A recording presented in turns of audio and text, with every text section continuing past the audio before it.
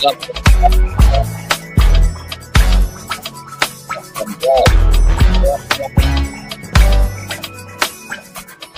I'm like, baby, the cake is American, baby. 11 hours and I'm back on top of this sugar. But y'all better get it together. Get it all the way together. Happy Saturday. Up. It is a lot going on per usual, child. 2025, baby.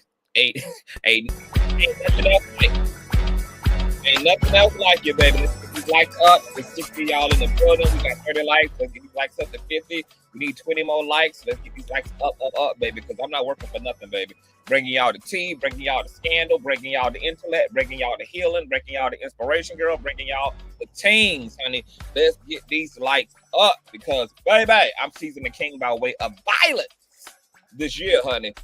Like, so we can go ahead and get started because it is a lot going on. Shout out to the Conscious crew for sending me a lot of intel that we're going to be discussing in this live stream. So get these likes up, baby, because, baby, this is an interracial mess. An interracial hot ass mess. Oh, yes, it is. Oh, yes. Get these likes up. If you can use that finger to click on the stream, if you can use your fingers to type into the chat, you can use your fingers to press the like. All right? We ain't got no weirdos over here. Shouldn't be no weirdos over here. Ain't nothing but the Conscious crew members up over here. So if you a weirdo, you in the wrong place, baby. All right? So because we ain't got no weirdos, we ain't got nothing but supporters over here, it should never be no issue on them likes, baby. Oh, yes, Thundercats, an interracial mess, baby. Baby, y'all better stay race loyal, child. It's an interracial mess. My God, today. No, ma'am. See, this is why I might stay engaged for the rest of my life, baby. May not ever even make it to marry because I can't deal with it, baby. I ain't got the patience. I am short fused, honey. Okay, I ain't built like I was in my 20s, baby, because I just be going upside everybody else's head. All right, baby. Shout out to the married folk, girl, because I don't know if I'm ready for another damn family officially. Because, baby, see, as the fiance, baby, you know, I ain't got to impress them hoes. I still got enough time to enjoy not giving a fuck. Baby, no, ma'am. All right, I may stay a fiance for the rest of my life, baby, because, see, I'm not too saved to not end up in an orange jumpsuit. I'm not too saved, baby. I don't know Jesus like that, baby. Okay? Baby, I don't know him like that, sugar. I know of him, honey. I've had a few cocktails with him, baby. But I don't know him like that, baby. Did not go to jail, bitch. Okay, we ain't there yet. All right, shout out to my baby mother, Voice of Reason, child. Shout out to my baby mother, Voice of Reason, for those nasty piece of child support check, baby. Y'all know all the donation information is in the description box below. Oh, yes. Let's get these likes all the way up. I was going to come to y'all out live and in color, but I said, you know what? Let me go ahead and get this over with so I can go ahead and just chill for the rest of the day because I've been busting my ass for y'all, baby. Y'all the ones who got me up here working like this. Okay, y'all fuck with the king and the king fuck with y'all, baby. All right, now y'all know what type of platform we got, baby. We ain't got to always agree, okay? But it's always love, baby, okay? This is not an echo chamber, okay? Y'all can say what you want to say, baby. This, you know, try to keep it cute, baby, okay? And when y'all are thrashing each other up against the wall in the comment section, all I ask, baby, is that y'all put a name on it because sometimes, most of the time, I'm up here focused on my commentary, so I don't be looking at the chat. But, you know, every now and again, I'll gaze over, baby. And at that moment that I'm gazing over, at that moment, baby, that I'm looking out of my window is when you might be insulting another Conscious crew member. But, you know, I don't know whether that's for them or for me, baby. And you might fuck around and find out, sugar. So I'm going to ask y'all, baby, when y'all be communicating with each other in the chat, please at each other so that I know what's for me. And I know, you know, what's for y'all, child. Okay, I don't want no mistaken identities, baby. I don't want no casualties, okay? So please, if y'all are addressing each other, that go for my moderators, That go for the chat. Y'all please at each other. Don't just be throwing stuff out there being passive aggressive as hell, you know, and leaving it up for interpretation. Who the hell you speaking to, baby? Put an address on that motherfucking thing, child. So you ain't got to find out, girl. No fuck around, child. All right. All right. So let's go ahead and get into it, girl. Y'all already know what the hell we're here to get into. Thumbs up, thumbs up, thumbs up. You guys know that thumbing up the video not only helps with YouTube's algorithm, but it damn sure also pumps out the notification system. So when you are thumbing up the video, you are literally knocking on the digital door of another conscious crew member and telling them to get their black asses into the sanctuary. Also, shout out to all of the new subbies. Make sure that you guys have your notification bell set to all. And last but not least, please share the stream out to wherever it is you have digital community so that everybody can get their ass up in here. With no further ado, let's go ahead and push on through. Okay. I know a place where you can recharge your soul. Baby, that's Consciouztv. And in the midst of brokenness, he gon' see your asshole. Baby, that's Consciouztv. You gon' heal, you gon' laugh and catch a little shade. Ooh, girl. Y'all know he be slaying, y'all better stop playing. Come hear what he's saying. Ladies and gentlemen.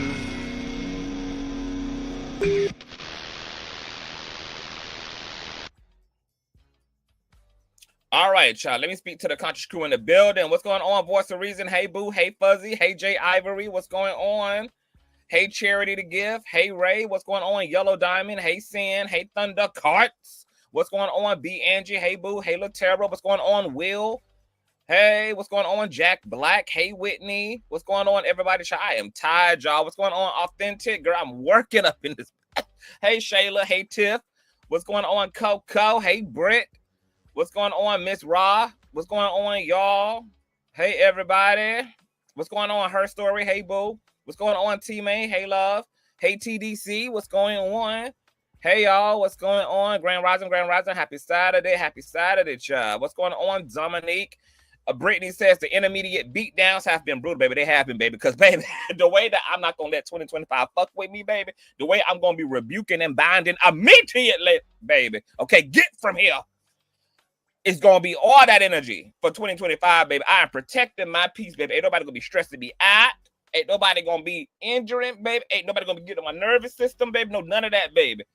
What's going on, the cats? Den. Hey, Authentic One. Hey, Bougie Barbie. Hey, Shayla. La Shayla. Hey, Annie. Hey, Sonia. Hey, Tanika. What's going on, baby? I feel like Petey Pablo in this motherfucker. What's going on? Hey, everybody. Hey, Sasha. Hey, baby. What's going on, Serena? Hey, y'all. All right, so let's get into it, y'all.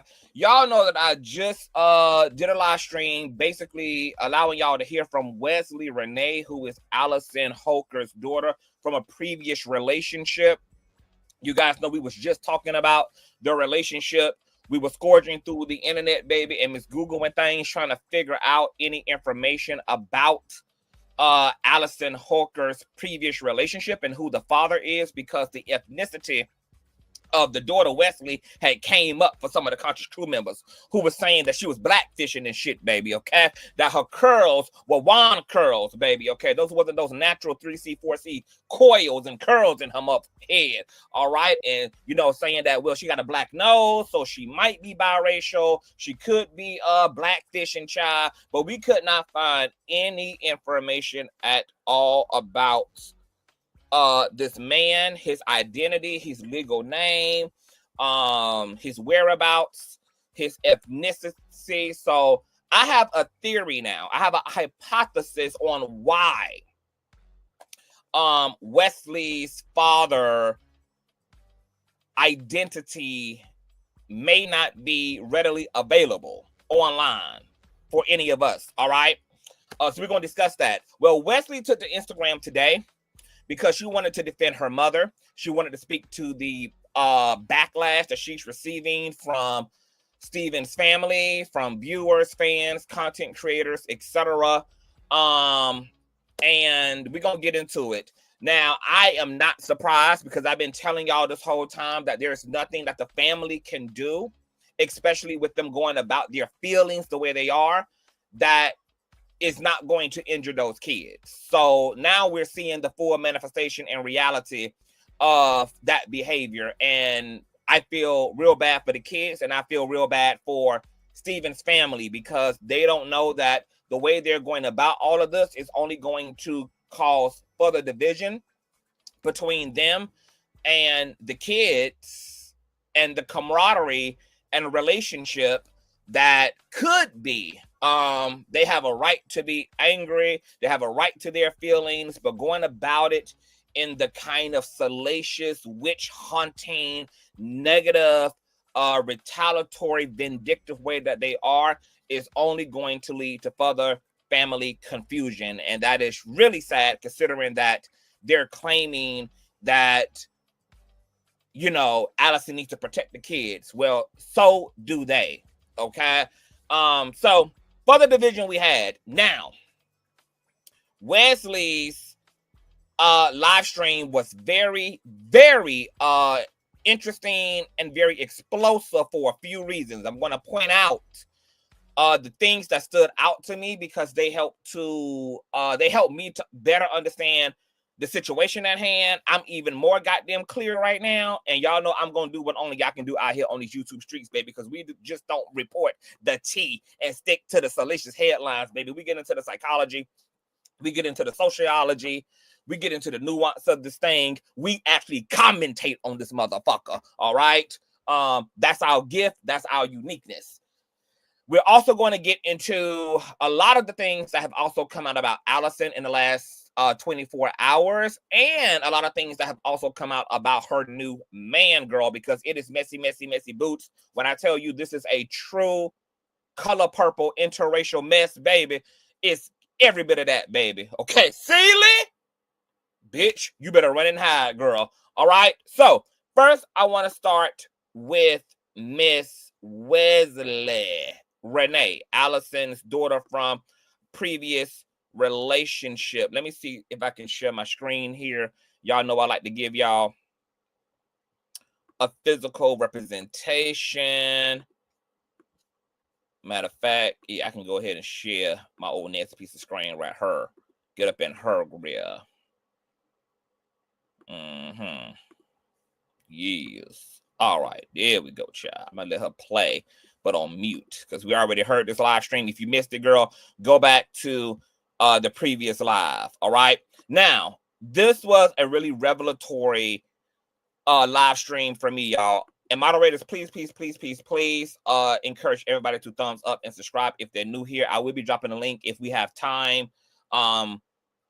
And you guys are allowed to sound off, but once again, just try to keep it cute and try to say stuff of substance. You know, like this, you know, I'm not gonna tell y'all what to do. You can say what you want, but can you try to just, you know, have like meaningful input? All right, because if you gotta deflect from what Wesley is saying by talking about her hair, talking about her wand curls, talking about whatever, then bitch, you ain't really got a lot to say to begin with.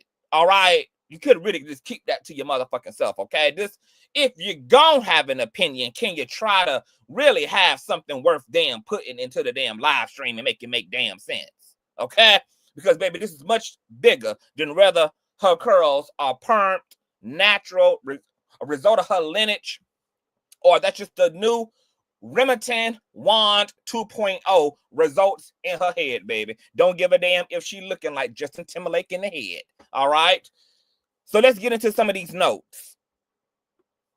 All right, first and foremost, girl, hold on. I think I'm gonna touch on that last, because this note was very telling, and I'm gonna tell y'all why. But let me get into some of the other notes. Okay, so something that we learned that we did not know is that Stephen Twitch's boss's father, according to Wesley, also died by self-deletion, girl. Wow. Like, I was very shocked to know that. I had no idea that Stephen Twitch's boss, I'm gonna call him Twitch for the remainder of this live stream, that Twitch's father also had died by self-deletion. So Twitch's mother, Connie, is also a widow. She is widowed the same as Allison. That is a very interesting and unique synchronicity. So I'm sure that just like for his kids, And for Wesley, a part of the trauma that could have been buried in Twitch also was around the ripping away of his father. And as Wesley said, it is interesting that he made the same decision and chose to transfer that same type of pain into his own children and his own family, considering that he's lived through the aftermath of a parent who claimed their life. So this brings new revelation to light, because you guys know that Allison said that she found a box of drug paraphernalia in his closet in the days leading to his funeral when they were trying to find him a suit to wear. You guys also know she spoke about some things that she saw in his journal. I don't know how much of the journal is going to be in the memoir. I'm sure she's not going to tell everything, but only tell what she believes is necessary just to help the public and to possibly help his family to just maybe understand some of what was going on in the background of Stephen that made him do what he does. Because what I find to be interesting around a lot of the commentary that's happening is that everybody is like rah-rah-rahing over Allison and her revelations, but they are like literally forgetting that this man took his life by suicide and left a family that does not understand why, left fans behind that don't understand why. And so I am personally more curious in the why than I am in the fact that I am in what Allison is saying, because she's saying it. He took his life. So this information is necessary for people to understand what may have been corroding away at, destroying and eating away at this man's soul and consciousness. Everybody, please thumbs up, up, up, up, up. So we learned from Wesley that Twitch's father also took his own life, and that Connie was left to be widowed as well under similar circumstances to Allison. All right. We have two people now that have corroborated that Stephen at least smoked weed. Allison has corroborated that. Stephen's brother has corroborated that when he was combating that his brother didn't do no drugs, he only smoked weed. Now Wesley has also corroborated that her stepdad smoked weed and routinely smoked weed. He smoked behind the pool house, the lake house, or whatever it was. He was very open about his smoking and his use of marijuana, etc. And for everybody who's been saying in combating Allison that, oh, well, he couldn't have been an addict, he couldn't have been on drugs because the toxicology report showed that he didn't have no alcohol or drugs in his system. Well, are you also calling his brother a liar? Because his brother said that Twitch also smoked weed, but that also did not show up in the toxicology report as well.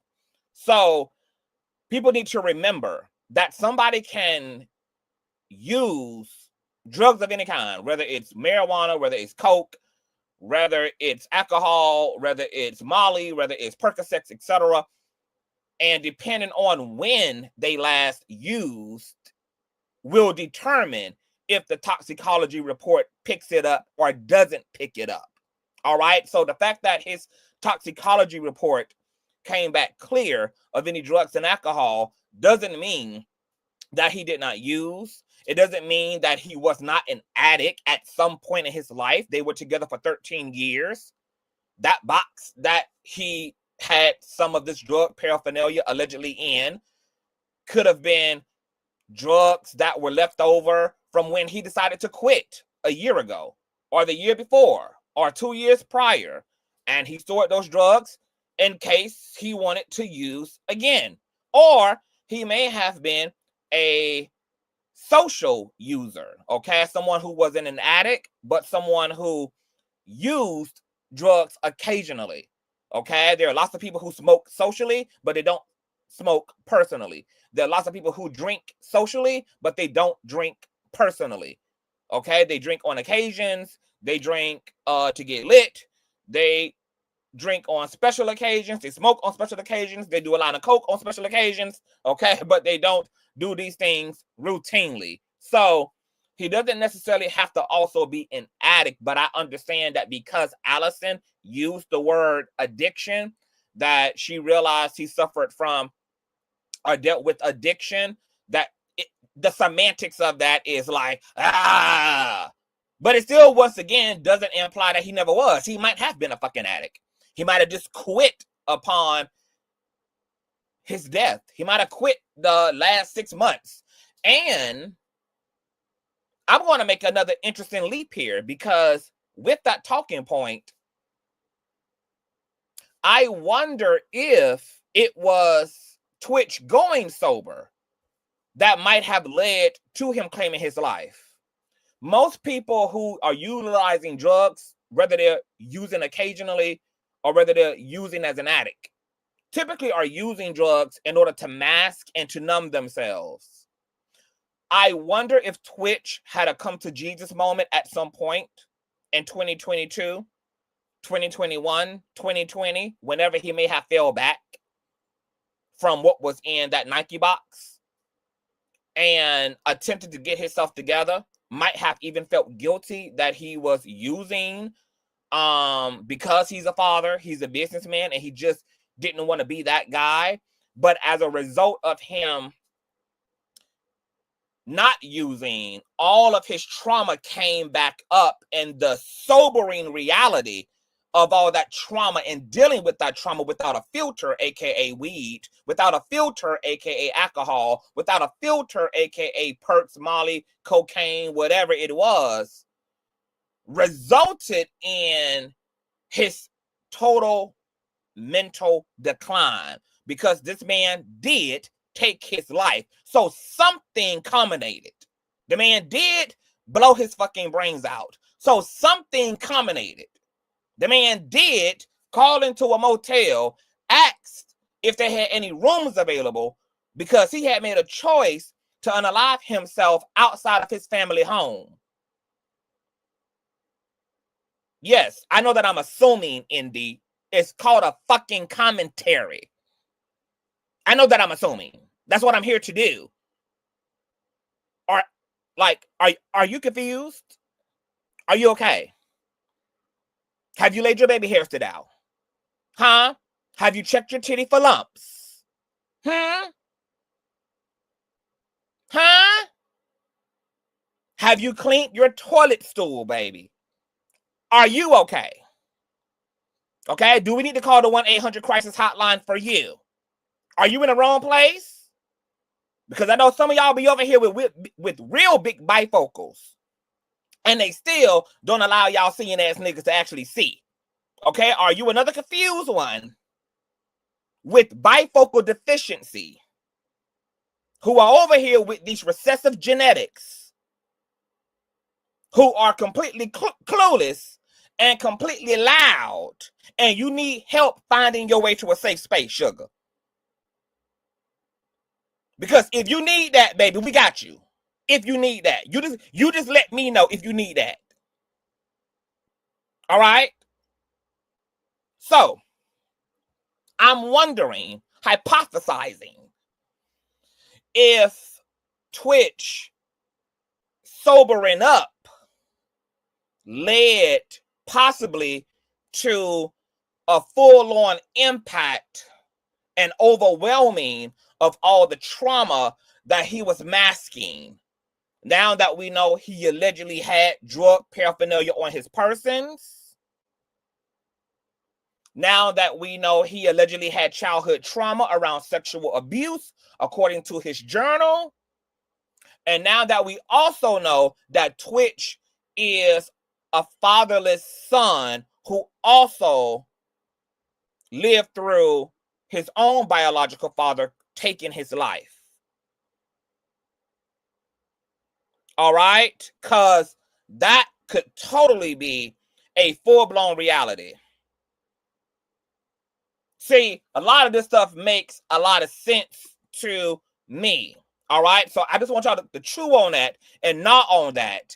If, as a result of Twitch maybe attempting to sober up off weed, back off of whatever party drugs he might have been doing, which is not shocking revelation considering that Twitch is an industry nigga.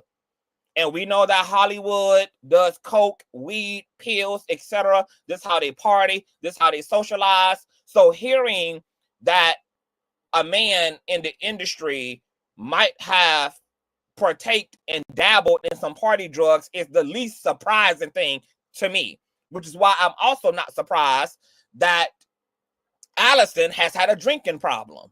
She's also in the industry. She's in Hollywood as well. Okay? So I'm not surprised that either one of them might have had some issues around substance use or substance abuse. But now that we got all this intel, childhood sexual trauma, alleged drug usage, we don't know to what degree. We don't know if he was just a user or if he was in fact an addict. But we got 3 people now, from his stepdaughter to his wife to his brother, who have affirmed that he is and was a weed smoker, coupled with the fact that she allegedly found all this stuff in a Nike box. If Twitch tried to sober up on his own and his trauma came up, and that led to the collapse of his mind, which led to him taking his life. I think you just can't ignore that. You just can't ignore the possibility of that. That seems very reasonable, and definitely is something that actually has happened historically when people have tried to take on their trauma without the proper help, without the proper counsel, and their trauma and them attempting to go to war with their demons end up resulting in them taking their lives. All right. Very powerful revelation there. Okay. Of course, that's all my work. Wesley ain't do all that work. I did all that work. Okay. So let all that work, credit me for that. All right. Other notes. Wesley, like I am not surprised, and as I predicted, expressed that she felt very disrespected by Twitch's family and the things that they're saying. She feels very hurt. She does not appreciate her mother being called a murderer. She do not appreciate just some of the nasty and intentionally nasty things that are being said by her in-laws. Right now, she is not interested in being on speaking terms with them. She's grieved that this is the way they're dealing and expressing their frustrations because her siblings, which are Twitch's biological children, are going to see this one day. And how that's going to play out in terms of what his children will think of these things, what they'll think of the other side of their family, could result in further division or upset, etc. There's a way to be mad. There's a way to be frustrated. There's a way to be angry. But when you claim that you care about children and you are interested in the relationship to those children, and you go about expressing your frustration with things that took place after this tragedy, that they're all been vacuumed in, then that's not about the kids at this point. This is about these people and their particular feelings about Allison. And as I said yesterday, they don't have to agree with Allison writing a book. They don't have to agree with what Allison chooses to share about any details concerning her relationship to Steven, what she found in her home, what she found in her closet, what she found amongst her 200,000 square footage of home and property.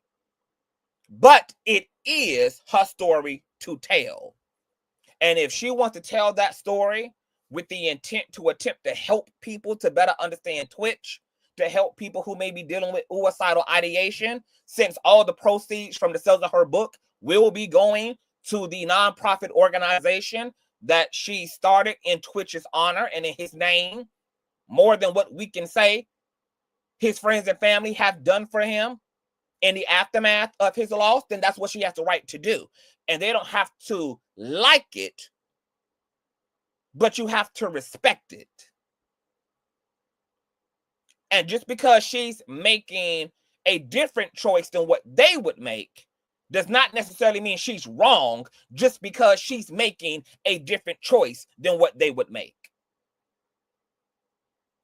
They're saying how Twitch wouldn't appreciate this, that, and the third. What I am absolutely sure about is that Twitch would not appreciate his blood relatives sitting their asses on the internet, spiraling out of control for the media under the guise of caring about his kids and his legacy, while also openly doing the same thing that they're accusing Allison of doing. You accusing her of putting out information and sharing this, that, and the third, but the brother done shared that the nigga smoke weed. The brother shared that Twitch came to him in private and expressed to him not wanting to be with Allison anymore. The family is binding together like damn Voltrons, talking about blood thicker than water, not realizing and being situationally aware that he has a stepdaughter. So yes, how is she going to feel hearing that from her in-laws that are acting like they see her as family, who they know their brother treated as their own, and y'all are out here talking about blood is thicker than water, and yet are crucifying Allison for doing a lot less for far more positive reasons than the energy that's behind their behavior.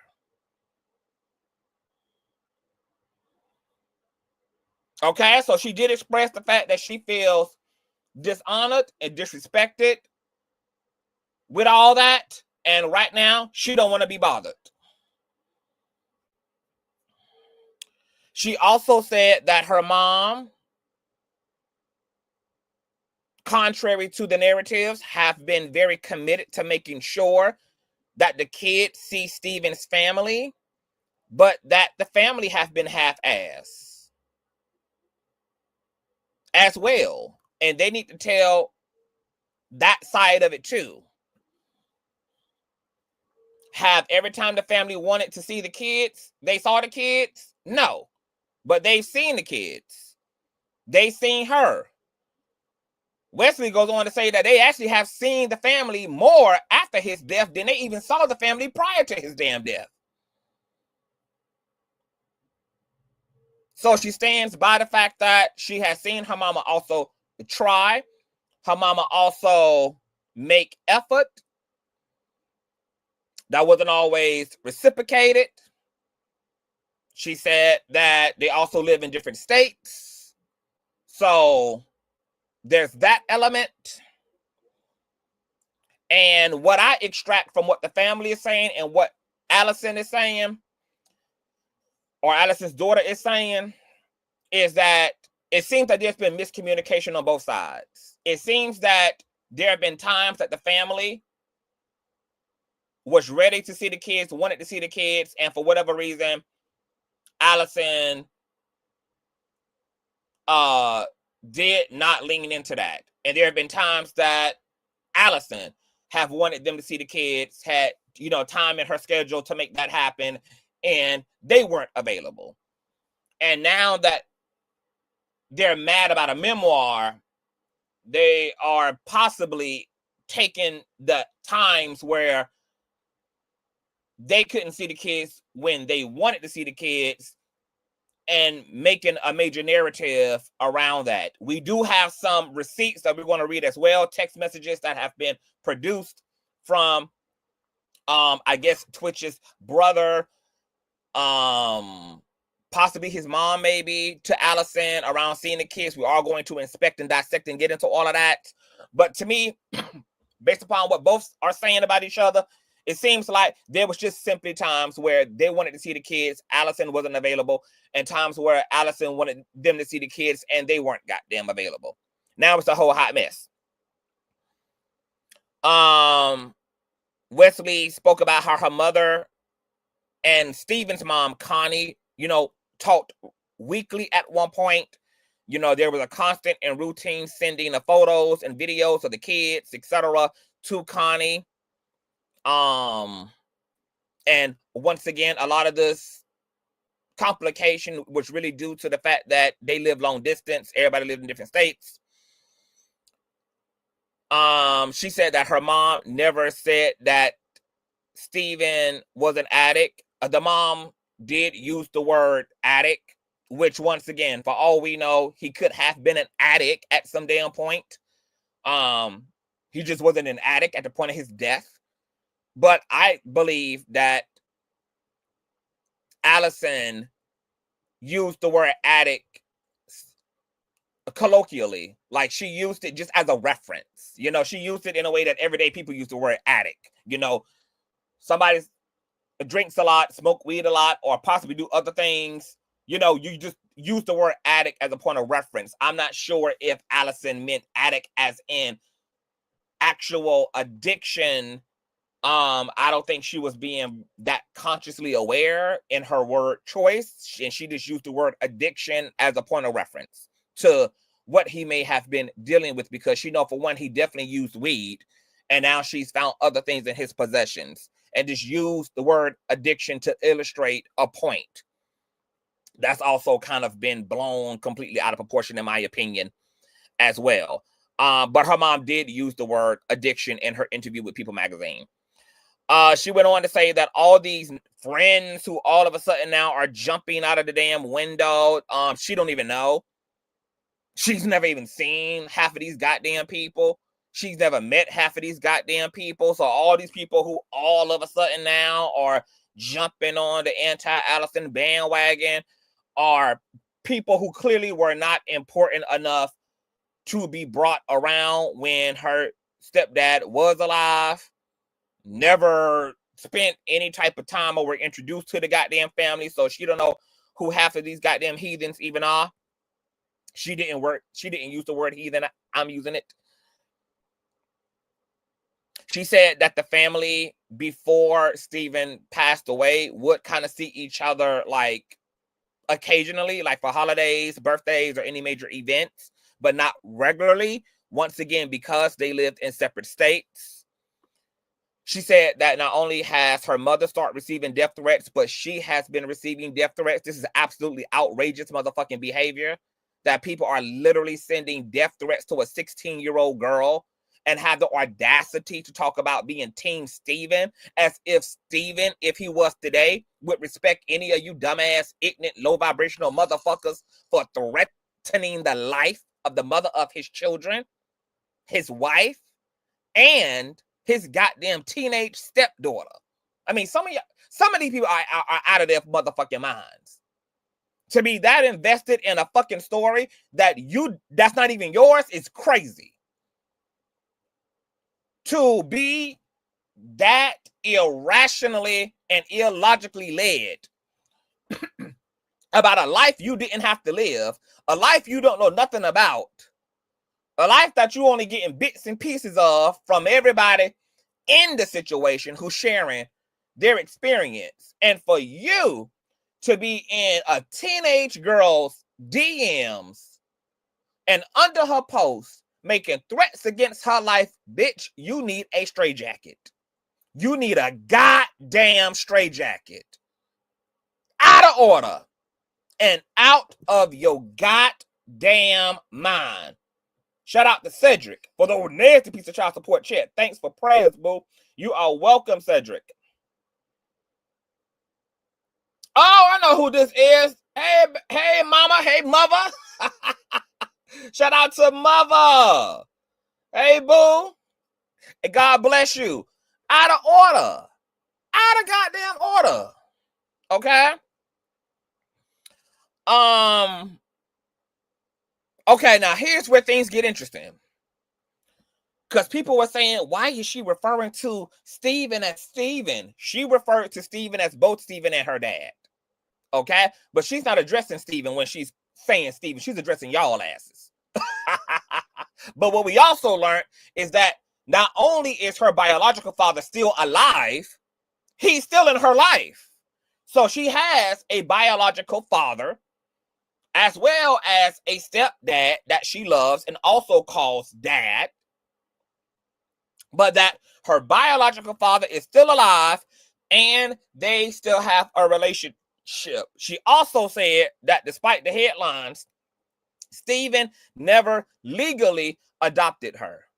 So I don't know whether Stephen like just socially adopted her and the family has just been saying that. Stephen just has been saying that, you know, he might have, you know, pledged, you know, to be, you know, her father and the other man in her life that she could depend upon, etc. Almost like a promise ring sentiment.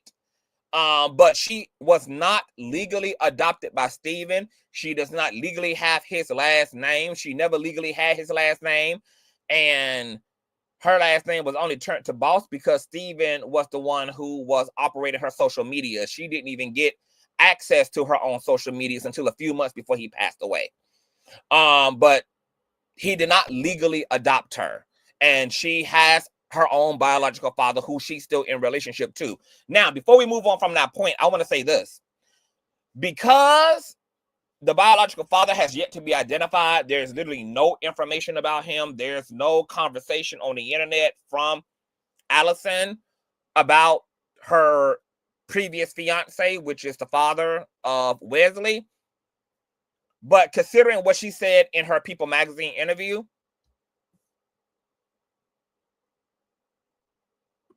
she said that she's been in relationships to other men who are addicts. And she talked about an ex. I think Allison, when she was speaking about another man in her life that was also addicted to drugs, she's speaking about Allison's father. I think the reason why we don't find any in-depth conversation or information about the father is because the father might be in prison. The father might be in prison for charges related to drugs. He might have been an addict who started stealing, robbing, selling. Might have did some heinous things, baby. Okay? While being addicted to drugs. I think that Wesley's father might be the addict, the other addict that Allison spoke about, and he might be actually in prison, which is why they aren't necessarily speaking about him openly or have not revealed his identity or why there's no pictures, family pictures, or anything in reference to this man who might still be around. He may email with Wesley. He still may talk to her from prison, etc. So quote unquote, there is still a relationship there, but I believe that the father is possibly incarcerated and maybe on charges connected to drug selling, and depending how deep he was into criminality and crime in the streets, he may be doing a real big bid depending on what he did. I don't know whether he murdered, I don't know whether he killed, I don't know, you know, what the situation was, but that's just a hypothesis. All right. Now, Allison and okay, so Wesley also went into this whole NDA situation. Everybody had to sign an NDA. Everybody had to sign an NDA for the funeral. She said the basic foundational reason why her mom made everybody sign a goddamn NDA was because they did not want anybody filming Wesley's body. Wesley, you have to remember, he didn't die by old age. So he's not an old man in a casket. He had some major injuries as a result of the way he took himself out. Remember when we read the article, the hotel clerk and the maid described the scene in the motel bathroom as a nightmare. There was blood, goo, and guts every damn where. So the area that he popped himself in was pretty profoundly damaged. And when the mother wanted to view the body, Wesley says that there was really nothing keeping Connie from seeing the body. Like, there was nothing legally in place to keep her from not seeing the body. She could have went and viewed her son's body if she wanted to see him in that state. But she did say that there was family who was trying to talk Connie out of seeing her son in that state because of how horrendous his head injury was. And the injury was so severe that Wesley said that her own mom didn't even go and view his body because she just did not want to see Stephen like that. So she said the reason why there was NDAs was because they just did not want anybody, because it wasn't just going to be Stephen's family there. There were going to be people from media there, people from Hollywood there. They didn't want any his industry friends. They didn't want anybody leaking shit. These are people who in the industry, so they know how LA is. They know how TMZ is set up. They know that people leak shit to the internet for sensationalism. Look at all the shit that happened around old boy who unalived himself over the balcony. What's the white boy name, y'all, from the white band who lost his life a few months ago overseas? What's that man's name? He fell from the balcony while he was hallucinating on drugs. Alima. What's the white boy name, y'all? Hey, Davis. What's the white boy name? Y'all know it because y'all nosy as hell. Yeah, Liam Payne. Remember, look at all the shit that happened around his death, girl. TMZ had done either the Shade Room or TMZ had done posted the damn pictures of the man's body at the bottom of the balcony. The family had to send a damn cease and desist. They had to snatch the images down, grab me. It was all type of fucking buffoonery going on around that whole man's situation. So, this is what happens when it comes to celebrities. Everything about celebrities gets sensationalized. Their death, their passing, etc. So the mom did not want those graphic ass images or images of his dead body at all circulating on the internet. And she had every goddamn right as the wife. And if you don't like what rights she have, take that up with the state and take that up with the federal government. Because that's the point of marriage. It's a business. And it entitles you to spousal rights. And you have more rights than the family, more rights than the mother, more rights than the brother, more rights than the kids, more rights than everybody in the goddamn situation. So if you all of a sudden now got a problem with the rights of a spouse, this will be your opportunity in 2025 to get the protest and to step in the motherfucking yard, to go down there to your local state governor, councilor, mayor, baby, and to get to petitioning for some revisions. If you all of a sudden now don't like the rights that a marital spouse has in a relationship. Okay? Now, she also said, once again, that even though they advised Connie, Stephen's mother, to not go see the son before at least he was all done up, that Connie had all the space, time, and opportunity to do so, and there was nothing legally keeping her from doing so. Okay? She still did end up seeing the body 3 weeks afterwards.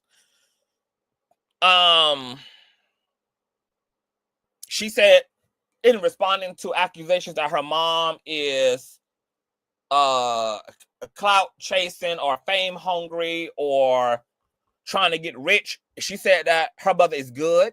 Her mother has had her own identity, got her own business, her own coin. They real good on coin. Okay, that's why all the proceeds from this memoir are going straight to the nonprofit organization her mother created in Stephen's name, because that's how good And okay, their coin is. Her mother don't have to do a goddamn thing for money.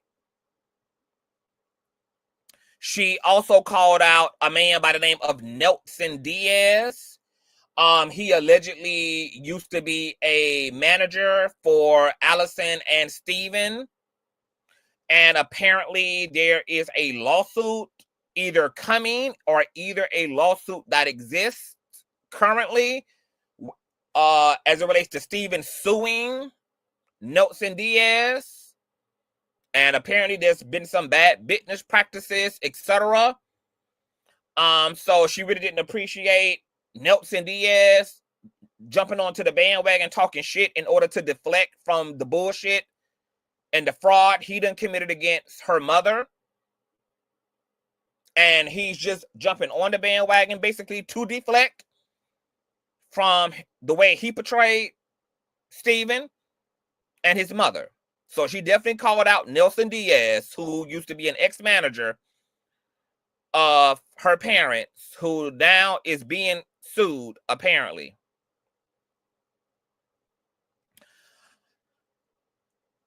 Let me see what else. Okay, she also spoke more about the funeral hairstyle by Stevie Hayboo. She also says that people were bashing her mom on the day of the funeral. So there was major conflict, girl.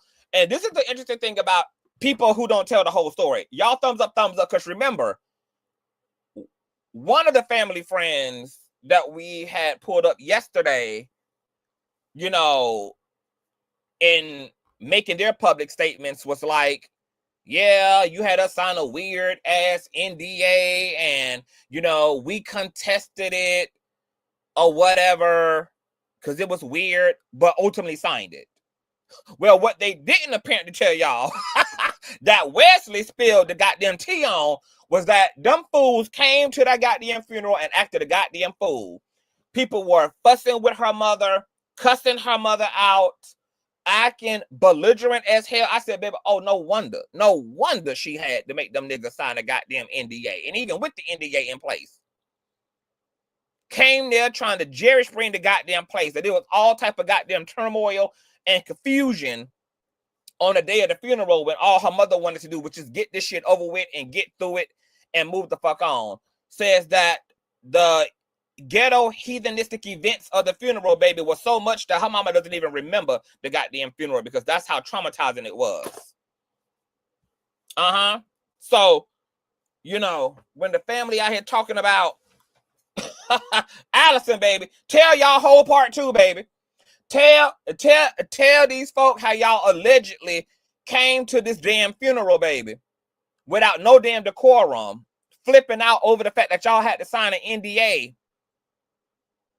And instead of just signing the damn NDA, because who gives a fuck if you had to shut up about the damn funeral? That's the least of your memories with Steven, right? And knowing that this man kids was there, his stepdaughter was there, his grieving widow was there, baby, came and tried to pick all types of an ignorant ass fight with this goddamn woman over an NDA that you just didn't have to sign at the end of the day. And you're right, Shocker, when people pass away, baby, typically all type of shit come up and out, baby. Everybody is off their damn Rocker and Richter scale. A mess. A goddamn mess. All right. So, explosive live stream. Oh, so this is the point I want to return to, girl. This really turned me out. Okay. Now, remember what I just said about Steven's weed smoking, which now has been corroborated by Wesley, his stepdaughter, his widow, Allison, and his brother, who also said that Steven did smoke weed. He don't believe that Steven did anything else, but Steven did smoke weed. All right, now keep in mind what I said, that I personally believe that this could have been something that actually escalated his mental health issues because he tried to sober up, and then sobering up, all the trauma that he was masking through alleged weed and substance reliance end up overwhelming him and causing him to take his life. Something else that was very revealing is that Wesley spoke about Steven taking ayahuasca and how this was a really big deal to Steven. He had taken ayahuasca, and I don't know what the fuck, baby. I don't know if y'all know anything about ayahuasca, baby. Ayahuasca is that girl. Ayahuasca is not for play, baby. Let me see if I can, hold on.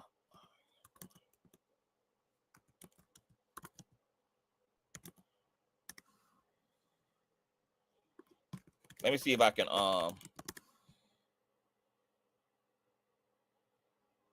let's see.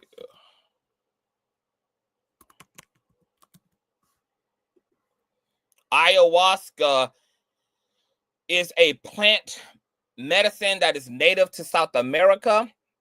It's also known as Capi, the soul vine. The plant is used to make ayahuasca, which is a psychedelic that's been used for centuries by indigenous people of the Amazon rainforest. I have taken motherfucking ayahuasca, baby. I don't know how much y'all know or don't know about ayahuasca, baby. But indigenous mystics, spiritualists, shamans, witch doctors have used ayahuasca to induce out-of-body experiences, to uproot spirits, demons, to heal people of their emotional and mental afflictions. This psychedelic is so powerful in terms of what it can do and where it can take you in your consciousness that it's actually illegal in the United States, aside from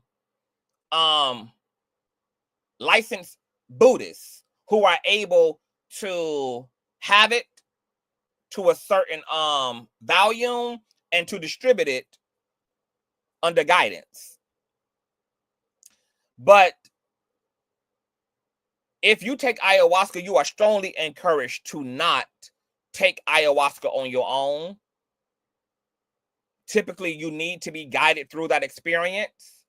Not only does it have a powerful impact on your consciousness, but it also has a profound impact on your physiological self.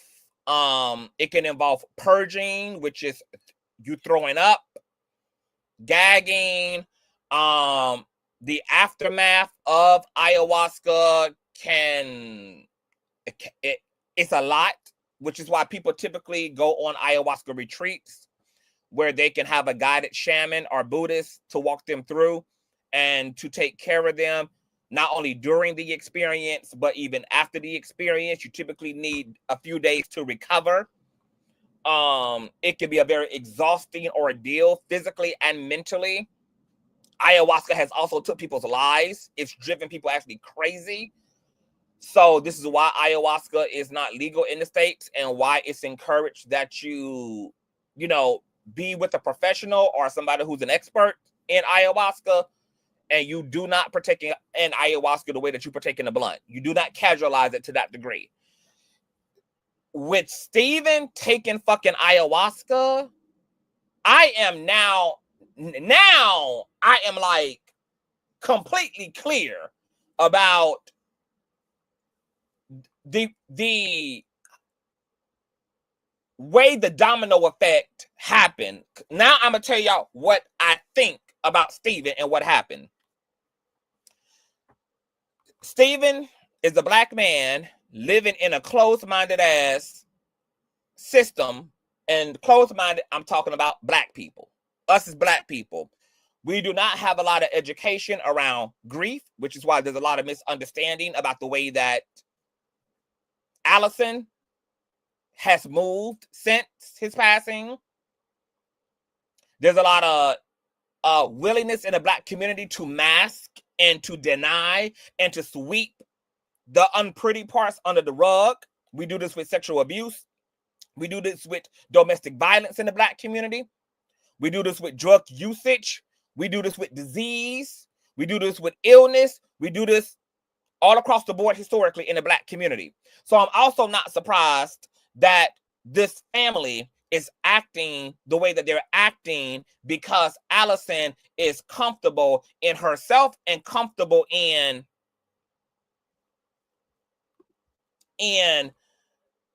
Stephen's humanity, to be able to accept his full humanity, which includes his trauma, his potential dependency upon weed and other chemicals. But the Black side of the family, baby, done lost their motherfucking mind, because these are not the things that we do as a culture. If somebody die of AIDS, we don't say it out loud. If somebody died as a crackhead, we don't say it out loud. If somebody done violated somebody, we might say it amongst each other, but we keep the image of the family together.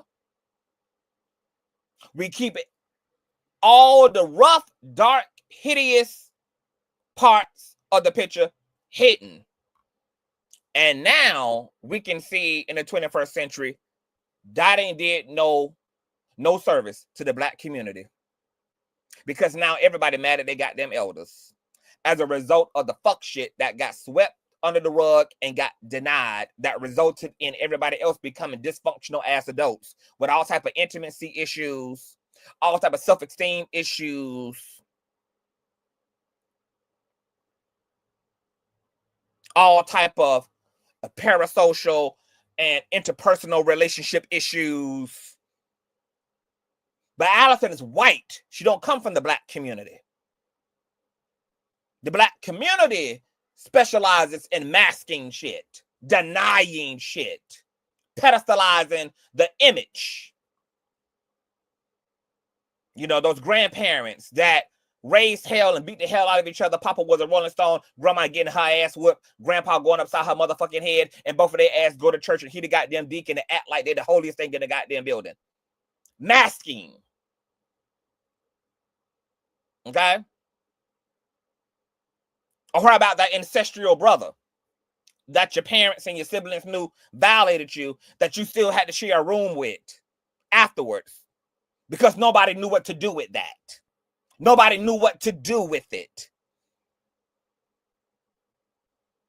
What about the shame that young Black girls who were impregnated as teenagers had to face when they became pregnant and got shipped out of state and got exported out of their homes, out of their communities, because of the shame the family claimed that it brought to them?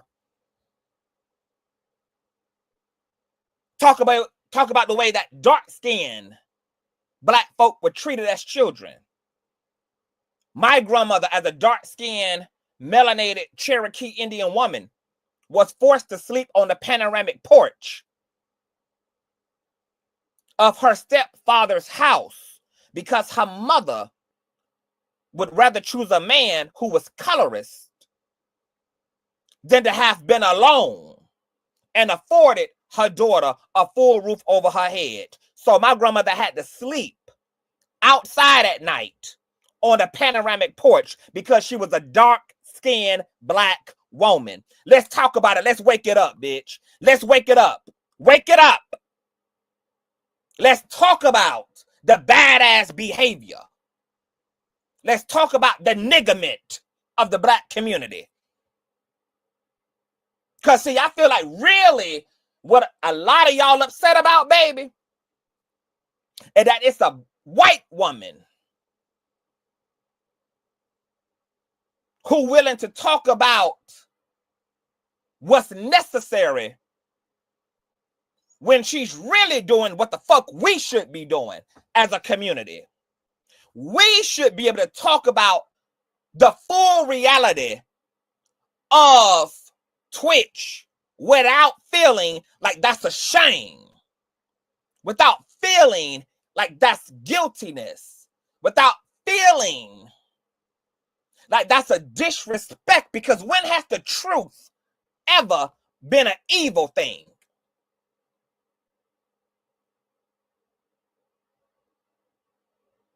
See, the reason why so many of our elders are in the goddamn sunken place was because they didn't want to make no goddamn space for the truth. Because let me tell you about the dark-skinned Cherokee Indian that was forced to sleep out on her stepfather's panoramic porch when she was a little girl, grew up to be the mother of women who had been violated by other relatives. And when those daughters of hers turned around as adults and finally found the courage to tell their mother that they had been violated and who they had been violated, guess what the response was? What you want me to do about it now? That's what we do. Deny, reject, throw away, lock away into a box and act like we all not sitting around the dinner table with this big ass pink elephant sitting in the middle of every goddamn thing, and then wonder why we can't have no functionality in the family, no functionality in the community as a whole, no functionality collectively. Because Black people, even to this day, still want to practice the art of not really talking about it. Let me tell you something, baby. I'm here to interrupt the motherfucking pattern. In the words of my spiritual godmother, Iyanla, baby. In this way, I am not like y'all. I ain't got no problem with the motherfucking truth. None. Y'all do. The truth don't hurt me. It don't vex me. It don't berate me. It don't harass me. It don't chastise me. It don't put a black eye on me, baby. A matter of fact, bitch, I can't even be happy without it. Baby, matter of fact, I ain't even got no peace without it. I'm going to need all that. I'm going to need all of that. All of that, baby. I'm not perpetuating no system of silence, no pathology of denial. Secrecy coupled with shame kills, which is why it claimed the life of this Black man that everybody is claiming to care about, and yet the family has not centered all of their focus, emotionality, and all of their intent around just that. The fact that y'all all claim to have known this man, been in a relationship to this man, had the most solid relationship to this man, even past his own wife, and none of y'all knew he wanted to claim his life.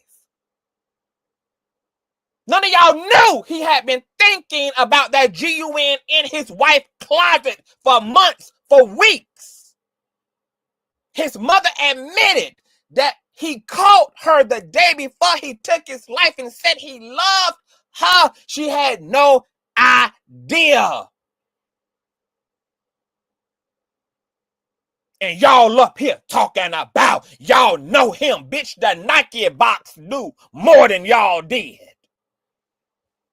The journal knew more than y'all did. The Nike box and the journal knew more than the mama did, the wife did, the brother did, the friends did, the industry friends did. This man took his fucking life, and none of y'all, in all that y'all able to upload and publish, are able to admit that y'all knew he was suffering to this degree. The audacity, the goddamn audacity. And while y'all up here pressed and pissed and trying to outbid this woman for her relationship and playing the game of who knew him the wellest, none of y'all knew his ass at all, is the truth. And that's the work and the reality that this family does not and is not ready to confront.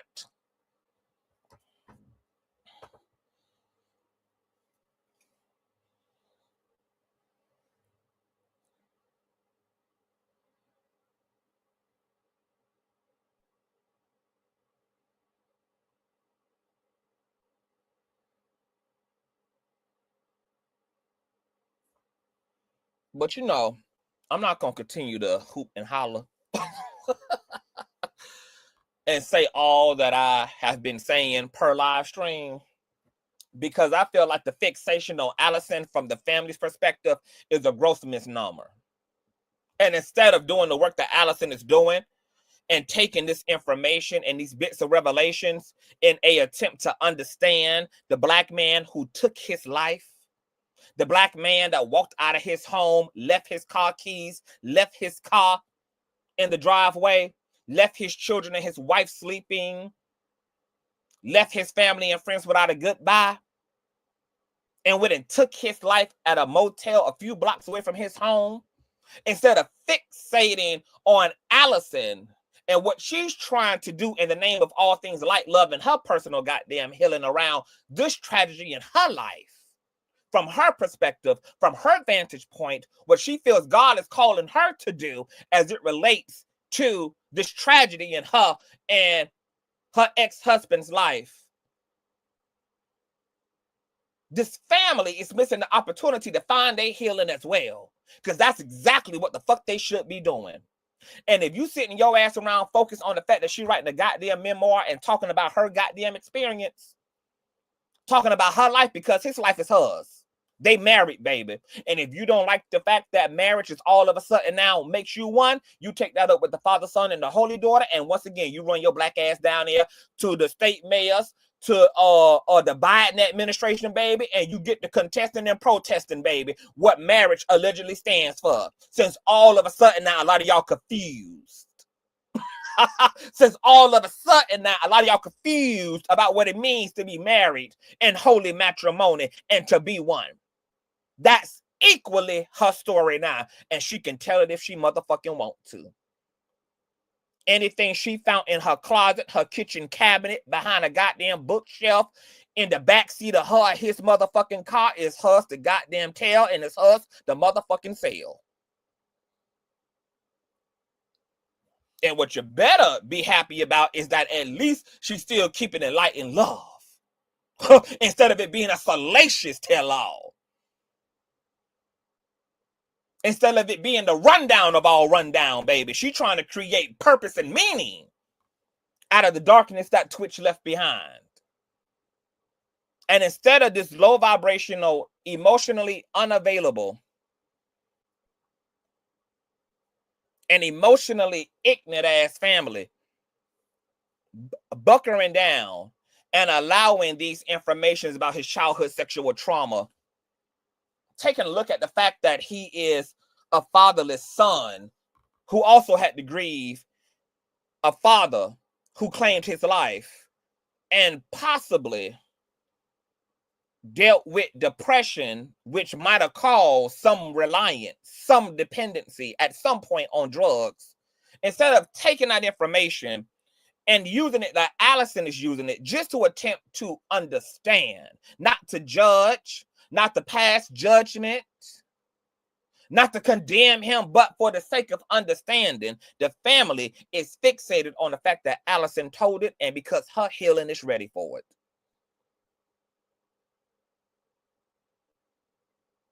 What Steven left in that Nike box is not Allison's fault. It also doesn't mean that Allison ain't got no goddamn demons of her own, but she ain't the one who took her goddamn life. It don't mean that Allison ass don't do drugs. It don't mean that Allison ass don't have no dependency or no usage of drugs, but her ass ain't the one who took her motherfucking life. The questions ain't around her existence. The questions are around Twitch's absence and passing, and in all her public bouts of being publicly intoxicated, she ain't pop her goddamn self in the head and rip her goddamn self away from her husband and her kids and her family and her friends.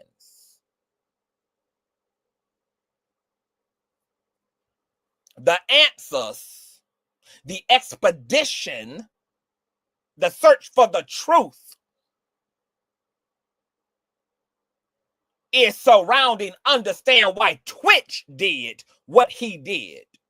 What was in the background? What was behind the curtain? What was behind the fourth wall? This man left a world of people who loved him.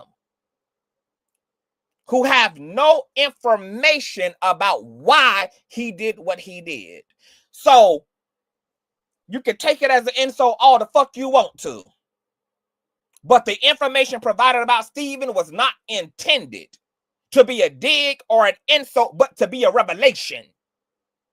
But see, once again, that's only something emotionally intelligent people understand.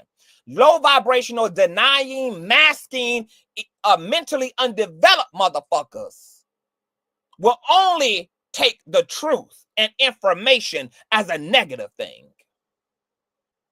Twitch's widow is not divulging Easter eggs and context about her husband passing in the energy and name of bashing, but of revelation of data to create possible understanding around how people can live alongside trauma. How people can smile and dance and marry and make money and have everything going for themselves and still be dead on the inside. How people can marry and wake up to somebody every day and not share the most intimate aspects of their suffering too. How the choice of self-deletion leads to the profound breakdown and destruction of a community and a family unit. Because look at all that's happening as a result of Twitch's choice. She's taken her experience, Twitch's choice,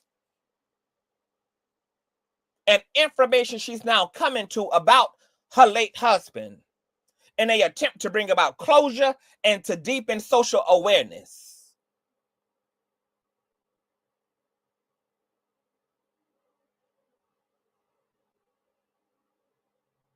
It don't have to be a choice that you would make, but it is hers to make. At the end of the day, Allison didn't create this shitstorm. Steven did. At the end of the day, Allison is not the reason why his mother over there sitting there without a son. Allison is not the reason why his brother is sitting over there without a brother. Allison is not the reason why her kids are sitting over there without a father. Allison is not the reason why his friends are sitting there over there without a friend. Allison is not the reason why she's over there sitting without a husband.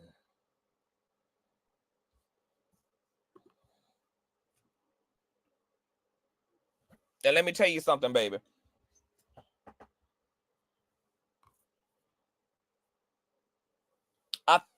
I have no judgment right now. I ain't gonna say no judgment, because the next piece we finna get into, baby, I got some judgments. But in terms of, because I want to put the line of demarcation in my commentary about this. This part of my commentary is about Steven's actions. I have no judgment about the way Allison has navigated that. And I actually love the fact that she's going to talk about it. And she's going to wake it up. And she's going to give, she don't even know that she's giving the Black community an opportunity to also be bold.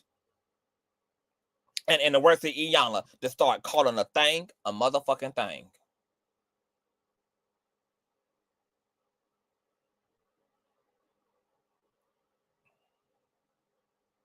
I find it inconceivable that y'all expect a widow who also had no idea that, according to her husband's brother, wanted to leave her. The fact that Twitch even communicated that allegedly to his brother, his friend, and didn't even communicate that to his goddamn wife. Baby. And y'all up here throwing Allison ass under the bus. Baby. Like I said before too, for all we know, changing her name 2 days later on social media and all that could have been the result of whatever the hell she found in that goddamn journal, baby. Because I am pretty sure that Allison is not telling it all, since it is not a tell-all. It is a memoir that includes aspects of her life with Twitch but it's not exclusively about Twitch. God only knows what she found in that goddamn journal. Because if Twitch was communicating that authentically to his journal, that he put his sexual abuse in it that nobody knew about, God only knows what else he felt safe enough to put in that goddamn journal. In that journal could have been questions around his sexuality, possible things that he felt guilty about in his marriage, since according to his brother, he was unhappy. He could have talked about infidelity. He could have talked about cheating on her. He could have really opened up in that goddamn journal, baby, in ways that were even shocking to Allison as. That might have even deepened her goddamn depression around what was happening. So when Allison is out here operating zigzag, changing her name on social media, all of this, baby, could be the result, baby, of a deeply depressed, grieving, and angry ass motherfucking woman. Because, as she said, all the things she came to find out after the fact. And you know she read every page, baby. And in no way in hell she didn't. She read every single motherfucking page. And as she said in her People magazine interview, baby, she's still processing. So she didn't admit it, baby. She's not even done. But at the end of the day, what she gonna choose to do is still love her ex-husband. She don't have nothing bad to say about him. She gonna maintain that he was a happy man. They miss him. They love him. And all she want to do is take the portion about his suicide and help to bring further awareness to that in the memoir that's about her life. Oh, yes, Chakra. Not only, baby, we buying the book and we reading it, baby. So y'all ain't going to have to buy it. Because we definitely got it on pre-order. Oh, yes, we do. Now, moving along to Allison, because now we're going to pull on her wig. We are going to pull on Miss Allison's wig, baby, because, see, Allison seems to be a whole hot mess separate from Twitch's suicide situation. She has my empathy and my support when it comes to the way she's trying to navigate that and what she's trying to do with that story. But, baby, the rest of the shit... Baby, Allison definitely ain't done with finding the whole light. Okay, she might have found some parts of the light, baby. Okay, there might be some streaks coming through the window. But, baby, she has not got access to the entire light bulb yet, baby, because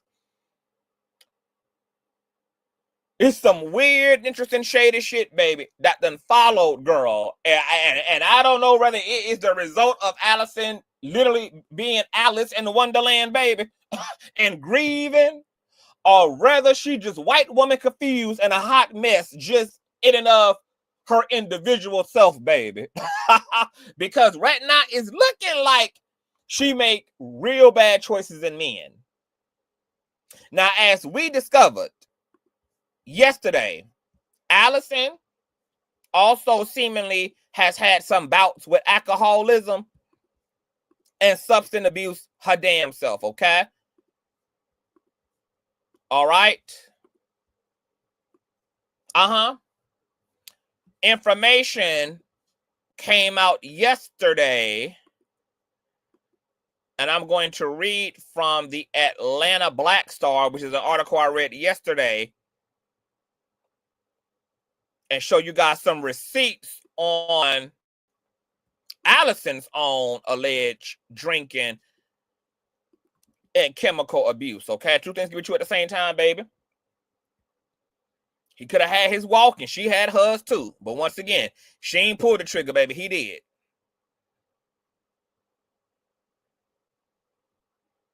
Let me find a part of the article that I'm looking for. Okay. Courtesy of AtlantaBlackStar.com, baby. Allison's past has come under intense internet scrutiny after a self-styled digital investigator by the name of Katie Paulson revealed that Holker's run-in with the law in September of 2018. Paulson posted screenshots of apparent court records showing Allison Holker was arrested on September 14th of 2018 at the Salt Lake City airport for public intoxication and disorderly conduct for threatening breach of peace on a public bus. It states that she was under the influence of alcohol, a controlled substance, or any substance having the property of releasing toxic vapors, and refused to comply with officers. A warrant was issued for her arrest a month later after she failed to appear in court. Allison was never arrested, quote, on the failure to appear warrant. By 2021, the county recalled the warrant and closed the case for failing to prosecute the case after no arrest was made. Poston noted in her caption, quote, "The internet and the playground, play stupid games, get stupid prizes," wrote boss brother Dre Rose, who also shared the images to his Instagram story. Another purported document shows Holker pleaded guilty to a misdemeanor charge of minor consumption in September of 2001. The warrant was recalled after she paid a fine in November of that year. Paulson also alleged that several friends have accused Allison of having a drug problem and putting stuff up her nose. A third document shows that Holker applied to trademark boss name in October of 2023. All right. Now, let me show you some of those charges. This is those October 2nd, 2018 charges. As you guys see here, Allison Renee Boss, defendant. The charges are intoxication, which is a Class C misdemeanor, and threatening breach of peace on a bus, which is a Class C misdemeanor. Here it is. State of Utah, Salt Lake City. This is count 1, intoxication and violation of Utah code, etc. Defendant was under the influence of alcohol, a controlled substance, or any substance having the property of releasing toxic vapors to a degree that the person may have been, etc. is cut off there. Also, allegedly, there were documents showing that she allegedly also, in one of those public bouts of intoxication, baby, had beat the hell out of a police officer. White girl, motherfucking wasted, baby. There were other incident reports where she apparently, her and Twitch attended one of their friends' wedding where she got intoxicated and destroyed some of that damn woman's shit, or some of that couple shit, baby. I mean, a hot motherfucking mess. All right. Also, let me see what my street committee member sent me. Oh, okay. My street committee member sent me the whole document. All right. So let me show y'all something. Make sure y'all can see nothing y'all don't need to be seeing over here. Okay. My street committee member sent me. Hold on. I might be able to transfer this. Let me try to transfer this. No, I'm just going to share my screen. My street committee member girl sent me the whole doc. This is what they were able to pull up. All right, let me blow my screen up here. All right. This is in Salt Lake City Justice Court in and for the Salt Lake City, state of Utah. As you guys can see here, the undersigned complaint, Salt Lake City Police Department agency, case number here under oath states on information and belief that the above named defendant committed the crimes of count 1, which is intoxication in violation of Utah code. The defendant was under the influence of alcohol, a controlled substance, or any substance having the property of releasing toxic vapors to a degree that the person may have, hold on, is this all the, oh, may have endangered him or herself on another in a public place or private place where the person unreasonably disturbed others. Okay, count 2, disorderly conduct in violation of Utah code here, September 14th of 2018, in that the defendant did refuse to comply with lawful order of a law enforcement officer to move from a public place. Okay, baby, she was out there contesting her rights, bitch. Her white woman privilege, girl, out there drunker than the Cooter Brown, or knowingly created a hazardous or physically offensive condition by any act which serves no legitimate purpose, or intend to cause public inconvenience, annoyance, or alarm, or recklessly created a risk, therefore, by engaging in fighting or in violent, tumultuous, or threatening behavior, making unreasonable noises in a public place. Baby, that bitch was out there barking and meowing, making unreasonable noises in a private place, which can be heard in a public place. Girl, that bitch was out there sending out pheromone signals, baby. Hot and horny, girl. I'm hot, and I'm white, and I'm horny. Okay, obstructing vehicular or pedestrian traffic in a public place, baby. A hot fucking mess, child, okay? A hot mess, girl. All right, here are those charges. The judge was John L. Baxter. This is once again a 2018 incident. To any peace officer in the state of Utah, you are commanded to arrest and deliver the defendant to the Salt Lake County Jail. A juvenile may not be confined in an adult facility, blah, blah, blah, blah. Her bail was set at $340. And that is the end of the order, girl. All right. Now, as the article said, girl, you know, she paid her fines accordingly, baby, after she sobered the hell up, baby, after she returned to her God-given senses, baby. Okay, her warrants were undone, and she was able to basically go on about her goddamn life. But honey girl, you know, is a wild girl, and she likes to turn up, child. All right. Now, once again, you know, these are things that may end up in her memoir, or they may not end up in her memoir. Because once again, girl, despite all of her wastedness, she's still here. She's still a mama.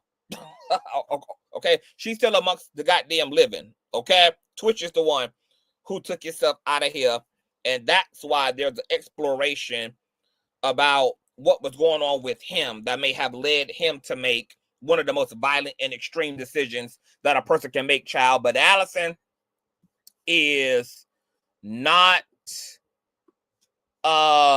you know, without her own raggediness, baby. Okay, cause sugar.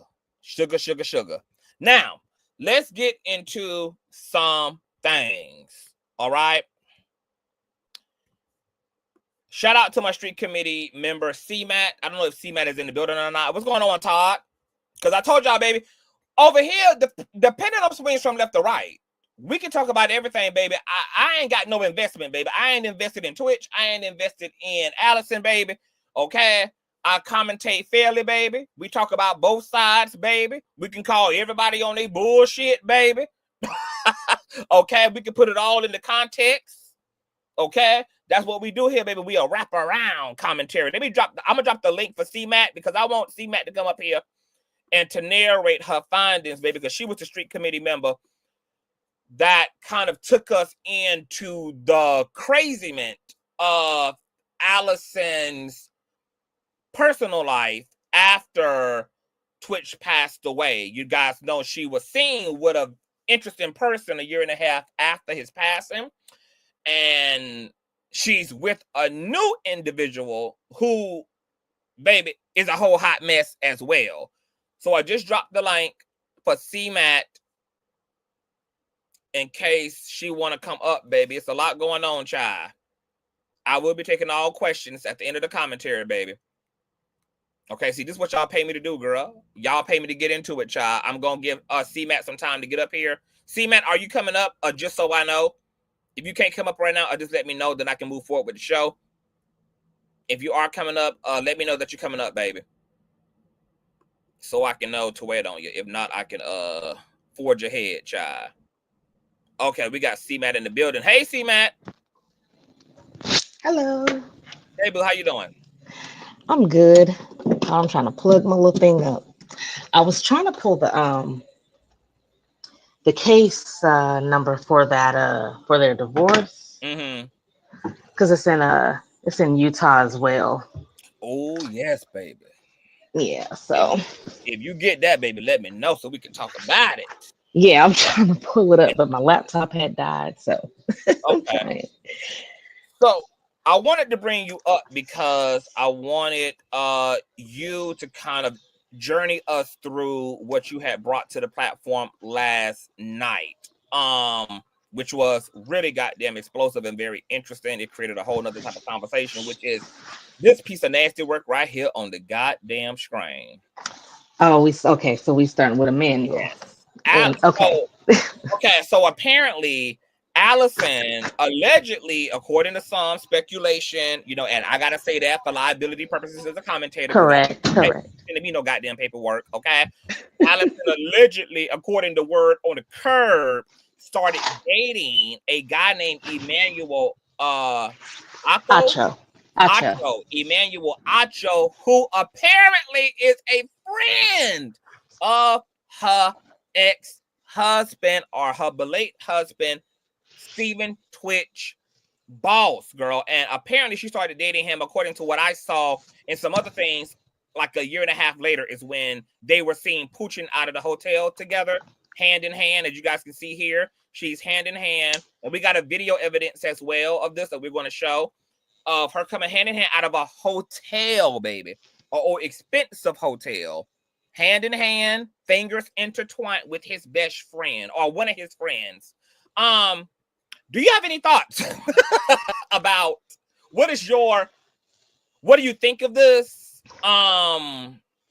What are you aware of around this? And do you know anything about Stephen and Emmanuel's relationship? Because I know that, you know, in the industry, you know, people can have proximity and can have kind of like, you know, like associations, but not necessarily are besties per se. And just because you take, you know, some photos or you go out to dinner with somebody or you at the same restaurant and, you know, take a few snaps together doesn't necessarily imply friendship. Do we know a lot about the alleged friendship itself between Emmanuel and Stephen?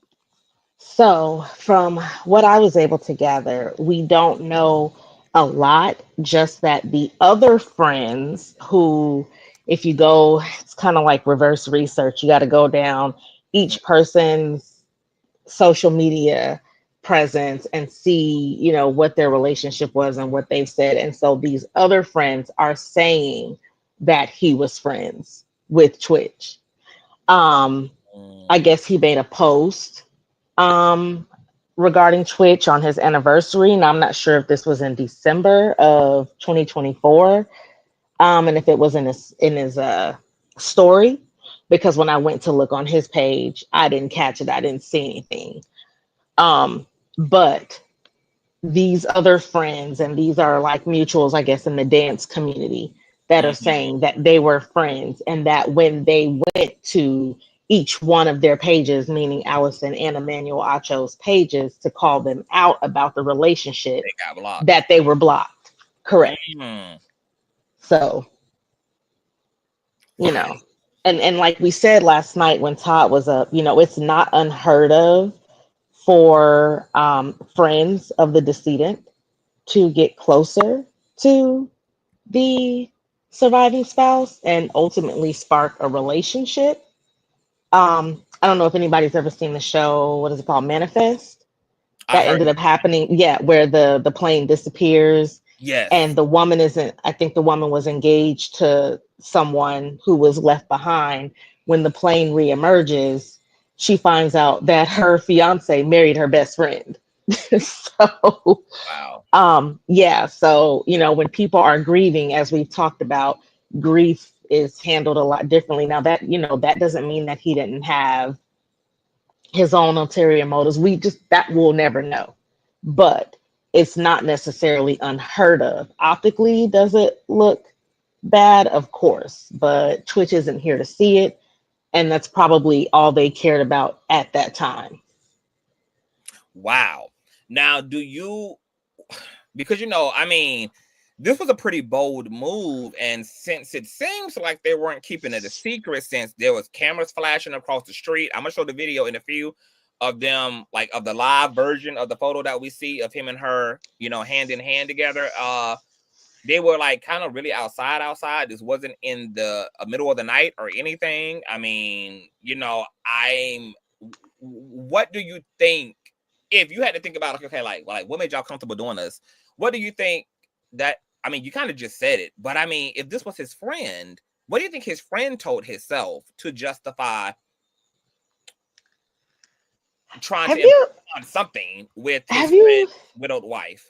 have you ever heard Emmanuel Acho give his No, commentary on anything? I have not. I never heard of Oh, this man. okay. Seen this man. Okay. So Emmanuel Acho is known for putting himself in conversations about race and and giving the lone black perspective of why black people think the way they do and are the way they are. And he calls himself bridging the gap between black America and white Americans.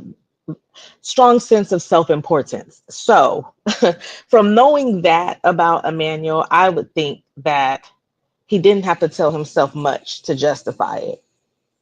Just Mm. that this was something that was budgeting and this is what they both wanted. And as most people tend to say when they've lost someone, probably told themselves that Twitch would want us to be happy. You're right. Wow. But he turned around and attributed the man last year. I believe it was last year, but I can't find the post. I think he had it in his story. You know, that disappears unless he puts it in his archives. Wow, they're saying Oh, he's Lashandra Nigerian. said, yeah. He's a Yes, he is. whole He is Nigerian. Nigerian. My moderator Shauna says he's an asshole. Yeah, I have no idea who this man is. I never heard of him, but this is very interesting. So, we talked a little bit about how, obviously, like, it's it's understandable for the widow to grieve, but and we also been talking about how the family is grieving. I guess we haven't really talked about how friends grieve as well. It's like, is this everybody's way of saying close to Twitch? Is by jumping on the same piece of puss and the same piece of peen? My I God. mean, people tell themselves all sorts of things to justify. I mean, this goes back to the cognitive dissonance conversation, Mhm. when your beliefs and your actions aren't really aligning, you go through a process of justification as to why whatever choice you've chosen to make is the right choice. You know, um Go ahead. no, I was going to say, like, what's interesting is that in the Old Testament, there is a stipulation that if a man dies for whatever reason and he has a brother and his brother is single, his brother is mandated to marry the existing widow. Yes, That, I'm aware of that. fascinating. This is interesting. Wow. True. Okay, so so you don't have no judgments. It's just like, this is So listen, Mhm. I did have a whole bunch of judgments last night, but you chastised me. So now I am okay. From me personally, I would be pissed off, and if my husband did it, I would haunt him through the rest of his days. Okay, just personally, I, Understandable. that's just because then you have all these questions of, well, was something, Yeah. budgeting before he passed away? Was Could that have been written about in the journal? Could that have been why he discussed with his brother, the possibility of divorce? Like, what could have been occurring that this closeness happens in this way and so out in the open, right? Like you said, it's not that they were attempting to hide it. So at that point, you do have those questions, which I'm pretty sure a lot of the family has, as some of the friends have outright questioned it and, spoken out about how they felt that it was wrong. And you do have that. We'll never know the answer to that. Only Allison and Emmanuel, and of course Twitch, because we weren't in his journal. Like, those are the only people who would have any insight on that. But I did have a lot of strong opinions, but I'm Mhm. healing. No, okay, so let's entertain like the right side of the argument then. Um, some some people have expressed that you know, in the app, like if something were to happen to them, that they actually would prefer someone that they trust, someone who they know loves their family, loves their kids, loves their spouse, you know, who just respects the situation. Like they wouldn't mind if that person stepped in if something happened to them. What do you think about that attitude? That like, well, if something were to happen to me, you know, and my wife and my family had to move on. I mean, if, you know, I would hope that if she moved on with, you know, a friend, I wouldn't be too mad at that if it's, you know, because that's somebody that I know would really value and appreciate and do right by my family. Do you think that that's an ignorant way of thinking? Yes. Why? Okay. It's not. It's not for me, because I also think you have to consider, especially if there are children, that is very confusing for the children. Because if that person is that close to you and they're aware of the relationship that, you know, the decedent spouse had with you, that can bring up so much trauma and just make it uncomfortable for children to be in their own home, right? With someone who was a friend who they've seen interact with their family as a friend, to now be in a relationship with their, you know, their surviving parent. I just don't think, you know, I have two children, and I know my kids would be like, why is she in the bed? Like, Mhm. she's not supposed to be in the bed. When she visited, she was in the guest room, you How know? did you get here? Your ass ain't supposed to be here. Period. Okay, so you are against like the women who like move on with they ex-boyfriend's friend. You know, you against all of that shenanigan, all them type of shenanigans. Yes, I am. 100%. Okay. You know, I don't have nothing to say. You know, Are I'm you, no, what's your opinion? Are I'm you neutral. against it? I'm You're neutral. neutral. Okay. Yeah, I don't. You know, there. You know, yeah. Yeah. It's one of them things that's based on preference. It's just like, I mean, you know, if you can, you know, if you, you know, if y'all can make that work, then, you know, hey, make it work, I guess, you know. But, you know, so it ain't something I'm interested in, but I don't, you know, if other people do that, it's just one of the things where it's like, you know, okay, like, I mean, hey, y'all, and you know, if y'all want to do that, if y'all want to slide to the left, baby, I mean, hell, I mean, slide, do what you do. I don't know. I don't know nothing about it, child. Okay, so that's interesting. Okay, that Allison was seen a year and a half later with an alleged dance friend of Hulk, of Steven. Here is the live footage as well of them pooching out of the hotel. This is something that I screen grabbed and some of the receipts that CMAT had brought last night. So you guys see here, this is the live footage of that. Them pooching out of the hotel. And you guys see here, this is Allison, this is Steven's friend a year and a half later. The caption is, when you have money, your look doesn't matter. Okay, this is another image of her getting in the car. So yes, this is the live footage of her and oh, that ain't even her. Like I was looking at the wrong woman, but this is her and oh boy coming out of the hotel. Mm-hmm. Child. In the broader daylight, baby, ain't got no shame. Nope. No shame, baby. Paparazzi turning, baby, ain't got no shame, child. If only those hotel walls could talk. All right. So let's get into some of the other stuff you sent me to last night. So this new man in her life. Okay, so now her new man, the one that she was bragging about in the People magazine. Oh, I'm so in love. I've done the work. I'm so in love. I feel really free. I can rest in my femininity now. I can be a lady. Oh, and I'm so happy. Who she happy with currently technically belongs to another woman.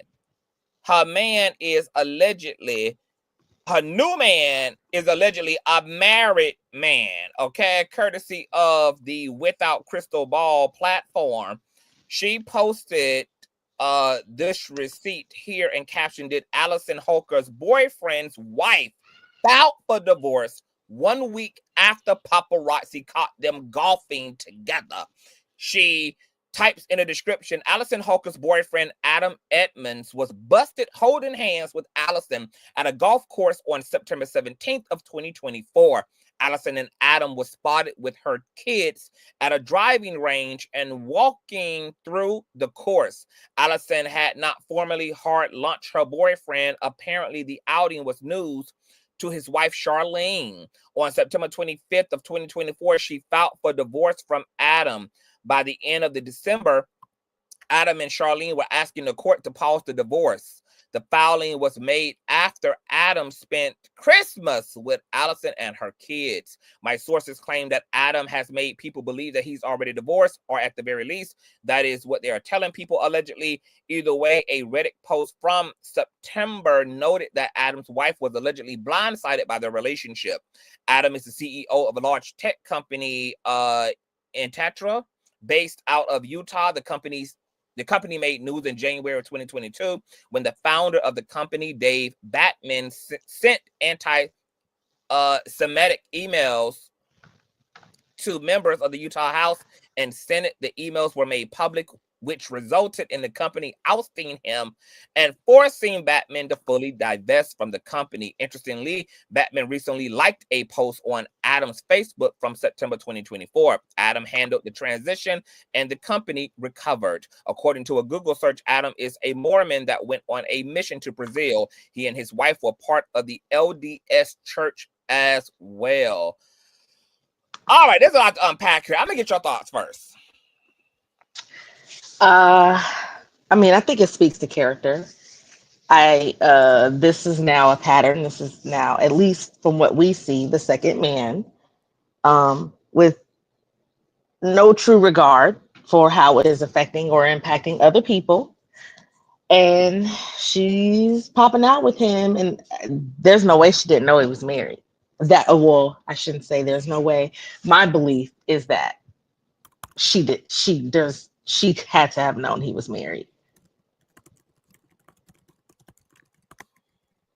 I'm trying to pull up this case number right now. Coco said that I read the other woman was just posting pictures of them together. Why y'all be seeing stuff and don't be sending me the shit, knowing that we gonna come here and talk about it? Y'all be seeing stuff, send it to me. Send it to me on Instagram. Oh yeah, the wife, but the wife locked down her account because I tried to pull that up too. She locked down her account. So the wife was just posting pictures of her and her husband together just a few days ago. Yes. And I guess after this has come out, she has since locked down her account again because other people have showed up in her comments, likely. I'm gonna take a wild swing here. I'm gonna take a wild swing at this here. Okay. So Adam's wife filed for divorce after images of Allison and him golfing together were published. But then I also heard she pulled out of the divorce, apparently. She unfiled it, apparently. And it says that she didn't know anything about their relationship. What's interesting to me, because see, I got my master's in nosology. What I found it interesting that the wife didn't say was that he cheated on me. She said I didn't know about their relationship. Those are two different statements, really. I mean, one can imply the other, but those can also be two separate statements implying two simultaneous realities. Because what that statement gave me was, I didn't know about this hoe. I didn't know I was being cheated on. I didn't know my husband, was committing infidelity. I didn't know about their relationship. What I extracted from that is, could it be possible that Adam and his wife are separated and been separated for some time, have remained legally married, but they have like no intimate relationship anymore? And he has moved on with Allison amid still being legally married, but not romantically and personally involved with his wife, because it's inconceivable to me, C-Matt, that this man would embark upon a relationship to a public figure and not expect to be caught if he was in a traditional relationship. Well, like y'all are out here in the, like, once again in the broader daylight. Look at how lit that sun is on that white, C-Matt.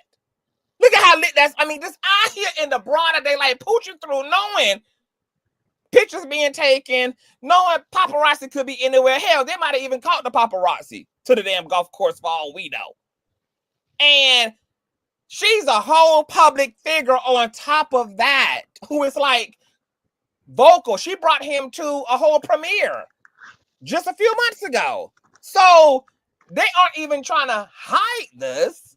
It's not even like this is something going on in the background. So what does that then tell us about his marriage? I mean, it could tell you a couple of things, because there are some men who are bold in that way. And the way you will find out that they are moving on is they will just pop out. But do you think that with Allison going through everything she done gone through with kids, that she would knowingly play this game if that was the setup? Like, I'm just gonna let this man cheat on his wife, not knowing if he's even gonna remain married to her and stay married to her, while also bringing this relationship out into the open. That also don't make sense for her. Now, yes and no, because if you go with the narrative of the family, right, then this is her MO. This fits into the type of person that she is. Self-centered, narcissistic, only really focuses on herself and, you know, what she wants. So if you go with that narrative, then it's not necessarily unheard of or out of the ordinary for her to do that. I mean, it's kind of similar with the Emmanuel Acho situation. If they were dating, she may not have cared about the fact that this person was known to be a friend of Twitch and how people felt about it. I mean, we've already established that she doesn't too much concern herself with what other people think. You know, I think she knew this memoir was going to lead to some backlash when she released it, especially from his, you know, immediate family. I'm sure she knew that, but she made the decision that she felt was best for her, regardless of who agreed with it. Now, I will say that you also have to consider the background. If they're Mormon, I don't know. I know Allison is from Utah, but whether or not she's Mormon, that I don't know.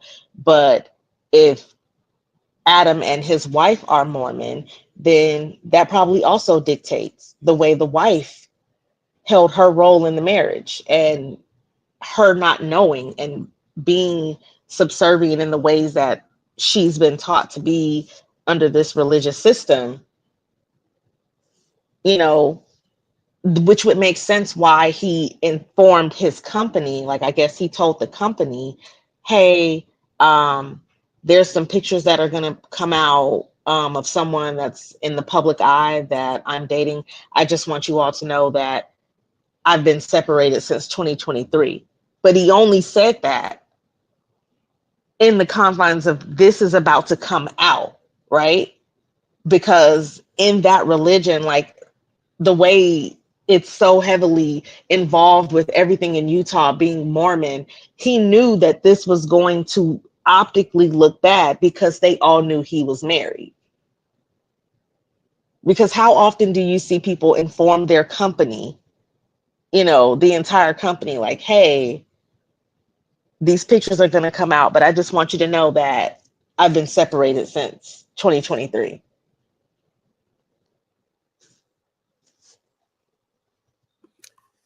But doesn't that seem like a lot to risk over a relationship they could have like continued to be like quiet about if the stakes were so high? Like, he's in a traditional marriage where he's coming home to his wife and she doesn't, you know, there's no agreement to an open relationship, or they don't live separately, and then there's business at stake. Like, it, like, then who carries on like this though, because they have been outside the CMAT. They've been outside. Like I agree. She brought this man to a whole premiere just a few months ago, and now they pooching around in the golf course, holding hand in hand. Like this, It seemingly is a lot to risk. It seemingly is a lot to risk, unless what he wants is more notoriety. Nobody knew who this man was, or unless to his Mormon community, he remained married because maybe there's a stigma on divorce, but him and his wife personally agreed to separate, maybe for some time to figure out what they wanted, go date other people. Maybe they were having marital problems behind the scenes, and maybe the wife didn't know he had begun dating, even though she knew that was something that they had spoken about and trying to figure out their bullshit. And so now things are up and out. And I'm also questioning the timing of this, because why shut your social media down now when this picture came out? But didn't the premiere pictures happen before the golf course pictures happened? I believe so, because I think was the premiere back in August of last year. Mm-hmm. September, yeah, October, I think. Yeah, September of last year. So something ain't right in the buttermilk. I mean, I agree. There's some confusion going on in the background. And he's had his kids around her. So see, that's what I'm saying. So yeah, this wife ain't on the outside.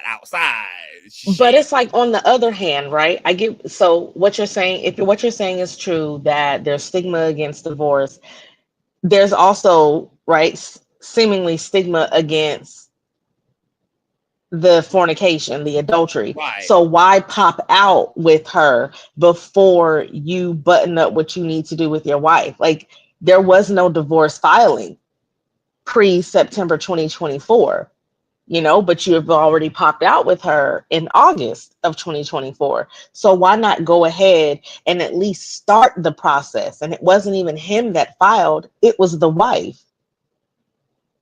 So let me take the let me refine my perspective. So let's take off the stigma around divorce. It seems to me that still they might have been having marital issues, and because he got kids with her and everything, they like agreed, like some married couples do, to like, okay, we can break down. Maybe we just need time apart. Maybe we need to figure things out, etc.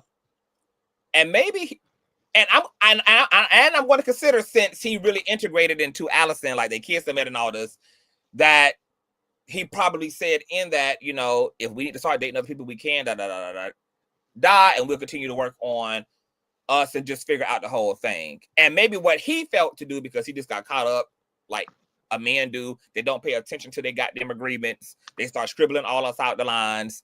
He started barking upon this relationship with Allison. Things picked up pretty quick.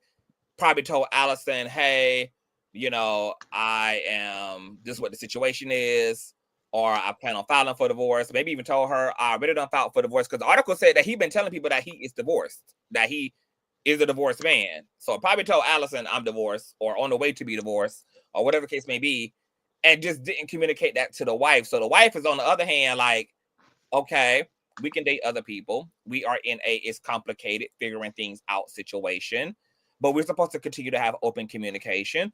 And now I see you popping up with this heathen, and you didn't tell me you were fucking on another woman. You did not tell me that you had another woman. But see, this is kind of, but you see, even I'm trying to give the wife something, but then I'm just like, she would have to know, because no man can introduce his whole kids to the other woman and also think the kids are not going to take that information back to the wife, to the mom, because that's what your loyalty and your allegiance is. That's so true. There has to be some type of a clear understanding here, and maybe the wife is just in her feelings. Like, could it be that it looks messy because he is legally married, but him and his wife was in a complicated situation? They agreed to date other people, see where things go, And now that actually has manifested, because you know how y'all women are sometimes. Y'all will agree things. Y'all will say, okay, yeah, you know, we spending some time apart. We figuring out what we want. And then when you actually see the nigga actually doing that, you're throwing Coke bottles across the street and slashing tires. Could that be something that's taking place here? The wife she knew what she signed up for. She knew they could date other people. She knew they were figuring their stuff out. But now that it's actually manifesting and it seemingly is working out for him, she's in her feelings. Because maybe she ain't found nobody to date yet, or she ain't found nobody to focus on yet. And she is now pressed and gaslit by the fact that he is dating other people like they agreed to and seemingly is in a meaningful relationship. And she's still over there single with a vibrator. So here's another possibility. And I'm looking at this through the lens of their religion, right? She's likely not working. She is likely a housewife, or as they're now calling it, a trad wife. So that's likely her position. So her entire livelihood is dependent upon this man. So does she really have any agency? Because if she does decide, hey, you know what, I am going to leave this situation, she may get half. There's no telling, right? Because I don't know what the law specifically in Utah are, if it's a community property state.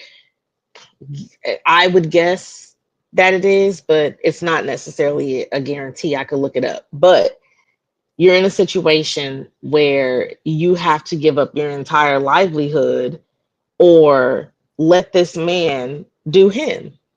Now, it's not what I would choose for myself. However, within the guise of what the type of situation that she's in, as far as her religion and her marriage, it doesn't seem like she has that much control if the way he is moving about it is to just pop out with a new woman and have the kids around the woman.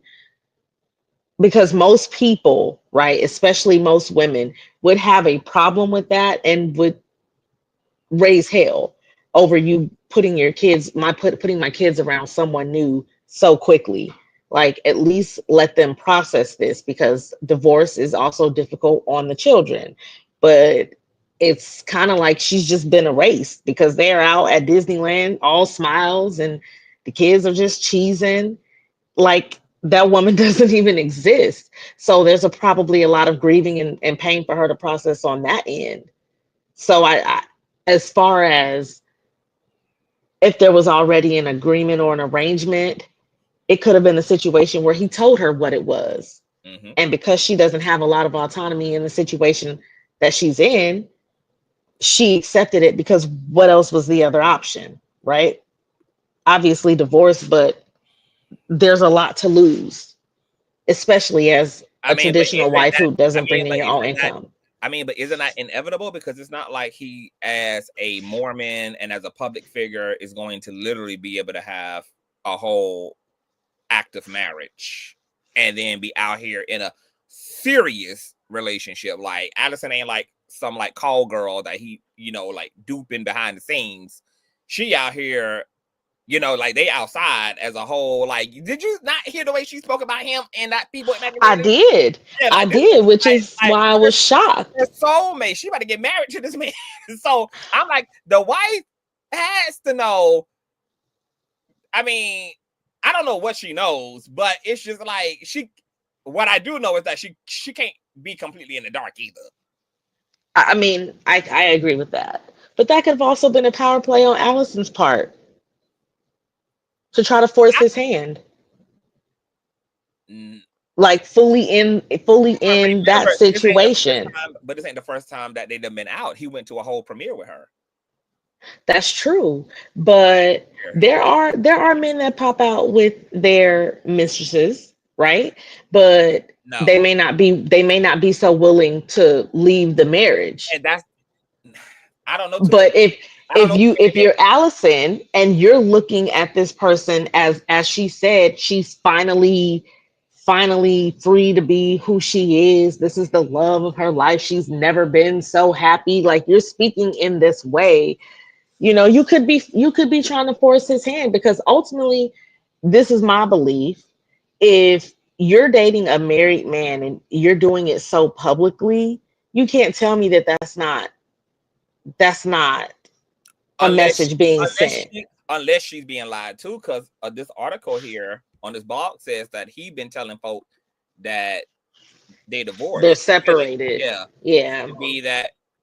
Hold on, let me see what it is. Addison get a court. The kids by the end of that, Adam said was asking the court to.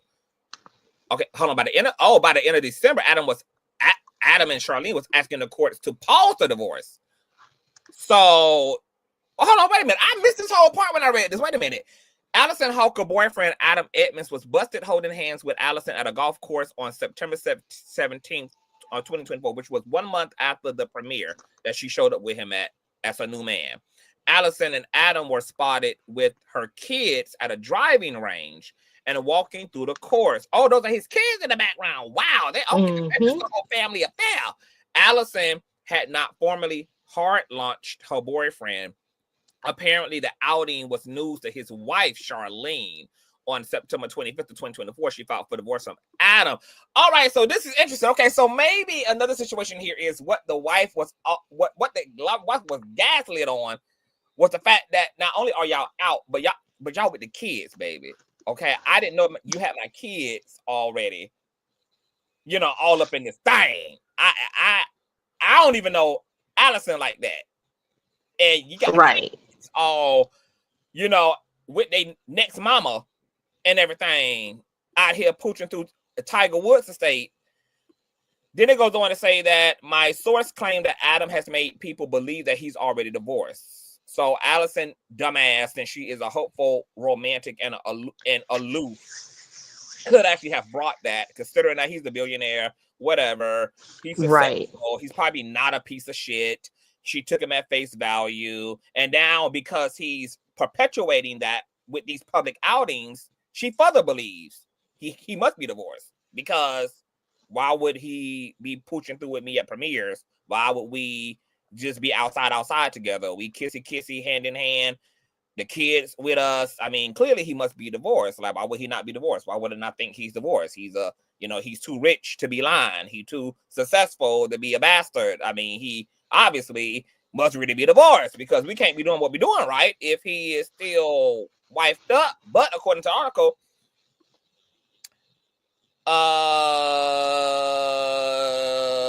hold on, what? Yeah, because the petition is gone. So they have pulled it. I'm literally looking, and it's not. They've pulled the petition. Nope. I had heard that they have pulled the petition. By the end of December, Adam and Charlene were asking the court to pause the divorce. The filing was made after Adam spent Christmas. The filing was made after Adam spent Christmas with Allison and her kids. Okay, wait. Are they saying the filing pulled the filing to pull the petition for dissolution of marriage would have been after he spent Christmas with Allison and the kids. So something happened, and maybe she feels like she has more of a bargaining chip. So I've looked. It looks like I might have found her LinkedIn. So it says that she's an event manager in stage marketing.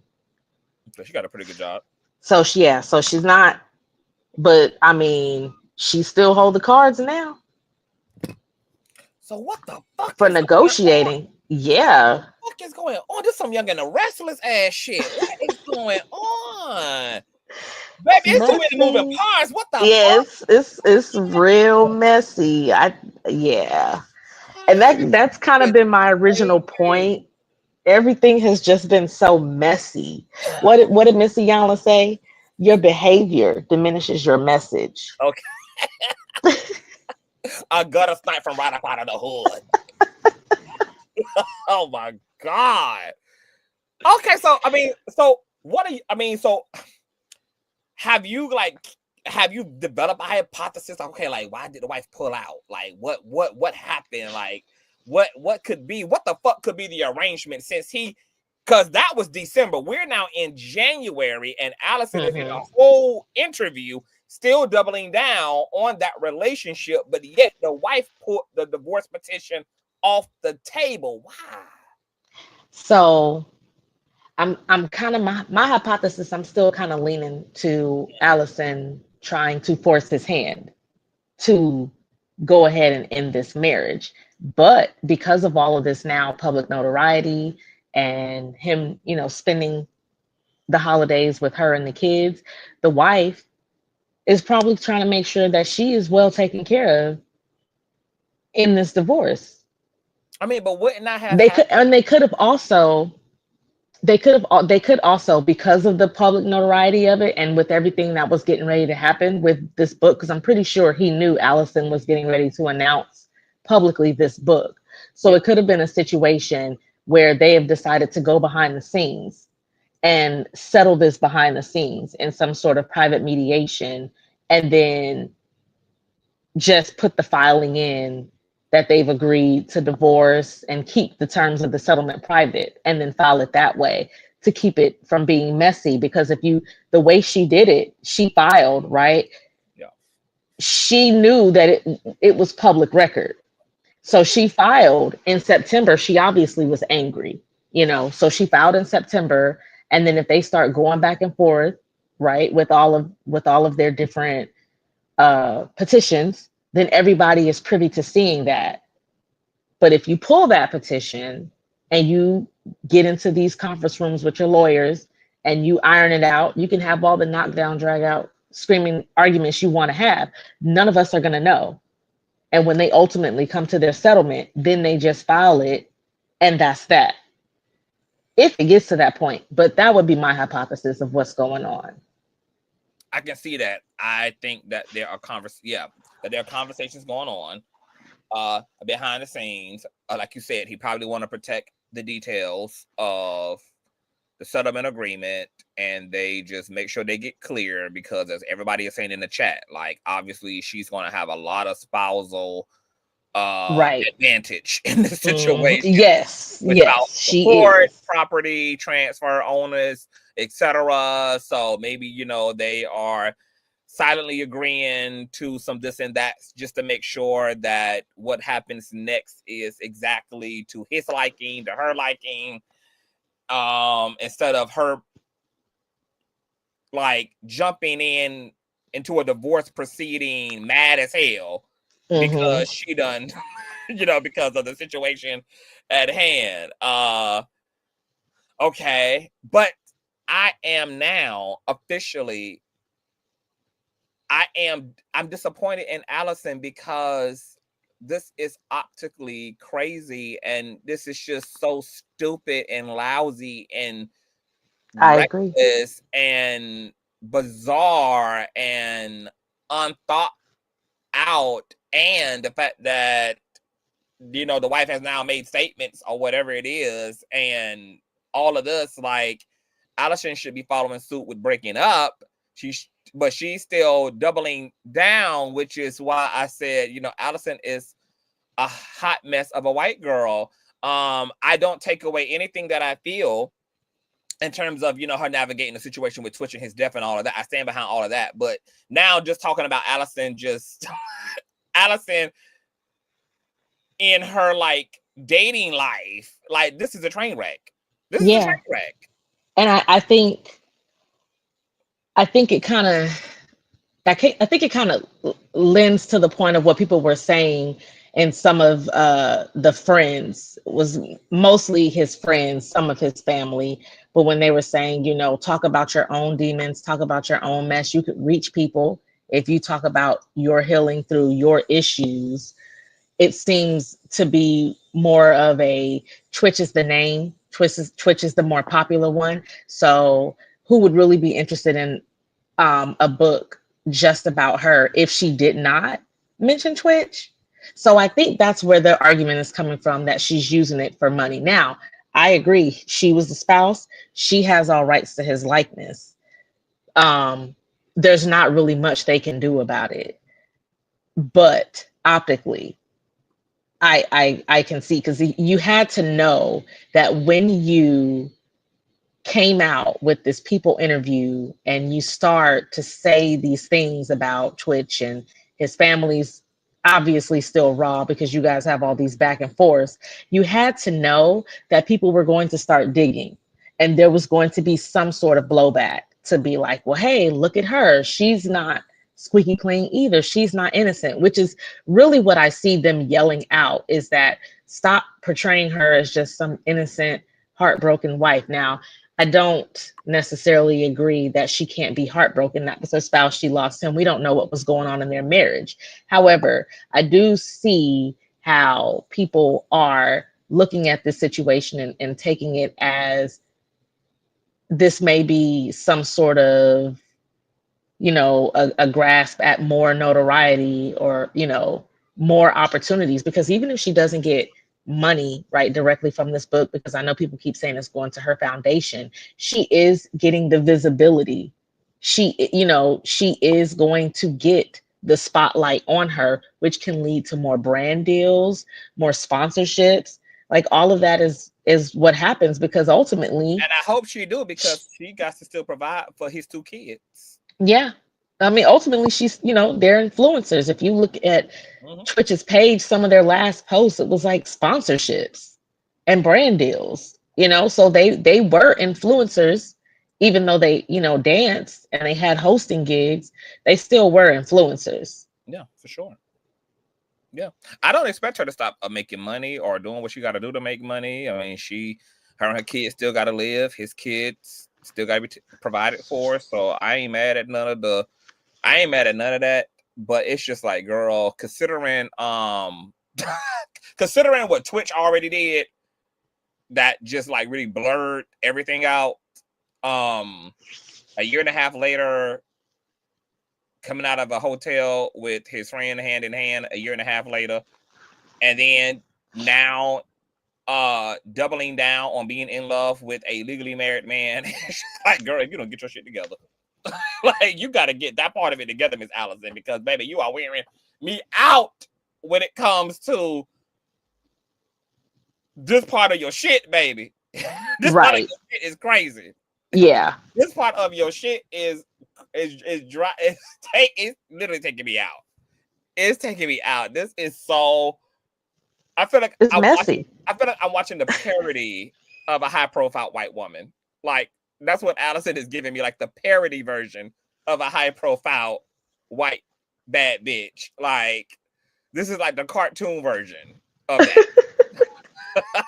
Like, and I'm screaming. This is so crazy. Okay, so we got to move on. All right. Okay. So yeah, because we're gonna be keeping we are gonna be keeping up with everything going on, baby. Believe me, when no petitions get refiled, because I'm gonna assume divorce has to be pending, because I don't think Allison is actually willing to be anything other than a wife. I do not think she's willing to be a girlfriend. I don't think she's willing to be a lifelong girlfriend. She had a fiance before Twitch. She got married to Twitch, and I think this is a white woman who needs like the whole picture. She needs the whole picture. She needs the whole American dream. So I'm going to assume that a divorce decree and proceeding will happen and manifest. But god damn, Allison. I mean, Jesus Christ. I mean, between your book, baby, and between all of girl, you're gonna make it hard for anybody to be able to be reasonable here. Okay. And that's what Iyanla said. She said your behavior diminishes your message. Your message, baby. Right. Because this is, how serious can people take a memoir now, and you sitting up here in this luscious moonlight, with these curls and this Christmas sweater, and talking about love, light, and healing, and the person you're bragging about is a whole legally married man. And you talking about being so in love, and how, your kids, your daughter wanted you to date. My God, today, don't even put that on the daughter, baby. Don't even put that on me. I agree. And that was kind of my thought process with the daughter. Like, I get it. She's a teenager, and you're going to speak, and you're going to try to defend your mom. I agree. I think in that, like, as a mom, I would have put a stop to that. She's in your house. She had to know she was on live. I'd have been like, listen, don't do it. That's on me. let me take the heat. You know, I wouldn't. Now, people are absolutely crazy and stupid for threatening that girl. I'm glad the Yeah. mini cross guy was like, don't leave her alone. You know, I don't know why people need to be told that, but I just think it was a misstep for to have her put out there like that, because there's just so much she wouldn't know, right? There's so much you don't know about your parents and what they're doing in life. That just kind of I muddied the think it's, water a little bit. yeah, I think the goal might have been, well, if the kids get out here and say it, then it'll like soften some of the reaction from the family. Like if Yeah. the kids get out here and, say, hey, this is hurting me. This is blah, blah, blah, blah. Obviously, it's not working. The family going full step. Yeah. Right. I I do think but that was my fear the whole time. It's just like, I knew this injury was going to happen, because it's like, it's nothing y'all can do to Allison that does not injure the kid. hurt the kids. Yeah. You can't shoot her and you not put bullets in them babies. Like, it's going to happen. So why go? I understand the feelings, I understand the frustration if there are things going on around y'all not seeing the kids and blah and NDAs or whatever, all the pent up frustrations and misunderstandings have been. But to take the social media and to like just really kind of go upside this woman's head this way was not the most effective and loving way for y'all to honor Twitch and for y'all to be aware of his kids who are going to be impacted by this. Y'all's relationship will be impacted by this. And as Wesley said, they're going to see this when they're older. And I don't know how this is going to work out between them and Twitch family. I agree. But as they get older, they'll see other things too, right? They'll be able to step back, look at both, sides, and they'll make their decision. But see, if I was the kids, I guess it's more to come out. So speaking of what's going to come out, let's get into these. Have you seen the text messages that have been released? The ones that were on, was that the brothers page? Yeah, because I was trying to figure out who posted it, because I saw it in the story that you had sent me. So I screenshotted it, but I wanted to go to the person's actual page to be able to see it up close. But I had to make do because I don't know who posted it. I went. Let me see if I can. Because I have the text message compilation here, but if somebody got it posted as individual slides, that'd be nice, because we're gonna have to zoom in and make it do what it do if I can't find the individual slides. I mean, I just didn't know who posted it, but when I went to both the brothers' pages, I didn't see any posts from them unless they had put this in their stories. And so this was the Without a Crystal Ball page posted this, and it was in their stories. And I hate people doing that story shit. Just make the shit. Yeah, well, because it was a reel, so I'm trying to find the the page name. Do you know the Instagram? It's like his name is like Dark Knight. I think he spells it like that's a brother, right? Isn't he a brother? RK. Yes, so he's in the comments, but the person who posted it posted those text messages, and then the brother was in the comments. Yes, it's in a reel. Matter of fact, now I gotta try to, because the story has expired. So let me see. Let me follow her too before I get up out of her. Let me see. The Dre Knight guy. Yeah, so that should be the brother, but okay, let me go check this brother story to make sure that he ain't posted nothing yet. New reel to be continued tomorrow. Okay, let me see Trey.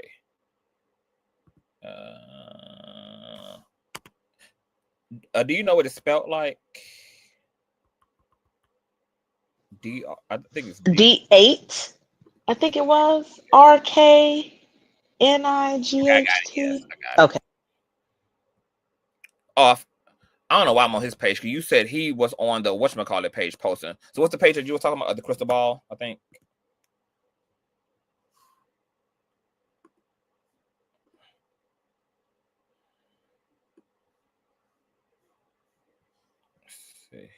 stop cutting.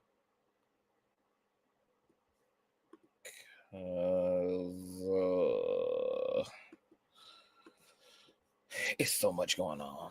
Okay, hold on. What I want to do first? What I want to do? Let me see. Oh, I already got her page pulled up. Fuck. Okay, the crystal ball lady. Fat check proves dancing with the devil. Other TikTok dancers. Free Miranda. Allison Holker isn't helping conspiracy theorists. My mom never said. No, that's not what I'm looking for. Hold on. Are you still there, C-Mac? I think your audio went out, boo. Audio out, y'all. Okay, so let's read these individual text messages, child, because there's a lot going on. Y'all thumbs up. Can you hear me now? Okay, yeah, I can hear you. Okay. Yeah. So I said I found the IG from the reel. It's Supreme_Cam. Okay, I think your audio had went out again too. Let me pull it up. Supreme Audio Cam. I think I looked up that page earlier. Supreme.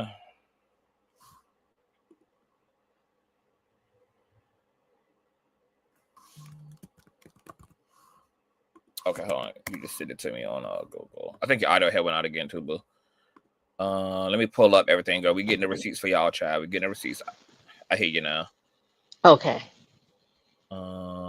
Instagram. Okay, yeah, okay. So here's the reel. All right, so let me show y'all the reel because I want to show y'all Supreme Cam's. Okay, actually, I'm gonna let y'all. Let's go ahead and share my screen. So Supreme Cam is playing an excerpt from an interview that Allison did, talking about, I guess, like being transparent and not running away from hard conversations, but then posted the text messages from some of Steven's members to Allison of her avoiding all the conversations. So listen to Allison's interview. But I have a 15-year-old, a 7-year-old, and a 4-year-old, and we are just in this together, and we rely on each other, and we have really hard conversations, but I do not shy away from those conversations because they need to happen. Yes, yeah. And it's a part of the process as well, too. Yes. Yeah. And communication is key, support is key, but I want my kids to feel like they are seen and they are heard. A lot of times I hear people saying that kids are resilient, and yes, and so can adults. Yeah. They still need to feel like they can express themselves fully. Yeah. And so I want them to know that they can come to me and talk with me. Yeah, and sometimes some people might see it as easier to shy away from the conversation, but you're leaning in on the conversation, which is great. You know, I only had a chance. Yeah. Okay, so in that clip, she's talking about her damn kids. She ain't talking about you niggas. Okay, she's talking about them kids, baby. She got open communication with. True. Them conversations. She ain't talking about y'all motherfuckers. All right, so let's check out some of these text messages because I'm going to pull those up on a separate screenshot. And I'm not sure who, I guess we're going to try to extract context clues in terms of who is sending her this. As you see here in the green, this is to Allison. We're going to deal with the left part of the screen first in all green. On March 2nd, I'm assuming last year maybe, because there's no year on it. It reads, "Thank you, but I really like to talk to the kids for my birthday whenever they have time." So I'm assuming what this person is responding to is Allison sending them a happy birthday and them saying thank you to her, and then also letting her know that she would like to speak to the kids for their birthday. Okay, there's no reply apparently. Then there's another message a few hours later, because the first message was sent at 9:51 a.m. The next message on the same day was sent at 3:01 p.m. It says, "Don't know if you got it because it went through as just a text message, but just resending it. Thank you, but I'd really like to talk to the kids for my birthday whenever they have time today." Now, just as a little, why not just call her?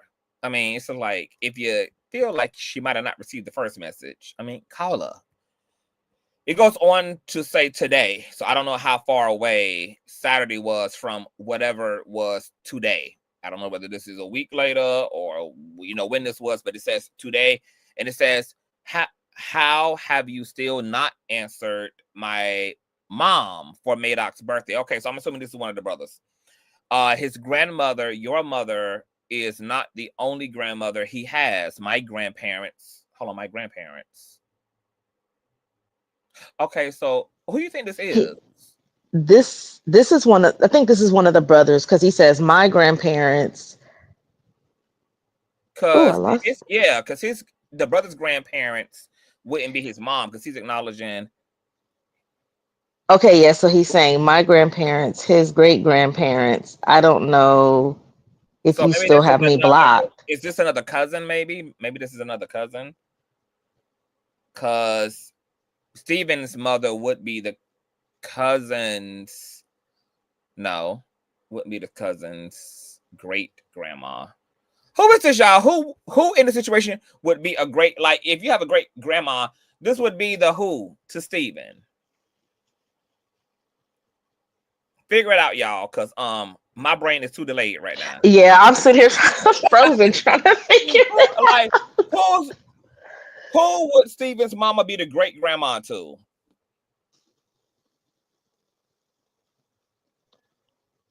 The great Steven's grandchildren. That's as far as grandmother. I can go. Oh, Steven's grandmother. Okay, so y'all think that they're talking about. Okay, so this could be the brother, I guess, talking about his grandma. Oh, that makes sense because Maddox is the son. So he's saying my grandparents, his great grandparents. He's speaking in reference to Maddox, Oh yeah, saying yeah, that yeah, these yeah. are his great Yeah. grandparents. Got it. My God, Okay. today. It don't, baby. It don't pay to not be in school at 39. All right, so his grandmother, your mother, is not the only mother he has. My grandparents, his great grandparents. I don't know if you still have me blocked, but I sent that money back to, and a message letting you know what we want is enjoy time and presence with the kids, more so for their grandparents and great grandparents. You said in an interview you are teaching them not to shy away from hard conversation. At some point, you have to practice what you preach with the family. Okay, so apparently Allison also sent money. They sent that money back in exchange for just wanting time and wanting the kids to, I guess, call the grandmother, speak to the grandmother, etc. That text message is cut off, but This is the continue. This is the this is full the one whole. right here. Yep. This is the whole one. So let me find where we left off at. You said in the interview that you are teaching them not to shy away from hard conversation. At some point, you have to practice what you preach with the family. Furthermore, any issues you have with me or what I post, address me. Do not call my mother anymore to attack her right after she speaks with the kids. Okay, so hold on. I'll revisit that. That takes away from This is her a whole. brother. Okay, yeah, this takes away from her whole moment with them that you rarely give her. I also heard you say you know how much Steven spoke with us. Steven spoke with my mom more than anyone in this family and made it his priority to include her and the grandparents in the kids' lives, especially their birthdays. We are 2 days away from Madoc's birthday. I will land with this and ask again, how have not answered my mother about Madoc's birthday. Okay, two things here. So apparently there was some conflict about whatever he posted. I don't know what that post was that apparently Allison took issue with, that she confided in the mother about. Yeah, what I take from this is that there's beef with the And I siblings and said this, possibly the I said, cousins, yeah, but not the mother. But the mother is caught in the middle. Steven's mother, Twitch, is caught in the middle and sometimes being punished because of that. Like if you can't control your kids, which these are grown people, but it seems like she wants Connie to stop what's going on with her other kids as far as what they're saying about Allison. I knew it though. I knew that there had been tension and smoke before this whole book shit. I said, ain't no way in hell that this book was, it's an isolated incident that caused his family to get crazy. It's been smoke and tension and goings-ons over the past 2-3 years. Now, I got some critiques for Allison and some critiques for the mother and some critiques for the brother here. First of all, let me go straight to the head. Mother of the matriarch. She should know better than to take one conversation to another person. If Allison is speaking to her about something her son is doing, what the mother should do in the very least is tell Allison to make her grievances aware to the brother directly. That she is not a post woman, she's not FedEx, she's not an email chain. To talk directly to her in-law if she has an issue with whatever he has particularly posted. Okay, so if I was the mother, I would have shut that shit down to begin with, because you're not bringing me in the middle of nothing. I ain't letting them bring me in nothing that they got going on with you, and you're not gonna bring me into nothing that you got going on with them. So I would have squashed all of that. My focus is not to get all up in all of y'all shit. I'm only here to be a grandmother and to be a possible support to you as a widow, because I know what it's like to be a widow since my husband took his life as well. Allison should have grown the fuck up as well, and also decided to not put that on the mother and to be more direct and not passive aggressive. So I see some passive aggressiveness on Allison's part, unless she's tried to communicate in the past with the brother and he done did a little bit too much, because he does give spice the way he be talking. like he gives me, baby, he can get up and, you know, he can yeah. You know, so maybe in the past, you know, she done tried to, you know, call herself speaking, but at the end of the day, if you can't speak directly to him, then just put the situation down altogether, because still it don't got nothing to do with the mama. Don't give that to her. She an old lady. She'd have been through enough, and she just don't need the bullshit. So I agree. Passive aggressive. If you can't speak to another adult directly, then you just go to counseling and figure out the strength to get the kahunas to be a direct person and to say what you need to say. And if you don't try to communicate effectively and you can't, you don't got to add nobody else into it. You just then don't have to continue to facilitate communication with that person, and then you can put that person in a situation with your silence to figure out why the fuck you ain't speaking to them. Now, the brother, equally out of order, because he should not be taking no conversations back as well to Allison. And I don't think it's per se his job to also get involved with his mom's feelings or dealings with Allison any more than it is for the mom to take on Allison's issues with the brother. Like, everybody needs to like handle their own shit in the situation. Like, you focus on you as an uncle in the situation. You let your mama express what she needs to express. She's a grown-ass woman. Let her express what she needs to express to Allison, and you stay the fuck up out of that, and you just deal with your direct conflict and inquiries. I don't like, because see, I see a lot of this type of shit in my own family, and it gets messy every single time. So the way that I am in my own family is, you can only talk to me about somebody else to get advice, but I'm not getting involved directly if it don't concern me. So I'm not transferring no messages. I'm not going to tell somebody else what you just told me. I'm not about to go run no errands for you when it comes to your situations with other motherfuckers. You're going to have to do all that work.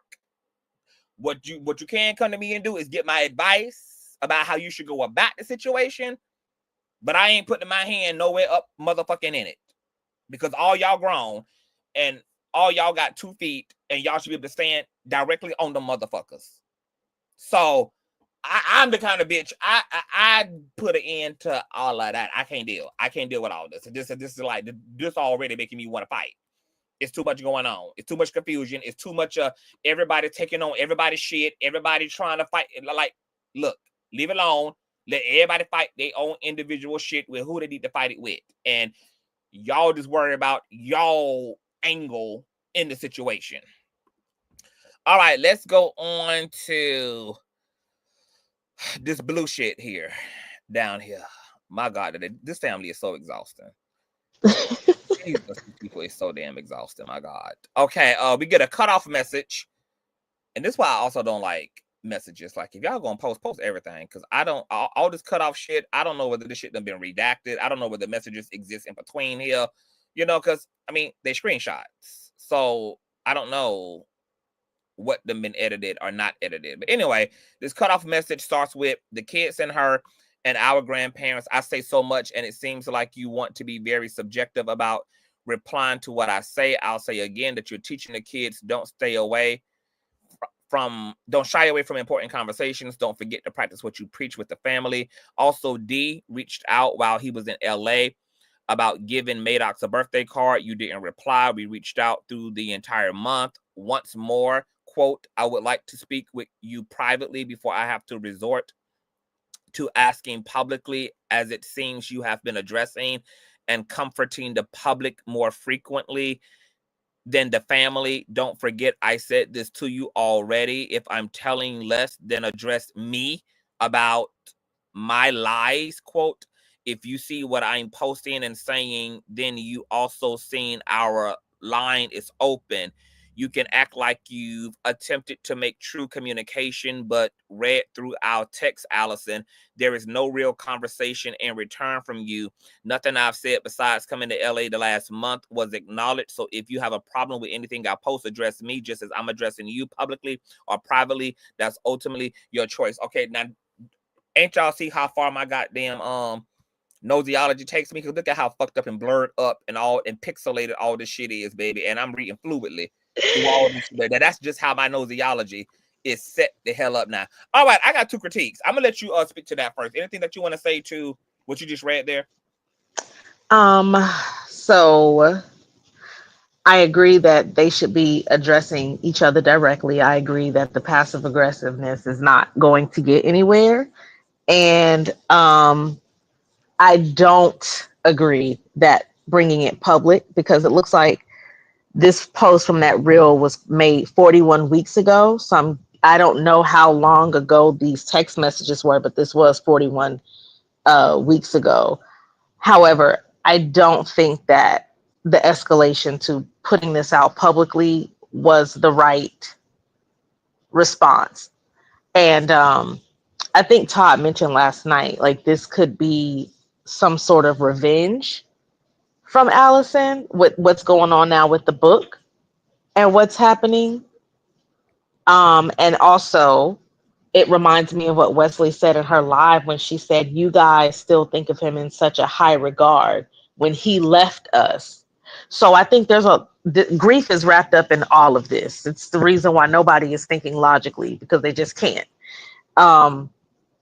And so I think what's going on here is there's a lot of anger and resentment on both sides, that the family is still trying to have some sort of connection to Twitch. These children are their connection to Twitch outside of their memories, right? This is their connection.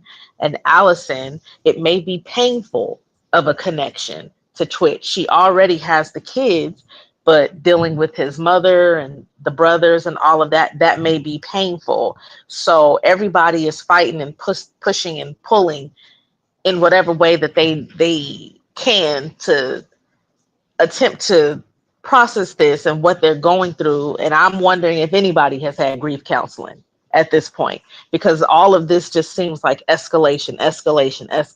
There's really no resolving. I'm absolutely positive that the black side of the family damn sure ain't have no type of grief counseling at all. It can't be from the way that it's just escalating.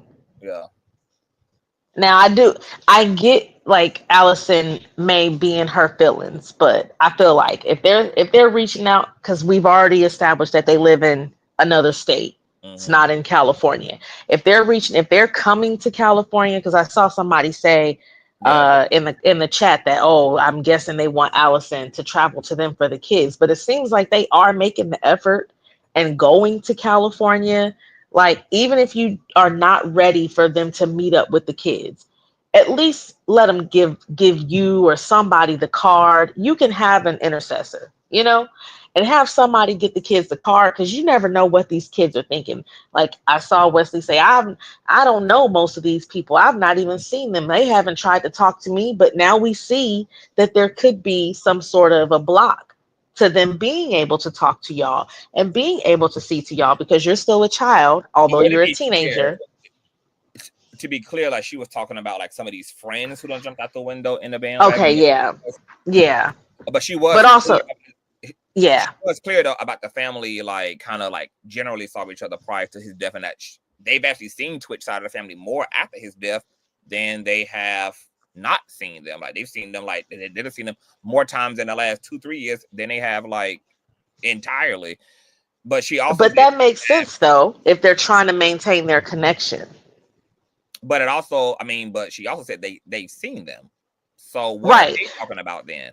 Well, I mean, the number of times may be at this, in dispute for how often they'd want to speak with them or see them. And it seems like Allison is cutting off communication depending on what she doesn't like that said, right? From what I can gather.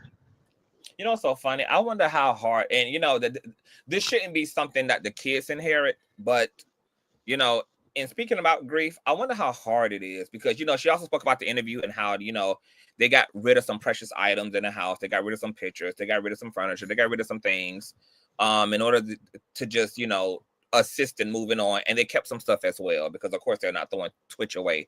They can't, he's a part of their life and everything, but they, and so I wonder in navigating grief in that way, I wonder how difficult it is to be somebody who thought they were going to be married for the rest of their lives, and that this was going to be their family for the rest of their lives, and your husband takes his life, and the family that he left behind is now a sour memory of an incomplete picture, and you don't realize how you unconsciously push away from that because it reminds you of what is not. That's kind of how I'm looking at it. It's probably really tough. Yeah. Like, she has the kids, right? But she can kind of create her own bubble where she is right now in California. She's not seeing these people every day. She can create her own bubble. But Twitch looks a lot like his mother. He does. He looks a lot like his mother. And that can be hard. That can be really hard. I mean, this is some sad shit. It's some sad shit. Yeah. This is some, man. I pray to God. Oh my God, I hope nobody do this to me. I hope nobody do this to me. I hope no. Oh my God, please don't let nobody do this to me ever. I can't. This is too much. It's too fucking much. Okay.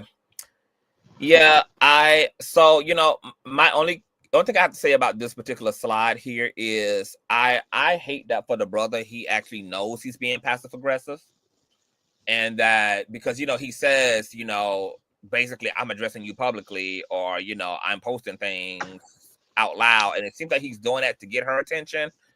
Yeah, I just that's always going to go left. Like communicating passively aggressive is always just not going to go well. So it's just something we should never just practice at all. I mean, we should just find another way to ventilate ourselves when we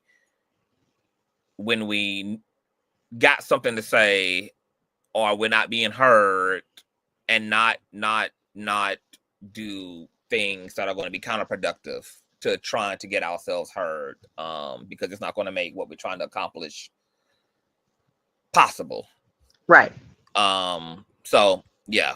All right. So let's see here to the right side of the screen. There's a lot going on. Y'all thumbs up, baby. We are working for y'all. We are breaking this thing down, honey. Getting into the deeps. All right. The second slide in this gray here. It says to Allison. Okay, so let's figure out who's talking to who. That's Allison talking, I think, to them. Mm-hmm. Okay, so Allison says, I appreciate you reaching out. I hope you are finding ways to heal at this time. I'm not sure what conversation you are wanting to have, but for me, it doesn't seem like it would be coming from a healthy, healing, and loving manner, but I'm sending love. Oh, and that was on September 28th on a Thursday. The next message is on a Saturday, March 2nd. She says, happy birthday, sending support and love. I think Okay, so this is the beginning of that first yeah, the beginning of the message. first message. Okay. Okay, that Okay. was at the top of it. All right. Yeah, because I assumed that person was responding to a happy birthday.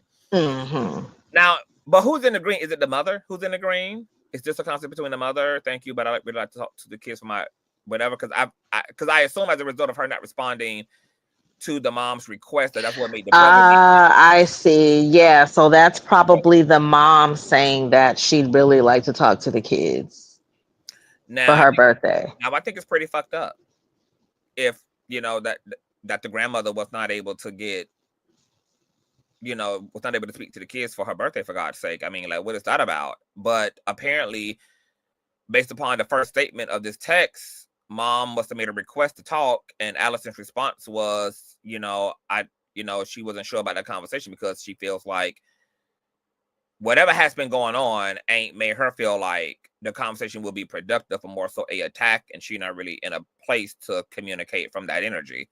So she is apprehensive about having that conversation because she says, I'm not sure what conversation you are wanting to have, but for me, it doesn't seem like it would be coming from a healthy, healing, and loving manner.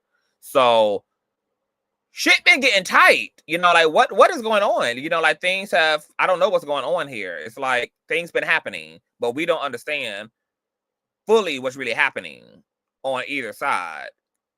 We're kind of like seeing all these responses to what's happening. Like they're responding to the kids, not having access to the kids. Allison is reacting to things that the family is doing on social media. Things are just transpiring. Whatever is transpiring is also leading Allison now to think, at least at that time, that the conversation from the mom would be unproductive as hell. So I don't know what's been going on between Allison and the mom either. She's probably trying. I really feel like the mom is trying to be the intermediary between the two. Like whatever's going, what the son's going back, because the sons clearly want all the smoke. So Yeah. the sons want all the smoke, and whatever they've got going on back and forth, she's probably trying to have a conversation to work that out and smooth all that out so that she can, remain in some sort of symbiotic relationship with her grandchildren. But it's a mess. It is. That lady probably tired. She probably so tired. And I can't blame her because everybody is pulling on her to get their agenda and get their needs met. And she got her own shit that she trying to worry about. Okay, so this seems like a DM message here. Oh, we don't even have the whole thing. Mm-hmm. But something here says, I tried FaceTiming your mother on Friday. I guess so she responded to the brother. That message, which we don't have the entirety of, I'm gonna try to read it. Says, she tried calling you back. You didn't answer. It's Monday. Don't do that with me, Allison. My point is quite valid.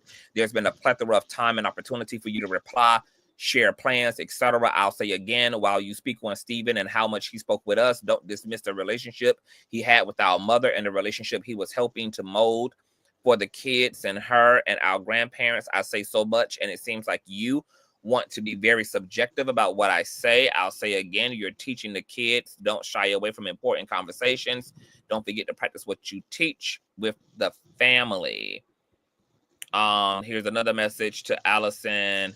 Hey, Allison, I hope midweek finds you and the kids well. I'm just following up on my earlier message, as I know Madoc's birthday is quickly approaching. Please let me know what's on his birthday list this year. I hope to be able to make the trip with my parents soon to visit with you and the kids. Know that even though we have all had our differences. Okay, so yeah, so it's definitely been smoke. It ain't been because when the brother first came out swinging, he was like, we all played along to get along, baby. Ain't been no going on to get along, baby. It's been smoke this whole time. It's been contentious. It's been drama filled. It's been misunderstanding for the past 2-3 years. It's been going on. Uh, Yeah, so in the comments of this reel, one of the brothers, that's the one I think with the Dark Knight um, screen name, he was commenting about the fact that they didn't find out about the funeral. They didn't find out the full plans of the funeral and when it was going to be until like the day before. So much of Twitch's family was not able to fly out on such short notice and go to the funeral. So I'm wondering, and I had said this in the chat, I'm wondering if there might be tension, like the reason the whole NDA issue, right? Because when they did find out, he said that they weren't told, hey, you're gonna have to sign an NDA. It was basically when they got there that they were told, like met at the door, like you gotta sign this NDA or you can't come in. And so with that, with a short notice, right, of them not being told and finding out at the last minute, so many of the family not being able to go and pay their last respects. However, symbolic it may be, people feel like that is a part of the process. So, and not being able to go and pay their last respects, and then you get met with the NDA. I think from there it was just up, right? The mother obviously signed. She was not going to not send her son off. But if I'm not mistaken, one of the brothers said they didn't sign the NDA. They said F it and left. I'm not sure if that's the Dark Knight screen name. That's the one that didn't sign, but all in that reel. It's the comment section. Like they're giving more background because I went through and I just read it all and I'm like, So that kind of speaks to why they keep pointing to this NDA. It's more so them feeling like it just kind of leads to them feeling like they've just been blindsided back to back to back. Like they weren't told information. Many people missed out on being able to go. And yeah. and for me, I'm still, I don't know about you, but I'm still like, I mean, I'm still confused about the whole like NDA thing. I would not give a fuck if I had to sign a fucking NDA. Like, I just would not care. Like, I don't have to speak about this funeral publicly. That's not a big deal. So because if they're saying in one breath, we wouldn't have spoke about it anyway. So then, what's the problem? What's the problem? You already saying this is something, you already acknowledging this is something that you could have spent your whole life not talking about, but you're mad you can't talk about it. I'm so confused. So this is how I would have handled it. I don't necessarily have a problem with the NDA, especially because of the way he died. I had a friend that was killed by being shot in the head, and it was open. It was very, very, very difficult to see the disfigurement, right? So I'm understanding that there was probably disfigurement. She didn't want that out, right? And you never know. You never know. People act a fool at funerals. You never know what somebody's intentions are. It's always somebody there snapping a picture with the camera. I don't get that, but to each his own. So the way I would have handled it, right, is that this being my spouse, and I know I have to go through the arrangements, there would have been almost like PR, but there would have been someone to get that information out. Like typically you see when someone passes is someone that may not necessarily be the closest person to the decedent. It may be a cousin, a family friend. It could just be the funeral home themselves to share that information and inform people that you will have to sign an NDA. Because it sounds like to me there was a lack of communication or miscommunication. And when people's emotions are already heightened, that's just a bomb waiting to explode. So I think the way I would have handled it is just made sure that people were communicated to as much as possible, even if it didn't come directly from me, because I am in the throes of a tornado of grief. My husband just took his life and I've got these kids and I've got to send him off. That's a whole lot to deal with as a spouse. So even if it didn't come from me, I would have just make sure everybody knows that this is what's necessary. That's how I would have handled it, but you never know how people are dealing in that moment.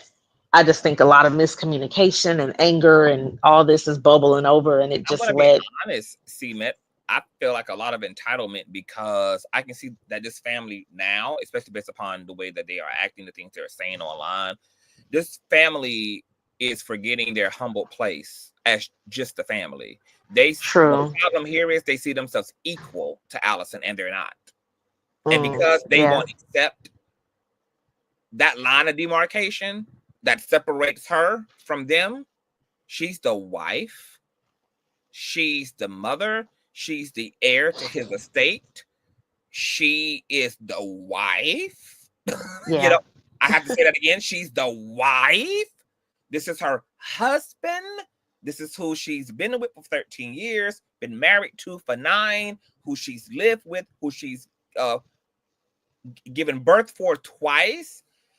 And I would never, even as a relative, even with it being my brother, imagine asserting myself over his wife.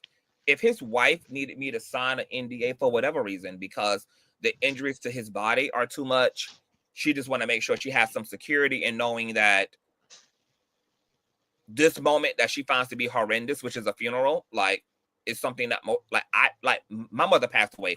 I never think about her funeral. When I go to talk about her, it's not even the thing I go to when I'm sharing.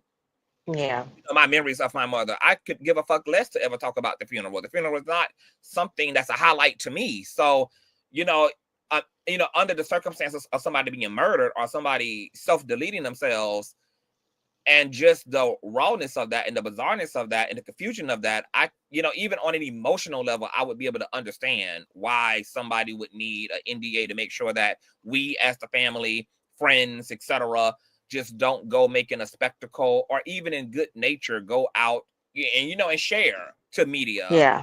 And we might be doing it positively, but knowing that she's also going to see that in her algorithm at a time that she can't even process what's happening, to her children. I what I don't understand is the lack of compassion. Like, how can you not empathize with that? How can you just be so selfish and just like, it's like everything for them is about being offended. It's like, girl, she's a wife. She's having a whole moment. Can y'all have a moment with her? Can y'all just be like, you know what? Yeah. This is par for the course to me with Black funerals. This is par for the course to me. Like, in total agreement with Allison, because I don't want to see none of these motherfuckers leak no pictures to TMZ either. I agree. Want to have Shade Room be leaked images either. I don't want somebody taking a snapshot or recording, and this man has a whole hole in his fucking head and seeing those things up and down my damn algorithm and sensationalize across. Like, how can you not agree with that? Like, how can you as a relative not agree with that? I don't think they even thought of it that way. They immediately took it as a personal affront. You see what I'm saying? That's how they took it, as like, oh, she doesn't want us to say anything about our loved one. That's how, the way they're talking, that's how it's coming across.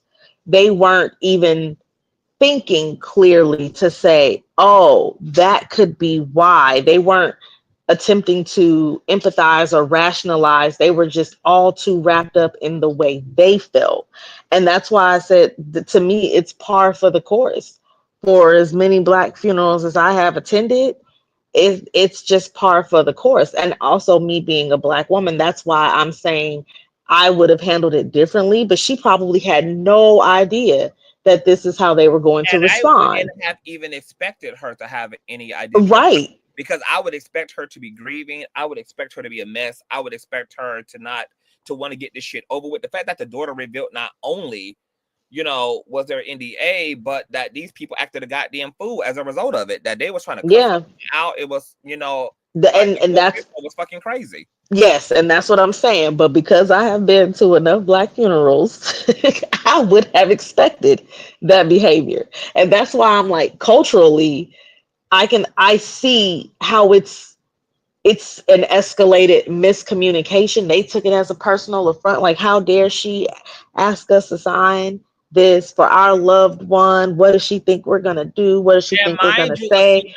And mind you, see, man, this is before any issues because all of these text messages are about everything happening that happened After. afterwards. Yeah. Yep. So at this point, why are y'all this deaf tone? At this point, you know, everything been going well. Twitch been alive, ain't been no problems. Yeah. You know, as Wesley said, you know, we see y'all for holidays, Thanksgiving, Christmases, everything going well. So, you know, it's hard for me to not look at their behavior as a part of a pattern, because if that was y'all immediate go-to when it came to that NDA and everything been going all right in the family, you know, per the situation for the most part, like, then what is this like apathy about? What is, because at this point, this is once again before y'all not seeing the kids, allegedly. This is before, you know, y'all are, you know, being passive aggressive, posting shit up on social media that she's responding to, talking to y'all mom about. This is before the mom ain't get the birthday wishes for the kids on her birthday. This is all before all that. So what is this about? What is this NDA moment and the rage and the misunderstanding and the bullshit around it? What is that about? This white woman telling us that we got to sign a document before we can see our loved one and send him off. And it's irrational. And you know what, C-Matt? This is exactly why I asked yesterday. I said, with the brother revealing, or the friend who classifies himself as a brother, Manny Cross, with the brother revealing that he too has been a victim of narcissistic, black dick loving white women, I wonder if that was a part of the projection. He had his own fucked up ass experience, married to a white woman, you know, took on some bitterness as a result. And like you said, now that this white woman, because of Twitch's actions, she's, you know, put in a boss bitch position to run shit, he's having a inferiority complex because he already has a injury when it comes to a white woman and how she did him. And this is his bleed over from his unresolved issues with the white woman in his life. And now this moment of an NDA that is very reasonable under the circumstances is being projected into and defined by his issue. And now maybe even other members of his family who have complexes around white people. Yeah. And have complexes around white power, since that's the era we're living in. You know, it's black people being very honest about the way white people are, etc. So all of that is kind of now being, you know, brought into all of this. But, you know, given what Wesley said, y'all signing a goddamn NDA was completely appropriate, and Twitch is a high profile person, so anything out of his funeral had potential to be sensationalized. He's not regular Pookie Ray. He's not an ordinary person. He's a celebrity. So I understand her wanting to protect the funeral and wanting to keep people from putting out any footage and pictures that were inappropriate, and not wanting to risk that for her sake, for her kids' sake, for everybody's sake. Right. Because once it goes to the internet, baby, it's there. That's not unreasonable under these circumstances. It's weird.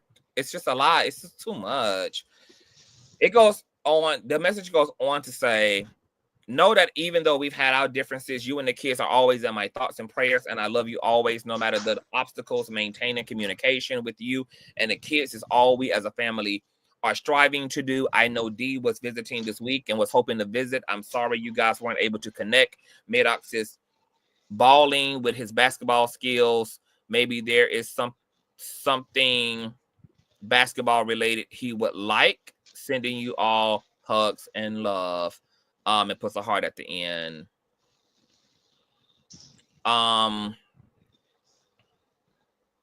Okay. I feel like the family has done their due diligence in kind of showcasing that there may have been some distance issues, and Allison has not been very transparent or communicative or prioritizing. So now I'm confused because I don't know what this is about, because Wesley said that they've seen the family more times after Twitch's death than they did when he was alive. So I don't know whether this is a matter of the family, when the family would want to do stuff, Allison was just off in her own world and busy and trying to live her life and just trying to focus on her immediate. And then at times when she would reach out to them, they did not, they weren't always available or communicated. And this is just bad communication, or rather, Allison has done the bulk of restraining, putting a restraint on visitation. I do think if that's the case, both. I do think if that's the case, it probably is due to trauma and grief. A lot of people just throw out everything, but that's not also an excuse, because the impact of her choices are affecting other people, aka his family, Twitch's mother. And so Allison needs to go to some grief counseling if she's having an issue with like wanting to integrate into this family after the death of her husband, because it's a painful reminder of what just is not, or an incomplete picture. And if she's having personal issues with that, she needs to get fucking counseling, because her unconscious behavior is impacting other people, and they do have a right to have a relationship to these kids. They are a part of them as well, and they should not be withheld because Allison is grieving, even though it's understandable. But she needs to bring herself to be accountable if she's having issues around integration again. Yeah. And I think because she's already scared, and some part of her is already disconnected from the family because she don't want to see them, because she can't see them without seeing Twitch. It's already probably enough that she got to see Twitch and her kids, get along, also deal with his family, which is once again just a reminder of what he brought to her life. But he's not here anymore, so it's kind of like watching everybody else come through the door but him, and not being able to recover from that sting every time, because he's not going to come in behind his mother. He's not going to come in behind his brothers, and that's understandable.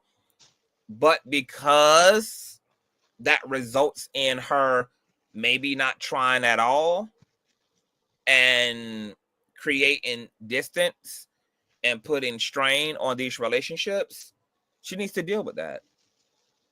She needs to deal with that, because it's showing up in her making these kids available. Yeah. The other side of I agree. Family. And somebody need to tell her that. Somebody need to say, hey, Allison, like, I don't know if you're aware, sis, but like, girl, I mean, you may not be doing what you're doing consciously, but something is going on unconsciously. And you need to take a look at it, because those kids are biracial. Those kids are mixed. Those kids need the representation of their family. They need the black side of their family. They need that part of their experience. They need all that black power shit.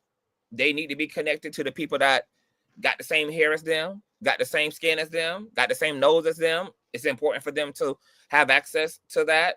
And, if you need to take a deeper look into your damn self to figure out what your personal issue is that's causing you to kind of stray away or to become closed off, which could be a defense mechanism. It could be a coping mechanism.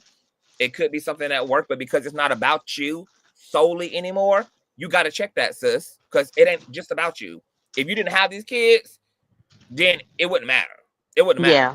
You can take as much time. You can go off into the sunset. You never got to see the ass again. Whatever choice you make is whatever it is.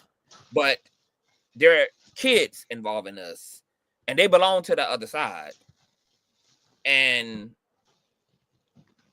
you should feel like that is a must, not even an option. Like, they have to develop a relationship. Like, if those relationships are available to them, then yes, they should be made available to their people. Now, I understand there's some breakdown. So I'm going to ask you this, C-Matt, because, we discussed this yesterday. But, I asked Todd and I asked other people, other conscious crew members, like, it's different philosophies. I know Iyanla practices the philosophy of don't bring the kids into the adult shit. If you and mama-in-law having it out, you can't punish mama-in-law by withholding the kids. It don't matter whether mama-in-law called you a fat crackhole bitch who that ain't got nothing to do with the grandbaby. And you can't punish her because she called you a fat crackhead bitch. Okay, but then there are other people who feel like, baby, you can't disrespect and dishonor me and think you're going to have access to my kids. And I don't give a fuck if we share the same blood or not. So what is your personal attitude as it relates to the kids? Should the kids be weaponized in that way? Should they have to inherit the issues between the adults? Or do you feel like, yeah, you got to respect me in order to get to the babies, baby? Like, that's the type of gatekeeping that's going on over here. So my personal belief is that the kids should not be brought into it, and you should not weaponize them. Mm-hmm. I actually have, some experience with that when, just because I feel like a lot of my childhood was toxic. We spoke on some of that, and there are still issues that are there between me and both of my parents. However, my rule of thumb and the boundary that I have set is that as long as you are not disrespecting me in front of the children or to the children when you have your time with them, then there will be no withholding. They deserve to form a relationship on their own. I give them as much information as they need to have so that they, can make their own judgments of someone's character or whatever it may be. But I'm not in the business of swaying that relationship until and unless your relationship with my children becomes harmful to my relationship with my children. Right. Yeah. So that's my take on that. Yeah. Makes a lot of sense. Very a mature and full circle. That's fair. That's fair. Wow. All right. So we pretty much have gone through pretty much it all. Now the brother did say that he is supposed to be putting out some type of an audio conversation between, I guess, himself and Allison. And he said yesterday that was coming today. So we're gonna wait on whatever that is. Also, I never got a chance to ask you, what did you think about Allison's feedback? I mean, not Allison's, Wesley's feedback. I get it. I get why she felt the need to defend her mother. I think her mother should have stepped in and pulled the plug on that. Because her mom has to know. Just from the backlash that her mom is getting, her mom had to know that the ignorant people were going to be ignorizing to her son. To her daughter. Like, it was just, you just had to know. I get it though. I get why she feels the need to defend her mom and the proximity to the situation that she has. I just think that it's pretty much my philosophy. You just got to keep the kids out of it as much as possible, especially when it comes to social media, because you cannot control these weirdos on the internet and how they're responding. Like, I know she mentioned the death threats, which is absolutely insane and ridiculous. But it just opens her up to more scrutiny and more attacks. Yeah. Do you think that Allison gave her permission to do so? I do.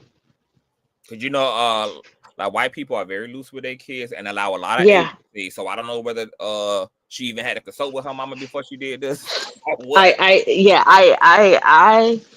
think, you mentioned earlier, that the thought process of, if I can get, if maybe if the kids get out here and say, you know, this is hurting us, this is what it's doing to us, then that'll make it stop. That'll stop the bleeding. Instead, it just ripped the wound open deeper and wider.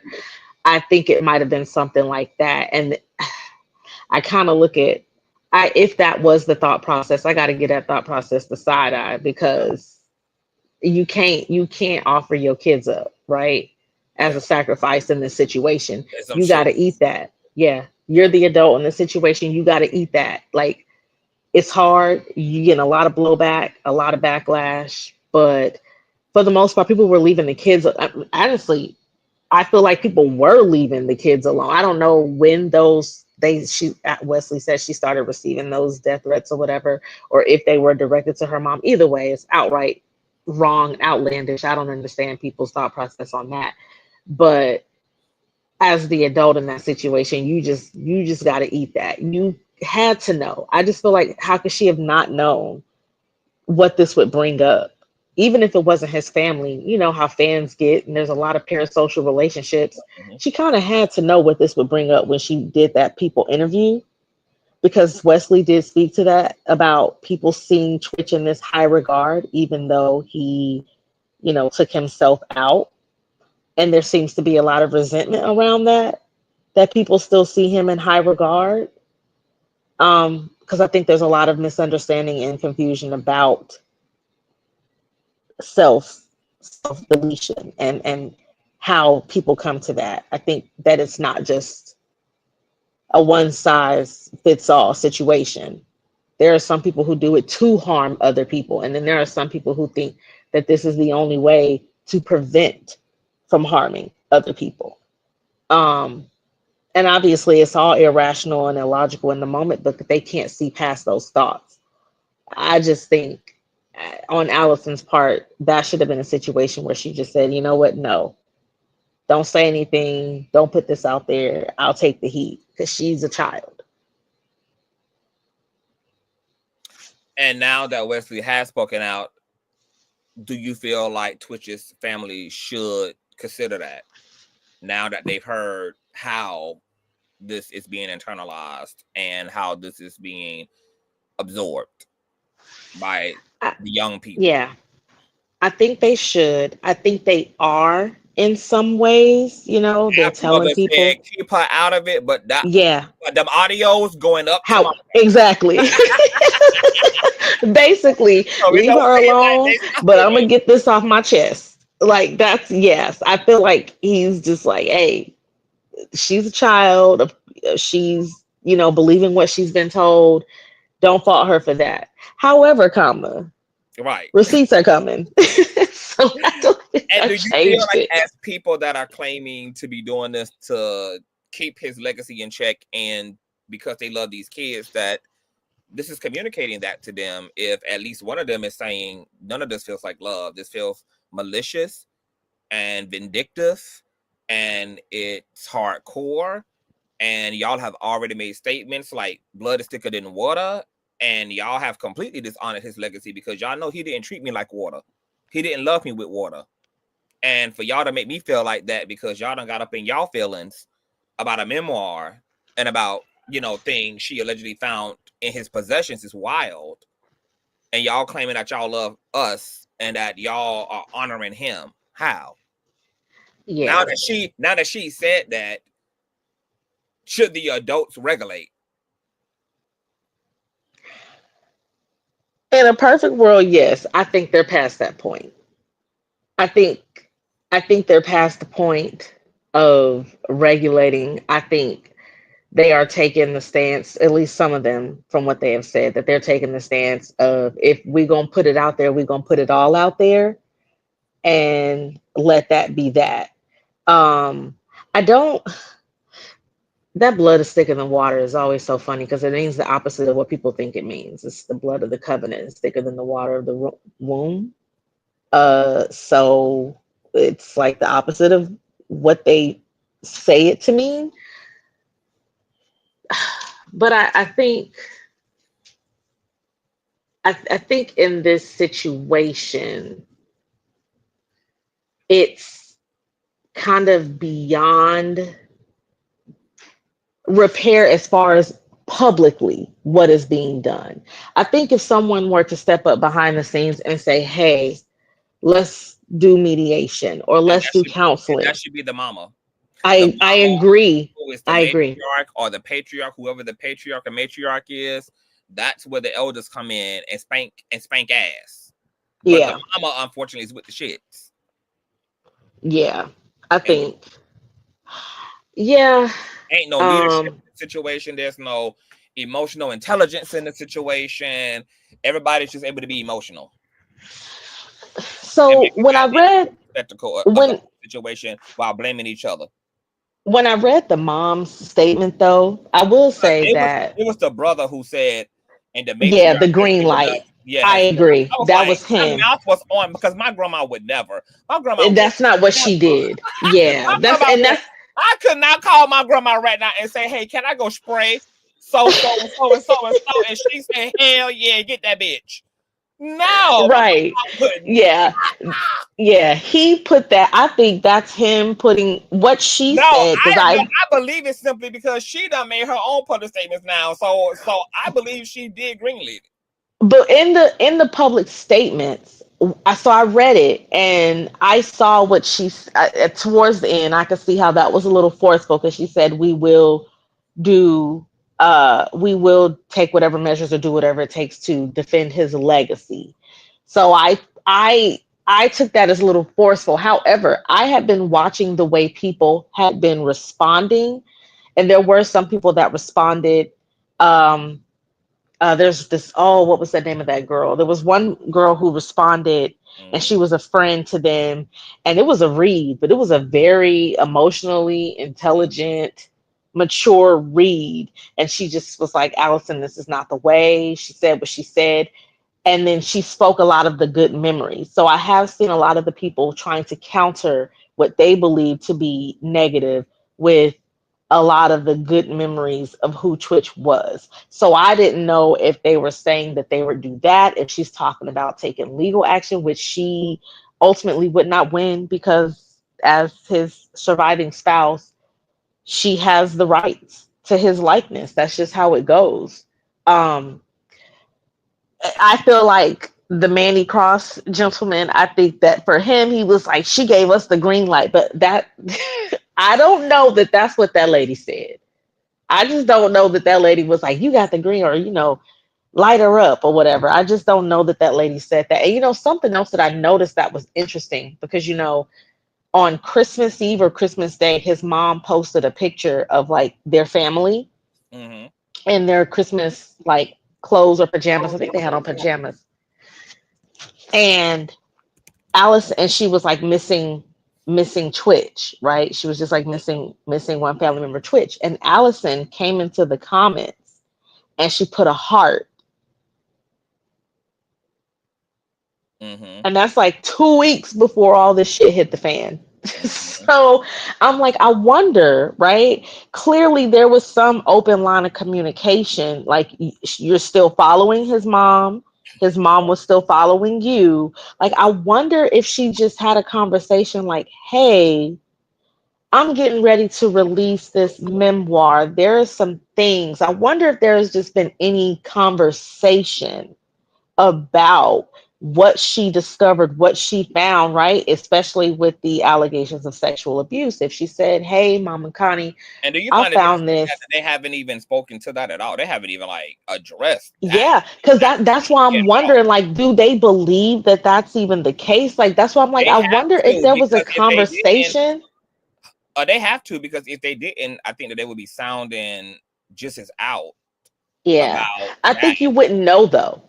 I think that's a gray area because you can't really say that never happened to him, right? But that is literally the equivalent to what they can't say he never did in his life. They can't say he never did coke. They can't say he never did shrooms. You're right. They can't ever say he never did those things, especially if his widow is claiming she found those things amongst his persons, and they already know he smoked weed. So how can they say he ain't do other things? He didn't necessarily have to be strung out, but how can they say he never did those things? He never did those things socially. He never did those things occasionally. Like, they can't say. Yeah, they're probably judging based off of the what way they people know, think and they that's can the see problem. of addicts. Yeah, right. And Because that's some people, mhm.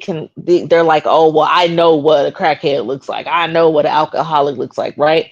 They're probably speaking from that. But as far as the sexual abuse, there's just no way they could definitively say that didn't happen. I mean, I But really I feel just like wish that it. they would have kept that same attitude even around Yeah, like the whole drug thing too, like, and just been like, okay, I mean, it's possible he could have used. It is possible. I mean, how do we know? I mean, the man took his fucking life, so obviously, like, can't there's a anything be lot they goddamn don't know. true? Yeah, like, I Yeah, mean, anything can be true. We don't know what the fuck, how he been dealing with the feelings that ultimately drove him to claim his life. Like, I really think people. I don't know if it's that people never been suicidal before, but it's like that is a very overwhelming, like, prevailing, suffocating emotional state to be in. hmm, And when you're just living alongside it, I mean, some people, yes, will try to suppress the voice that's telling them to hang themselves. That may come by way of drugs. yeah, It may come by way of alcohol. It may come by way of whatever. Now, my personal belief is that between the ayahuasca experience that Wesley said he had, that was a real big deal to it. That was a real big deal to Stephen. And between the weed smoking and between the possible usage of whatever was in the Nike box, but the toxicology report saying at the time he died, he, no substances were in his system. What I think is that he sobered up, and sobering up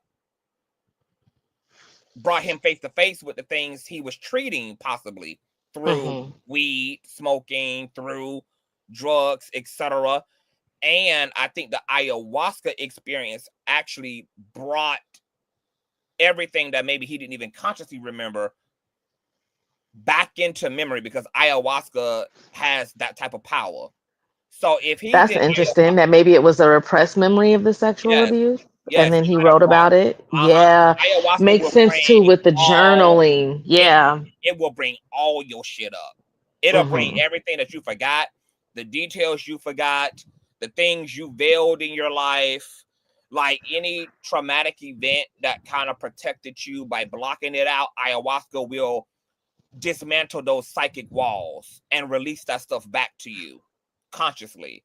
And so if he caught himself trying to take on his trauma alone and sober up, not mask anything, and then did ayahuasca in order to see everything so that he can heal it, he might have underestimated his spiritual battle and hmm. trying to deal with all that by himself and soberly culminated in the choice that he made. I really think that that's what happened.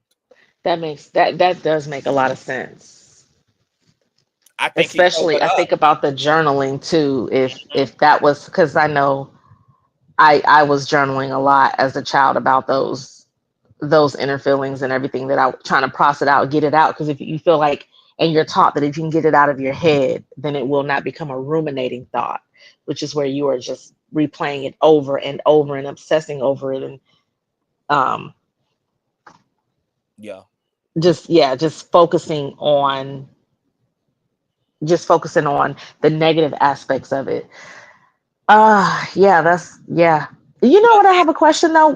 How does Wesley know he did ayahuasca? Is that something like, because he did spoke Allison about have a conversation, it. right, about what was in the journal? You No, think she told the from what I got, it seemed like he spoke about it. Like this was something that, Oh, that he told yeah, them. Okay, okay. that he did, and and it was a real big deal to him. And I don't know whether he went on a retreat, or I don't know, like what the circumstances were, but this was something that Hmm. he, you know, that at least their household knew he had did, and this is something that Okay. apparently he wanted to do. And since ayahuasca is more so something that people who are kind of on the spiritual side kind of lean to in order to like heal and to just get in contact with God and to get some mental and emotional healing. I feel like these were all things that he was trying to do to cope with his suicidal ideation, to heal it, to treat it. I think that Hmm. he really tried to put his back into staying alive. When she said that, I was like, oh, this was the man who was really fighting for his life. He was really trying to get better. And Yeah. I think the mistake he made was being on his own with it. Yeah. He was doing the right things. If he was addicted, trying to be sober, trying to sober up. If he knew he had trauma, trying to heal his trauma through, like you said, journaling, doing ayahuasca. It only made things come up more. And because he wasn't in treatment, and because he obviously did not have an intimate The coping relationship mechanisms, yeah, with too. any of them, so he wasn't talking to anybody about, but his journal, for whatever reason, and all of that culminated in him just becoming overwhelmed, and he took himself out. And that's why I find the way that all this is being dealt with to be so fucking sickening, because it's just like, y'all really don't see. Y'all so hyper fixated on Allison ass that y'all can't even see the bigger implications here. And y'all are just missing all of the important elements of y'all's loved ones' plight and situation. And if anything, like, this information should be revelatory, not something that you find as a dig and as an offense and as a dig to his motherfucking legacy and all of this stuff. And for Allison to be trying to transmute that tragedy into something useful and starting a nonprofit and trying to raise awareness around mental health, and y'all are bucking against all of this in the name of other shit y'all been frustrated about this whole time, that y'all are using this book as a catalyst to finally express. And there's kids here who are not even teenagers, in this whole situation, that got to be further put into this and further unpack all of this. It's just wild. It's too much. It's just escalation. And nobody is putting a hand around the other's neck and telling them to snap out of it already. That this is not the way. This is not the way. This is not the way. That reminds me of. I'm glad she put this out, because it makes my heart go out to Wesley. Mm-hmm. I mean, it makes my heart go out to Twitch, and I think there's honor if you really take the way if you take my perception into mind, it makes you more so empathize with why he did what Twitch, he did. yes, and it makes you also respect the fact that the man was trying to fight for his life. And if you are Black and that we don't talk about mental health, we don't talk about suicidal ideation, we don't talk about those type of feelings, we feel too ashamed, just like Twitch did. He felt ashamed to admit he was that he was that, because I don't want to use the word weak, but he was struggling. Yeah, that he was struggling, but what he had been taught, especially since he's a man dealing with this, is that he was weak. And that's why he couldn't admit he was weak, because that's what the socialization had him interpret his vulnerability as a weakness. And as a man, you're not nurtured and created in a way that makes you deal with your suffering and your ignorance your suffering and your injuries in any other way than to interpret them if weakness, if you're not strong enough to champion your adversities. And it's sad that the statistics that our community is not aware of around Black male mortality and Black male self-deletion. Literally, I was just reading a whole survey and statistic last year about how the bulk of self-deletion amongst young Black males is silence. Silence is literally killing Black men. Not being able to say you need to be loved, that you need help.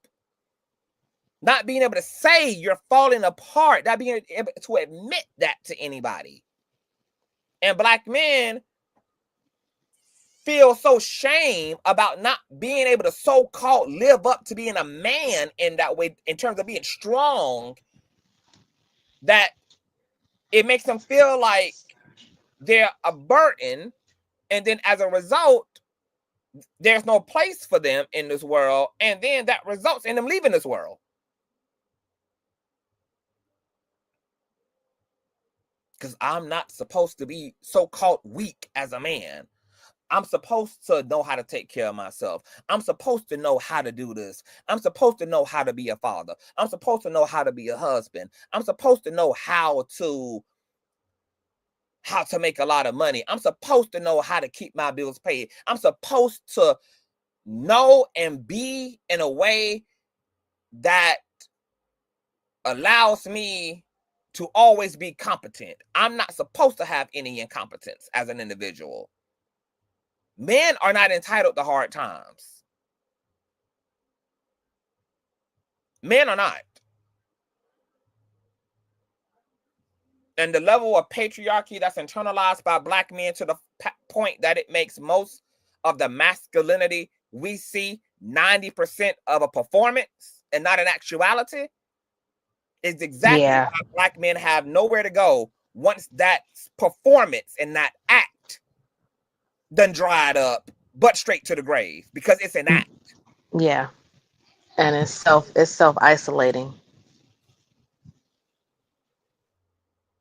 We got somebody behind the stage want to come up, and that's Miss Fuzzy. Welcome to the platform, Fuzz. Hey y'all. Hey. So this Hey. conversation awesome. Hey there, sweetie. So yeah, I wanted to come up because when we were talking about Wesley, I was like, y'all don't remember how feisty you were at 16? Because wasn't nobody gonna be talking about my mama.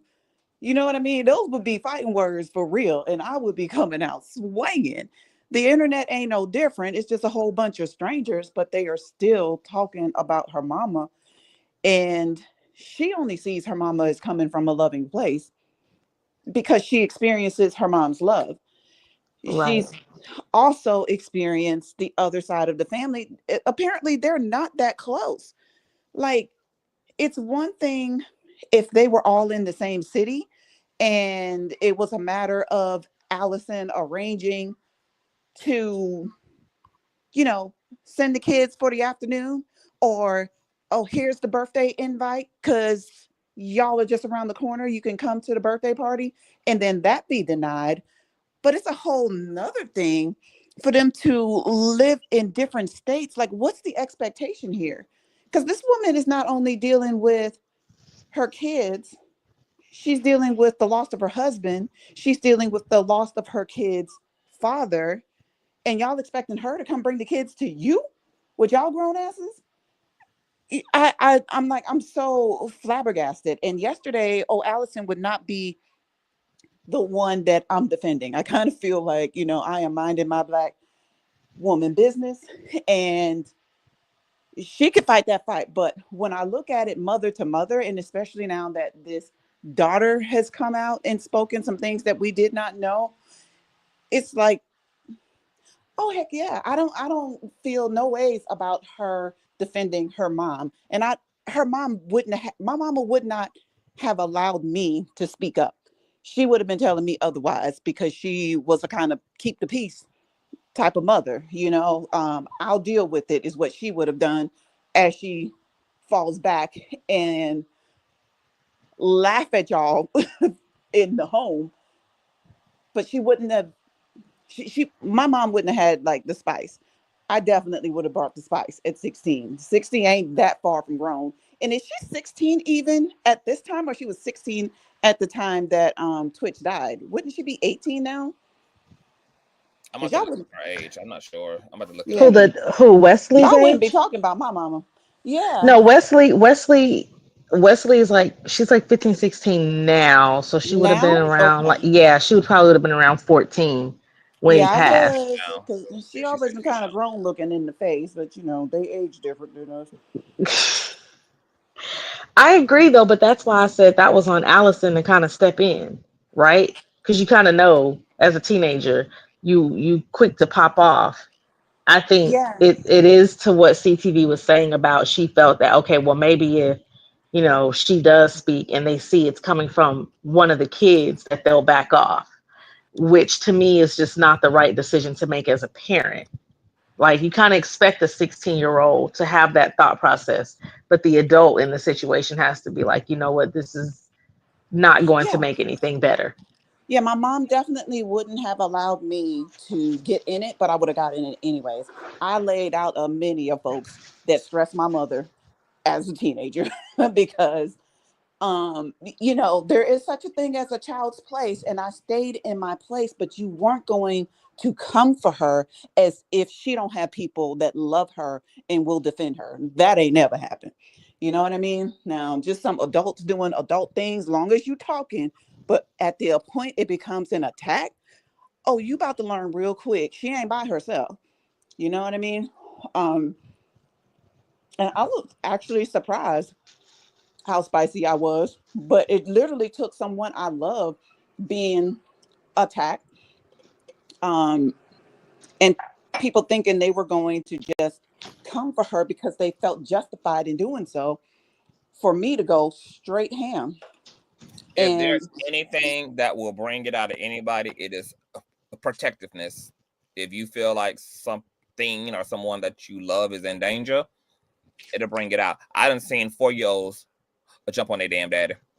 yep, Yeah. all the You know? rules, all You the rules are know? out the door. You know? Like, don't. But to C-Mac's point, I mean, I'm not sure if Allison gave her permission or not, and this is something she did in any damn way, but I too, as a parent, would not have allowed, if I would have been able to do so beforehand, I wouldn't allow my 16-year-old to get out there and do it. Now, if they would have did it anyway, then not, you know, I mean, like they would have did it anyway, but I wouldn't have greenlit Right. it just because, like C-Matt is saying, this is social media, and I don't need my kids' social medias directly flooded with reactions of all kind to their personal perspective and feelings. And I don't need weird ass adults jumping in their comment sections, dragging them for their looks, sending death threats, or having Yeah, Yeah. access. death I threats probably would by have even made adults.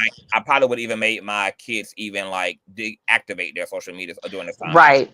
Exactly. I probably would have done the same thing. Like, there's no need for you to have access to it. And I think it's one thing, right? If it's in the moment, everybody's around and you want to pop off at 16, right? I did that as well. But social media, there's a little bit more control. She could have came in at any moment and stopped that live. She could have. You know, she lives with her mom. She could have came in and stuff. You know, she has notifications of when her daughter goes live. So she could have came in and stopped it. I just keep looking at the escalation of everything, and I'm just like, how does any of this get better if everybody just keeps turning up the temperature? Everybody keeps That's just, reacting. yeah, yeah, Yeah, it definitely got worse because the last thing I want to see is a 16-year-old being chastised by a bunch of Dope. adults, because that looks crazy. That looks absolutely crazy. Yeah, especially like a kid that you know factually like had to survive like a parent committing suicide. That's like weird as fuck. Like that you like know that and still would like insert your personal feelings about her actual real life as if like you have more authority to speak about what's going on than she do. And like this is her lived experience. Like Hmm. she knows more than everybody in the comment section does about what the fuck is going on. But you can also And see from like the brothers' perspectives, like these people really, they think like they literally think that they have like a cap on Twitch. Like to them, he is their possession. I mean, look at how the brother was even like asserting, like, oh, the friend, his female friend that he shared out, like she knows him for 20 years. Like she's known him long. Like it's like she also ain't fucking him. Like it's y'all trying to make yourself Allison. Allison is incomparable. Like she is incomparable to the rest of y'all. Like she's the wife. She lived with this man, fucked this man, had his kids. Like she shared her living quarters with him. Like to act like to act like y'all would per se know more than the person that sees him every day for 13 fucking years is like crazy. yeah, he's raising kids with, running a household Yeah, with, I'm seeing running a everything. business Yeah, with. I'm seeing his reaction when he gets off the phone with y'all. I'm seeing Yeah. what he really mhm. feels when he done texting y'all. Like for y'all to think y'all possibly know more than she does, as if and it's not one of them situations where I think they blame her. And it's not even a competition to begin with. But see, the brother already done said he already got a star in his eye because of his own personal fucked up relationship to a white woman he gave an intimate chance to, which is why he said, me, it took me to realize that both me and my brother were married to narcissists. So he already got his own pain that he's projecting onto Allison because he done been fucked over by a white woman. And all that is also bleeding into this whole situation. But it's just like, I've never seen such a thing. So is narcissist code for white woman? Like, how in the hell he quantify her being a narc? He's basing it off of his experience. Like she's trying to control everything. She's trying to control the kids. She's trying to control his legacy. They also have a misunderstanding around the NDA because they don't understand that the NDA was about the funeral and it was about just protecting that from everybody, including her kids, the same kids they claim they love, and not wanting none of that shit at that funeral to be sensationalized. They are taking her having them sign an NDA, but now writing a book as her being a hypocrite. Like you want to shut us up. Like, girl, that's an isolated incident. The NDA was an isolated motherfucking incident. A isolated incident and a reasonable circumstance for all y'all to shut y'all motherfucking mouth in. Yeah, I'ma really need them to read. Like, reading is so fundamental because if you read, and not only just read, if you read without being able to fundamentally understand, ain't even no point in you reading. Please read and comprehend. Period. Read and understand, baby. You sound like me when my son was learning to read because listen.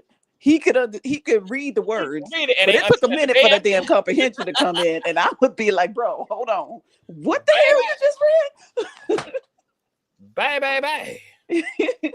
But hallelujah. Blood said it's because everyone who tries to tell the truth, she managed to get it hidden or shut them up. Like as a continuing matter, that anytime they've ever tried to tell their story or whatever, she gets it hidden or she shuts them up. And see, I want to I'm gonna need proof of that because and see, I want to explore that too because see, what I saw from these text messages was that he was doing little passive aggressive shit online, knowing it would trigger her and get her attention, because that's why he called it out in the text to her, like, you confront me about whatever I'm posting or whatever you claiming are lies, because you could confront me about anything that I'm saying or doing publicly or privately. And then he was saying, like, because I try to communicate with you privately, etc. So I think the brother was like also playing the passive game when he felt like communicating with her wasn't working. Yeah. And he went to trying to trigger her up or whatever. And then that just led to more contention. And I'm just like, all of y'all. So here is the full diagnosis for this family. Everybody, Allison, the mama, the friends, brothers, these are a people who unfortunately had to journey through a great deal of grief without any outside help. And that's why this looks the way that it does. Nobody has gotten help, maybe aside from Allison. Now, she is still a hot mess, but apparently she done got help on the issue of the Twitch situation. So she done resolved that for herself. Now, she got some other shit she got to grow up about when it comes to her dating and all that and all of that mess. But this family encountered an unexpected tragic event that they were not prepared for. And they all tried to be well on their own. And none of them should have ever tried to do this by themselves. They needed help. And I'm talking about professional. When something this tragic happens, this immediate, this polarizing, this confusing, this sad, this violent happens, people are not equipped to act well. And if they don't have somebody who understands how to walk them through, guide them through, give them a space to be well in, they're not going to. Oh, hey, Opinionator. I didn't even see you back there, boo. Hey, Conscious, how you doing Hey, today? I am well. How are you? I'm well. Hello, everybody on the panel. Hey. Hello, Conscious. I just want to tell you, you are delivering this. You hear me? Am I? Tell me about it. Yes, Tell me about it. I heard you last night. I watched you last night on a replay Mm, gang and today, and I very was like, you're not lying. People don't understand that the role of the wife is hard, and once you put that ring on, we do have a lot of final say on a whole lot of things. Do we appreciate the family putting in you know, their suggestions or whatever? Yeah, we do. But we're the wife. I've had two instances that drove me kind of crazy, right? mm, My first one is when I had COVID. Uh, I got out the hospital 2 hours later, found out my husband was on a ventilator, right? goodness. Okay. My sister-in-law called me everything but a child of God, and we never had contentions. Oh, you trying to kill my brother? You trying to do this? You trying to do that? You bitch, you da da da da da. So what I did, I said, I'm trying to save his life, and they're not treating him. So I moved him to the military hospital. What Mm-hmm, I just got out of, the one I had got out of, mm-hmm. they treated him. My husband is here today. You think them people said thank you or I'm Wow. so sorry? They ain't Mm, said shit to me. And until they say that, I have nothing for them. The second one is my husband's brother. He mm-hmm. married his wife. They had property in their land going all the way back to slavery. He left that property in his wife's name. She sold it. So that's what I'm telling y'all. We have and I hated that for his family because his Yeah. family really wanted their property. But as far as how it went for me, Mm-hmm. I wish sometime the family would just butt out. Nobody's trying to hurt them. We be just as hurt, just as devastated. Do you know? I didn't know what to do during that time when I thought I was losing my husband, and Yeah. I had Imagine. people that I can fall back on, which is his family, that I thought I had, Yeah. calling me everything in a book, Mm-hmm. but they couldn't apologize afterwards and still haven't apologized. And I'm not going around now. And I'm going to be honest, Did you tell opinionated. them to apologize? Because we're talking about being passive aggressive up here, and I do think that you know. Why should I have to tell them to apologize when I saved his life? Because if I wouldn't have moved him, he would have been dead. Trust and believe. They wasn't treating him. And because I have a Mhm. background in nursing, I knew everything that they wasn't doing. And I had them transfer him. Yeah, I'm My with friend, opinionated. my best friend sat in that same hospital for 30 days and they let her sit on that ventilator till she died. But Here's how with I got out of my passive aggressiveness. I Hold on, hold on, Fuzzy. I want to mhm. say, opinionated. See, passive aggressive is not when you don't speak about being explicitly disrespected. Because, like opinionated said, Mhm. when it's explicit disrespect, you know you're disrespecting me. Ain't no ifs, ands, or buts about it. You hear exactly what's coming out of your mouth, and you see exactly what you're doing. And we all do when it's explicit. You know, when it's explicit, it's clear. But I also want to say, opinionated. Is your husband well? Like right now, is he well? yes, I Then mean, you need, it yeah. took him about a month to Mhm. well, it took him about a month to fully recover, but they took him off of that ventilator and within 24 hours that man was walking. Can I What ask that you how tell old is he? he's 55. But what Okay. does that tell you, Conscious? God first, Oh, along with me oh no, being absolutely. smart enough to know he shouldn't have been on there in the It's first. just a God in me. On period.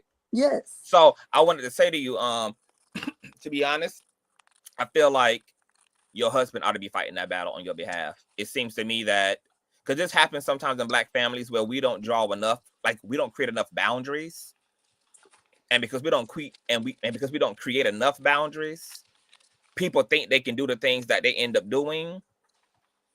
I don't know what the family dynamic was opinionated, like in your family before his situation with the C word, but you know, it seemed like their response might have been the result of a leisure that was unknowingly there.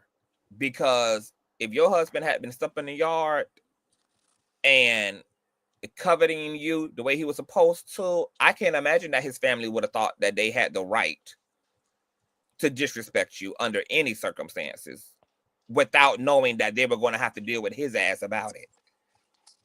And that's a fact, Conscious. In fact, once I moved him to the military hospital, his niece played like she was me. And then she gonna put in a little group chat or whatever because she didn't know I was reading the group chat. I fooled her ass. I got to talk to my uncle before she even talked to my uncle. That stupid bitch. I mean, Conscious.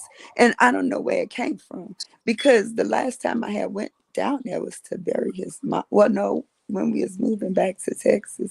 And we didn't leave with a negative contention. Like my sister-in-law, like I loved her. Yeah. His niece, I love her. But to treat me like that, and here I'm fresh at the hospital too. And your husband had read that. And your husband had read that message. Yeah, he read all of it. What is his feedback? Like, what is his attitude about? All he said was, they just, leave it on. Because he told him, he said, she still want to talk about it. And they was like, no, we just want to leave it alone. We don't want to talk about it. And I said, well, I'm never around them people again because I feel that would be beef in my household. I'm going to need you to stand up to your mama, your sister, your cousin, and whomever else for disrespecting me, or we are going to have a problem up in here. Yeah. My heart is still broken till this day. I don't even go home with them anymore. And that's a boundary he has to speak up for you on your behalf. He's still here. Twitch is not here to do it between his family and Allison. Your husband is here. Like, that's something that he has to. It seems to me like he kind of shies away from confrontation. Like, he just doesn't like to deal with confrontation. But that right there, his family, I think he does. And that's what I told him. I said, you could get into it with my sisters, but here when it comes to your family, you can't check them. And I feel slighted, but at the same time, I just respect his decision on it. But I'm not going back over there. I'm not. Well, I'm glad that you, at the very least, are not definitely going to give these people your energy, because they don't deserve it, and they should have to respect you in order to receive you and to interact with you and to be amongst you. I can understand, like, you picking and choosing your battles with your husband and everything. So, I ain't gonna say too much on the fact that you just gonna, kind of let that be. But I also don't think it's a problem for you to sit him aside and let him know, like, look, babes, this behavior ain't gonna cease until you check it. And the fear here is I may outlive you and still be stuck with these motherfuckers. And if you don't set a precedence for the way I have to be treated, it's clearly gonna be some knucking and bucking going on in this motherfucker, because the only reason I ain't putting hands and feet on these hoes is out of respect for the fact that you still here.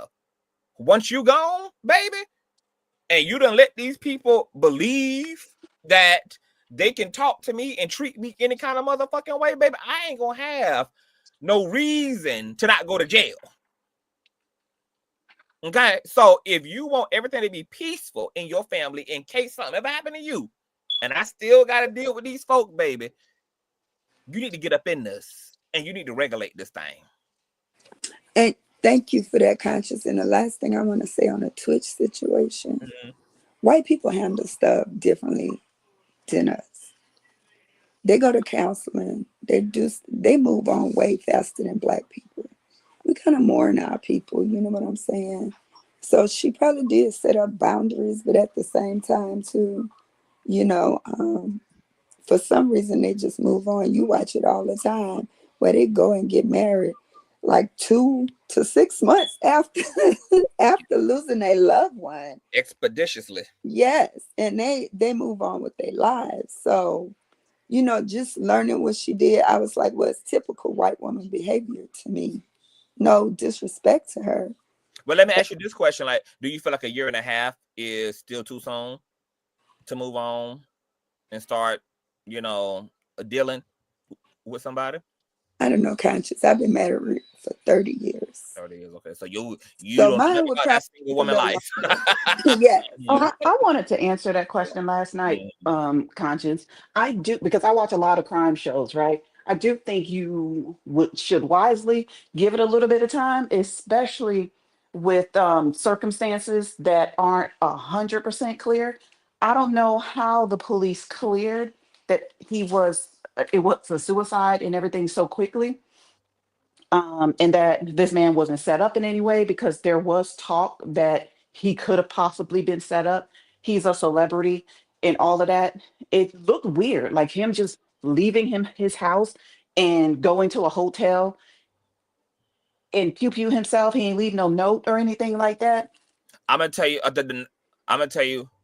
the version of the note he left behind. It was a call to his mama the night before to tell her that he loved her. It was the conversation he had with Wesley or with the other daughter before he dropped her off and said, I wish I could be your Superman. All those was his notes. The fact that he even went to the hotel and what happened also was him not wanting to traumatize his kids by blowing his brains out in their family home. He took DGUN, and allegedly it was registered to her. So who else would have had access to his GUN? Why did he leave on foot? Why did he leave his car there? Why did he kind of affirm his love for everybody in the days closing? Like, what's giving foul play, really, when you really think about it? Like, when you really think about it, what's giving foul play?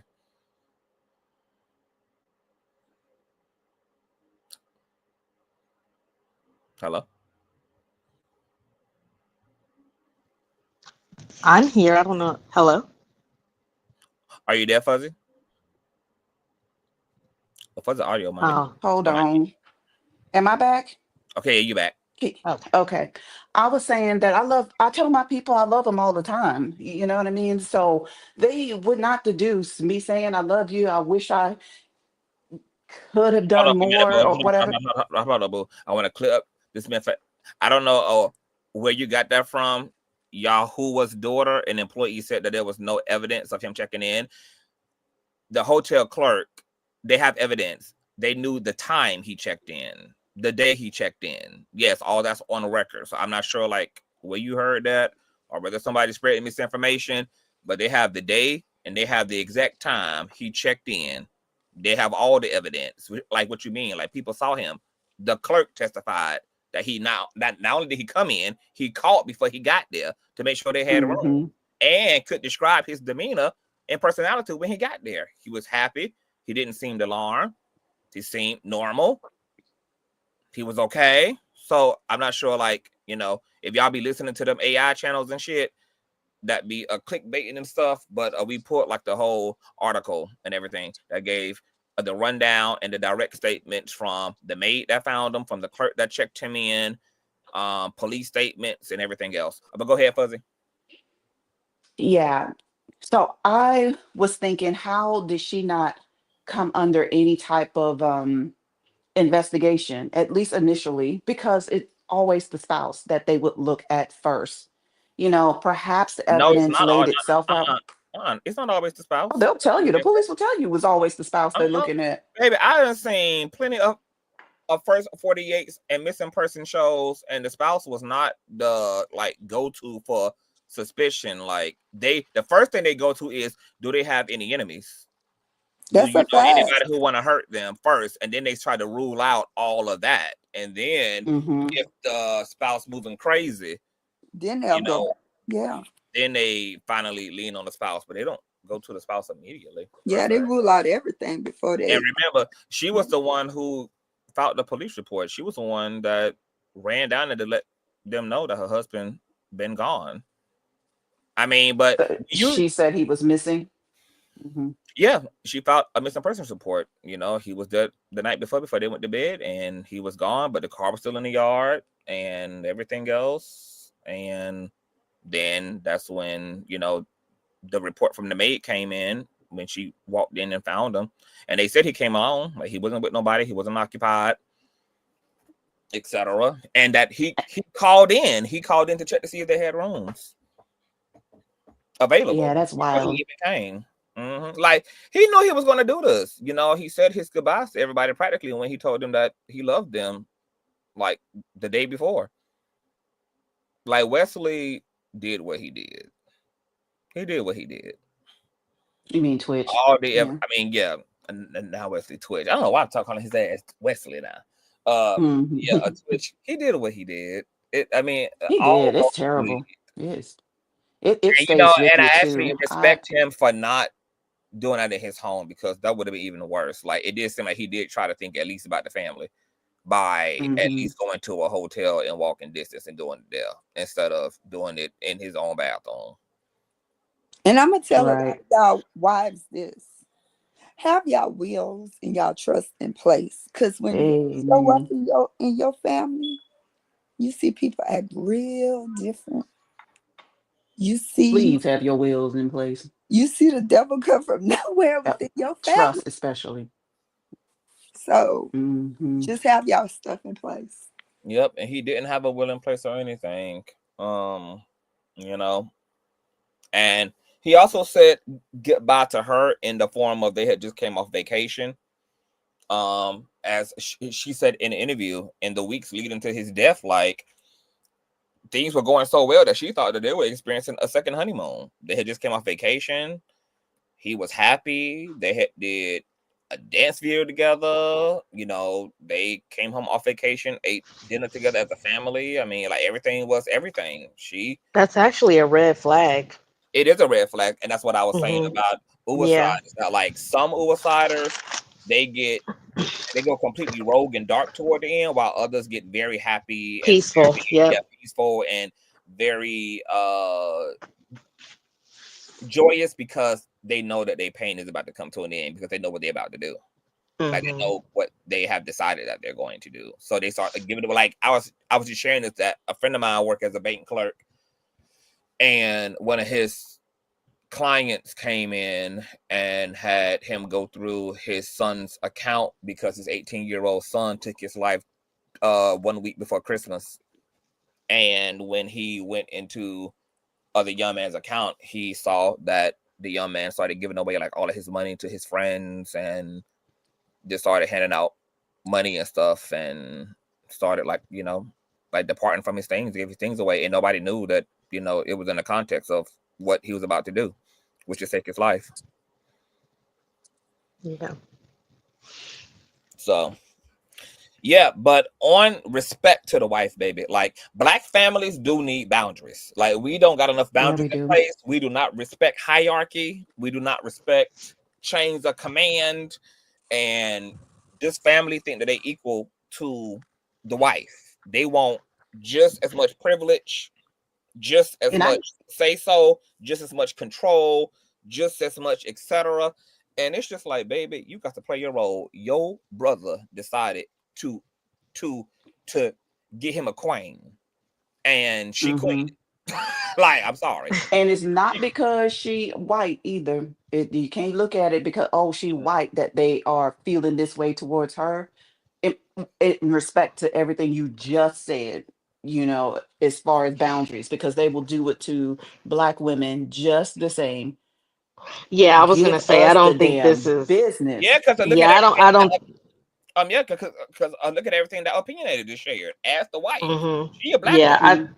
I think there's a hard time separating. But I do think that her being white is a variable in the situation, at least for the brother, because of his own failed marriage to a white narcissist.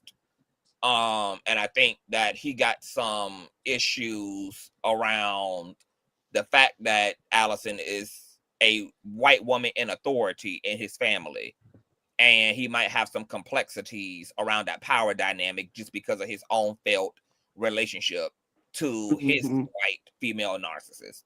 And I do think that is bleeding over a little bit, but I don't think that that's the bulk of it. But I think that whiteness is in there. That complex around whiteness is there. Oh, for sure. I think the whole thing, I mean, the whole reason we're in the damn group chat is because of the whiteness. You know what I mean? And it's Yeah. playing out on social media, and Black women just got to be drawn into it. Um, and that's where I was all of yesterday. But when it comes to being a wife, listen, you got to respect the role. You got to respect that, like you said, there is a hierarchy.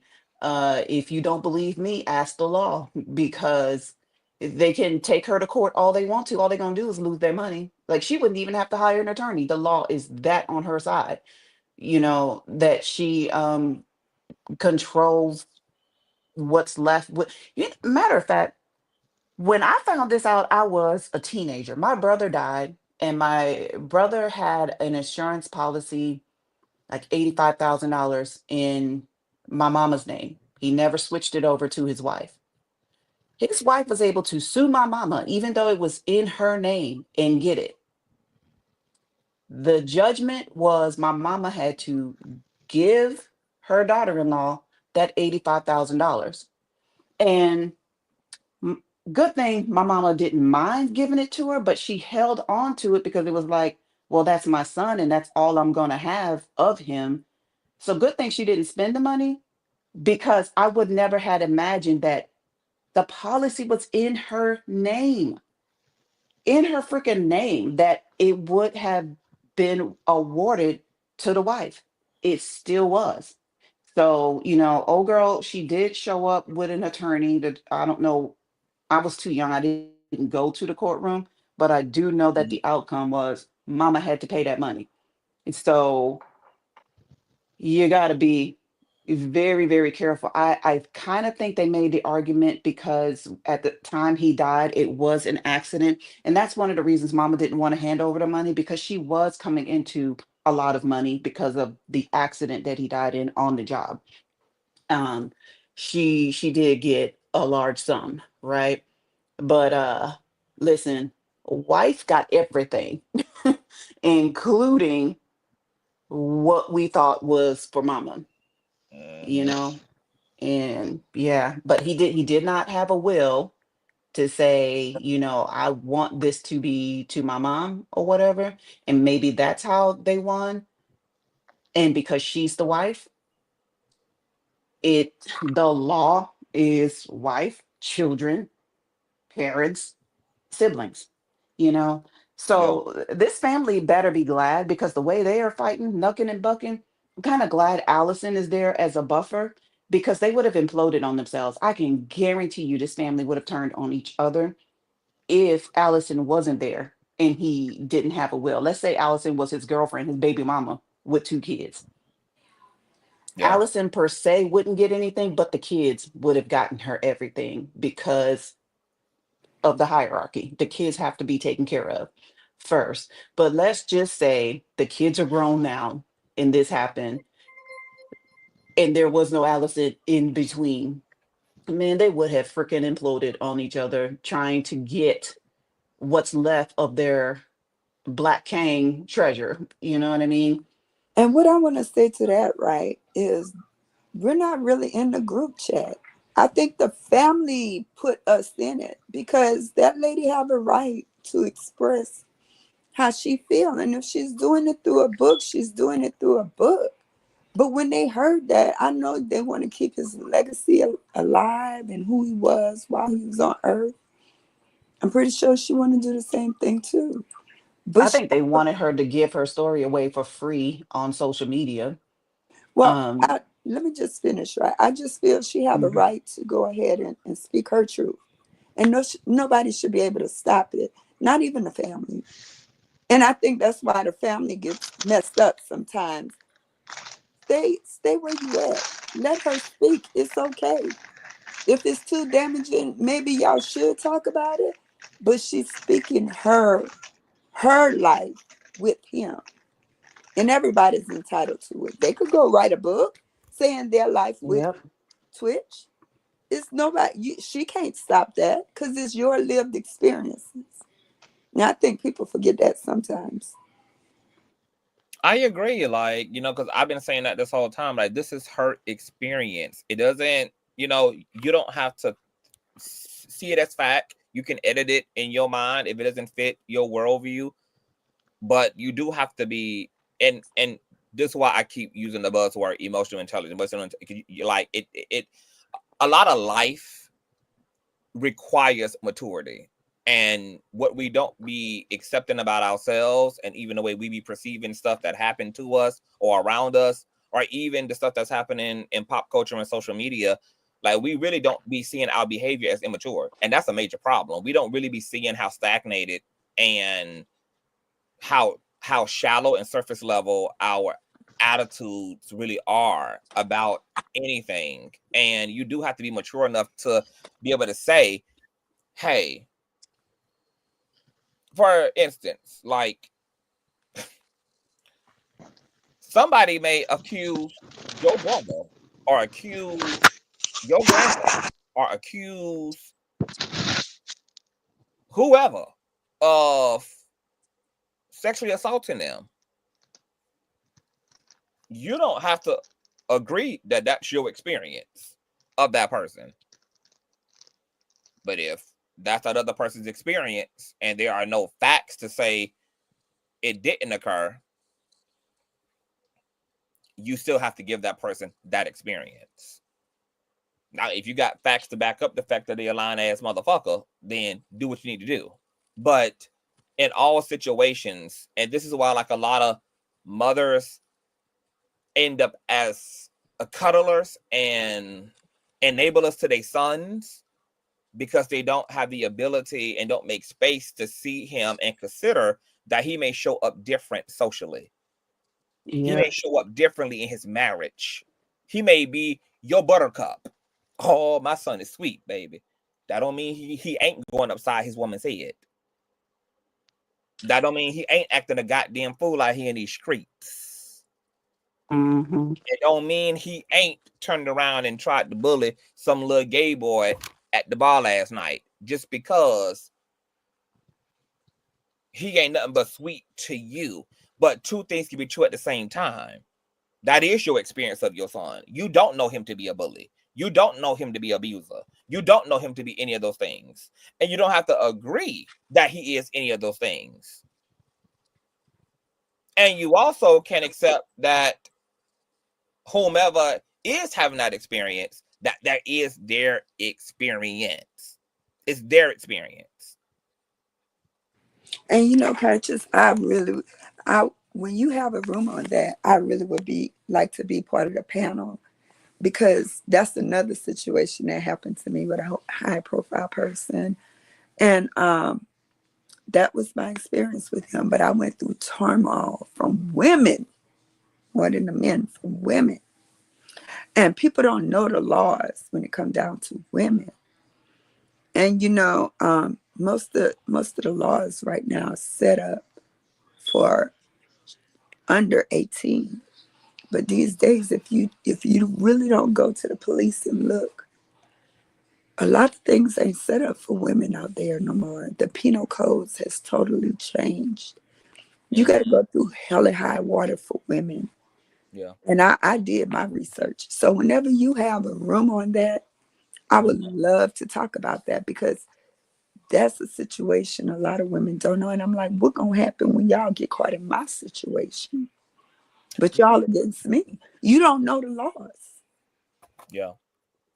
So when you have that room, please invite me. I definitely will. Like, we're gonna unpack it all. And life is hard. Life is a lot. Life is complicated. Life is mostly a bunch of gray area than it is black and white. And Conscious, I don't mean to interrupt you, but I just want to say one more thing, right? Trans women have it hard too, and people forget that. So when I do speak on it, I speak on trans women as well, because that's why trans women are dying at the rate they're dying, because it is nothing to protect us or them out there anymore. Yeah. It's nothing. It's a witch hunt totally against the feminine. Like whether that femininity shows up in trans women, shows up in bio women, like anything that is feminine or feminine adjacent, yeah, it becomes an endangered species in a patriarchy. And it goes back kind of to the conversation we was having last night about how we really don't realize it, but we all really in the same goddamn boat in one way or another. We all in the same ship, and it's why we should be banding together rather than misaligning ourselves from each other. And I think that there's a lot that can be talked about and uncovered in the situation as a community. I hope that our community, the Black community, kind of does the work and kind of take the conversation beyond even just Twitch himself and his personal legacy, and kind of really take the conversation into, hey, let's talk about the fact that Black men are suffering in silence. Let's talk about the fact that a lot of women really don't know who their men are, because men probably mask actually more than women do. Men probably perform more than women do. Men are less likely to really be their authentic selves. And I really feel bad for most women who are in a relationship to men, because I know that most women are not having a genuine, full experience of the man in their life. And I know that as a man, because I know how that man is outside of her presence. I know what men say outside of women. I know what men do outside of women. And so I know that lots of women are in relationship to men that they don't have a true and honest understanding and autopsy of. And Black men, mask profoundly in a white man's world, mask their sexual proclivities, which is why y'all be raising hell about the DL community, mask their sexual needs, which is why, it usually takes you to find their ass cutting up outside of you for y'all to finally have a conversation about how he, would like to open up the bedroom and all of this shit. All things that you didn't get to sign up for before he injured you. All things that he didn't walk around boldly with a side effect label on the side of his ass to inform you about before you had to find out that information painfully through walking through his damn phone or walking through his damn DMs, or hell, in Allison's case, opening up his Nike shoe, his Nike shoebox. Most men are in the closet in one way, shape, or form. In the closet mentally, in the closet emotionally, or in the closet sexually, or in the closet, or have their trauma in the closet, but there's a closetedness. And you can't have a white patriarchy without it creating a massive closet for minority men to live in. So, this conversation could go at a 2.0 level. I mean, we really have an opportunity under these circumstances to really drive the conversation and to really be leading edge in our dialogue around us, and to take this beyond the particulars of Allison and the particulars of Twitch. And I guess if nothing else, I'm glad that we done did it here live after damn live, but it would be nice to see this become as large of a conversation and us talk about all other things that this gives birth to, because it's enough moving parts for Black women to see themselves in us, Black men to see themselves in us, for the Black community to see themselves in us, and for us to have much more enriching dialogue. So, but I got to get out of here, you guys. I want to thank you all. C-Matt, thank you so much for the receipts. Thank you for coming up here and co-hosting. Can you, if you find any other tea, baby, don't hesitate sending that shit over here, because everything y'all send me, baby, is going to turn into goddamn live streams. So no problem. All the motherfucking tea. I also want to get everybody's last thoughts and final words. C-Matt, any final words that you have to say about situation? Final words: therapy heals, escalation destroys. Yes, God. All right. Thank you, baby. Thank you. That was Bye, our y'all. feedback, baby. Fuzzy, any final words? Final words, set boundaries, and let's try to heal. It's 2025. We gotta move forward. On period. All right, boo. That was all fuzzy, opinionated. Any final words?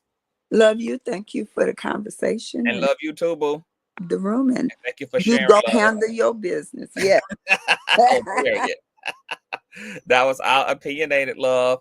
This was Consciouztv, baby. If you enjoyed yourself, y'all don't know what to do, baby. Throw some love on our Cash App and PayPal. I also want to say this. I've been getting emails since I've been giving a lot of this coverage about Royce Reed and situation with Steven and all of this. And a lot of y'all now want me to be y'all goddamn spiritual father and want me to be y'all damn therapist and want me to, you know, be the witch doctor in y'all life. I'm gonna tell y'all something, baby.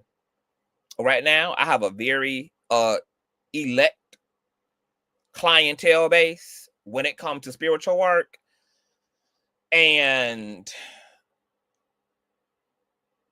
right now, I keep it that way because, baby, fucking around with a bitch like me, baby, girl, you might end up twitching yourself. I am not for the faint of heart. I am not somebody who gonna tiptoe around your motherfucking ego. Baby, you are going to be signing NDA clauses and all type of things, baby, to make sure that I have liability in case you can't deal with the level of shadow work necessary to uproot you from your bullshit, baby. You call yourself wanting to take your damn self out? Shut up, no, ma'am. So it's definitely paperwork involving all them things, baby. Okay, because I am not going to play. If you come to me for healing, that's what's going to happen. And you're going to have to accept that I'm not there to be your friend. I'm there to be your healer. Two different things, baby. If you think that talking to me and working with me is about finding a friend and a shoulder to cry on, baby, you have royally fucked up. I am not your friend. I am your healer. That is what my priority is. That is what the name of the game is. And the work is real. The work is real. You will be brought into your trauma. You will be brought into all of the painful, hurtful parts and ugly parts of your story and your experience. That is not for the faint of heart. That is not for the poetic. That is not for those who are lazy. That is not for those who want it easy. That is not for those who want it pretty. That is for those who want to get down and ugly so that they can become a beautiful butterfly. But it requires you to get down and ugly about yourself. And if there's any other co-stars in your experience, about others. So I just want y'all, I want y'all to think about it. Think about it, baby. Think about it, sugar. Think about it real deeply. Because sometimes, baby, I can't even handle me. Okay, that's how bad it is. Baby, sometimes I can't even handle me, baby. Okay? But that's the level of reality and clarity that we live in. So, I love you all. And we're going to be keeping up with every little bit of this, baby. The brother apparently got voice conversation he going to put out, baby. We're going to come and tear that up. Come and do the autopsy on that as well. Matter of fact, let me go on over here and see if he done did anything as of yet. If he done put out anything. Let me check his storage real quick, chat. Let me see. He put out something an hour ago. Someone that has an initial called or what or not. To be clear, she did. So yeah. All right. Okay. Yeah. So ain't nothing happening yet. All right. So yes. Show some love on the Cash App and PayPal. Subscribe. All that kind of stuff. Send me all the tea, y'all. Don't be reading shit and then coming in here dropping the tea. Like, send me the article. Send me what you read and send me the tea. Send me the pieces so I can piece it together and we can talk about it and I can put the work, in order and things, child, all that good jazz. So keep your notification bell set to all and I will see y'all later. One.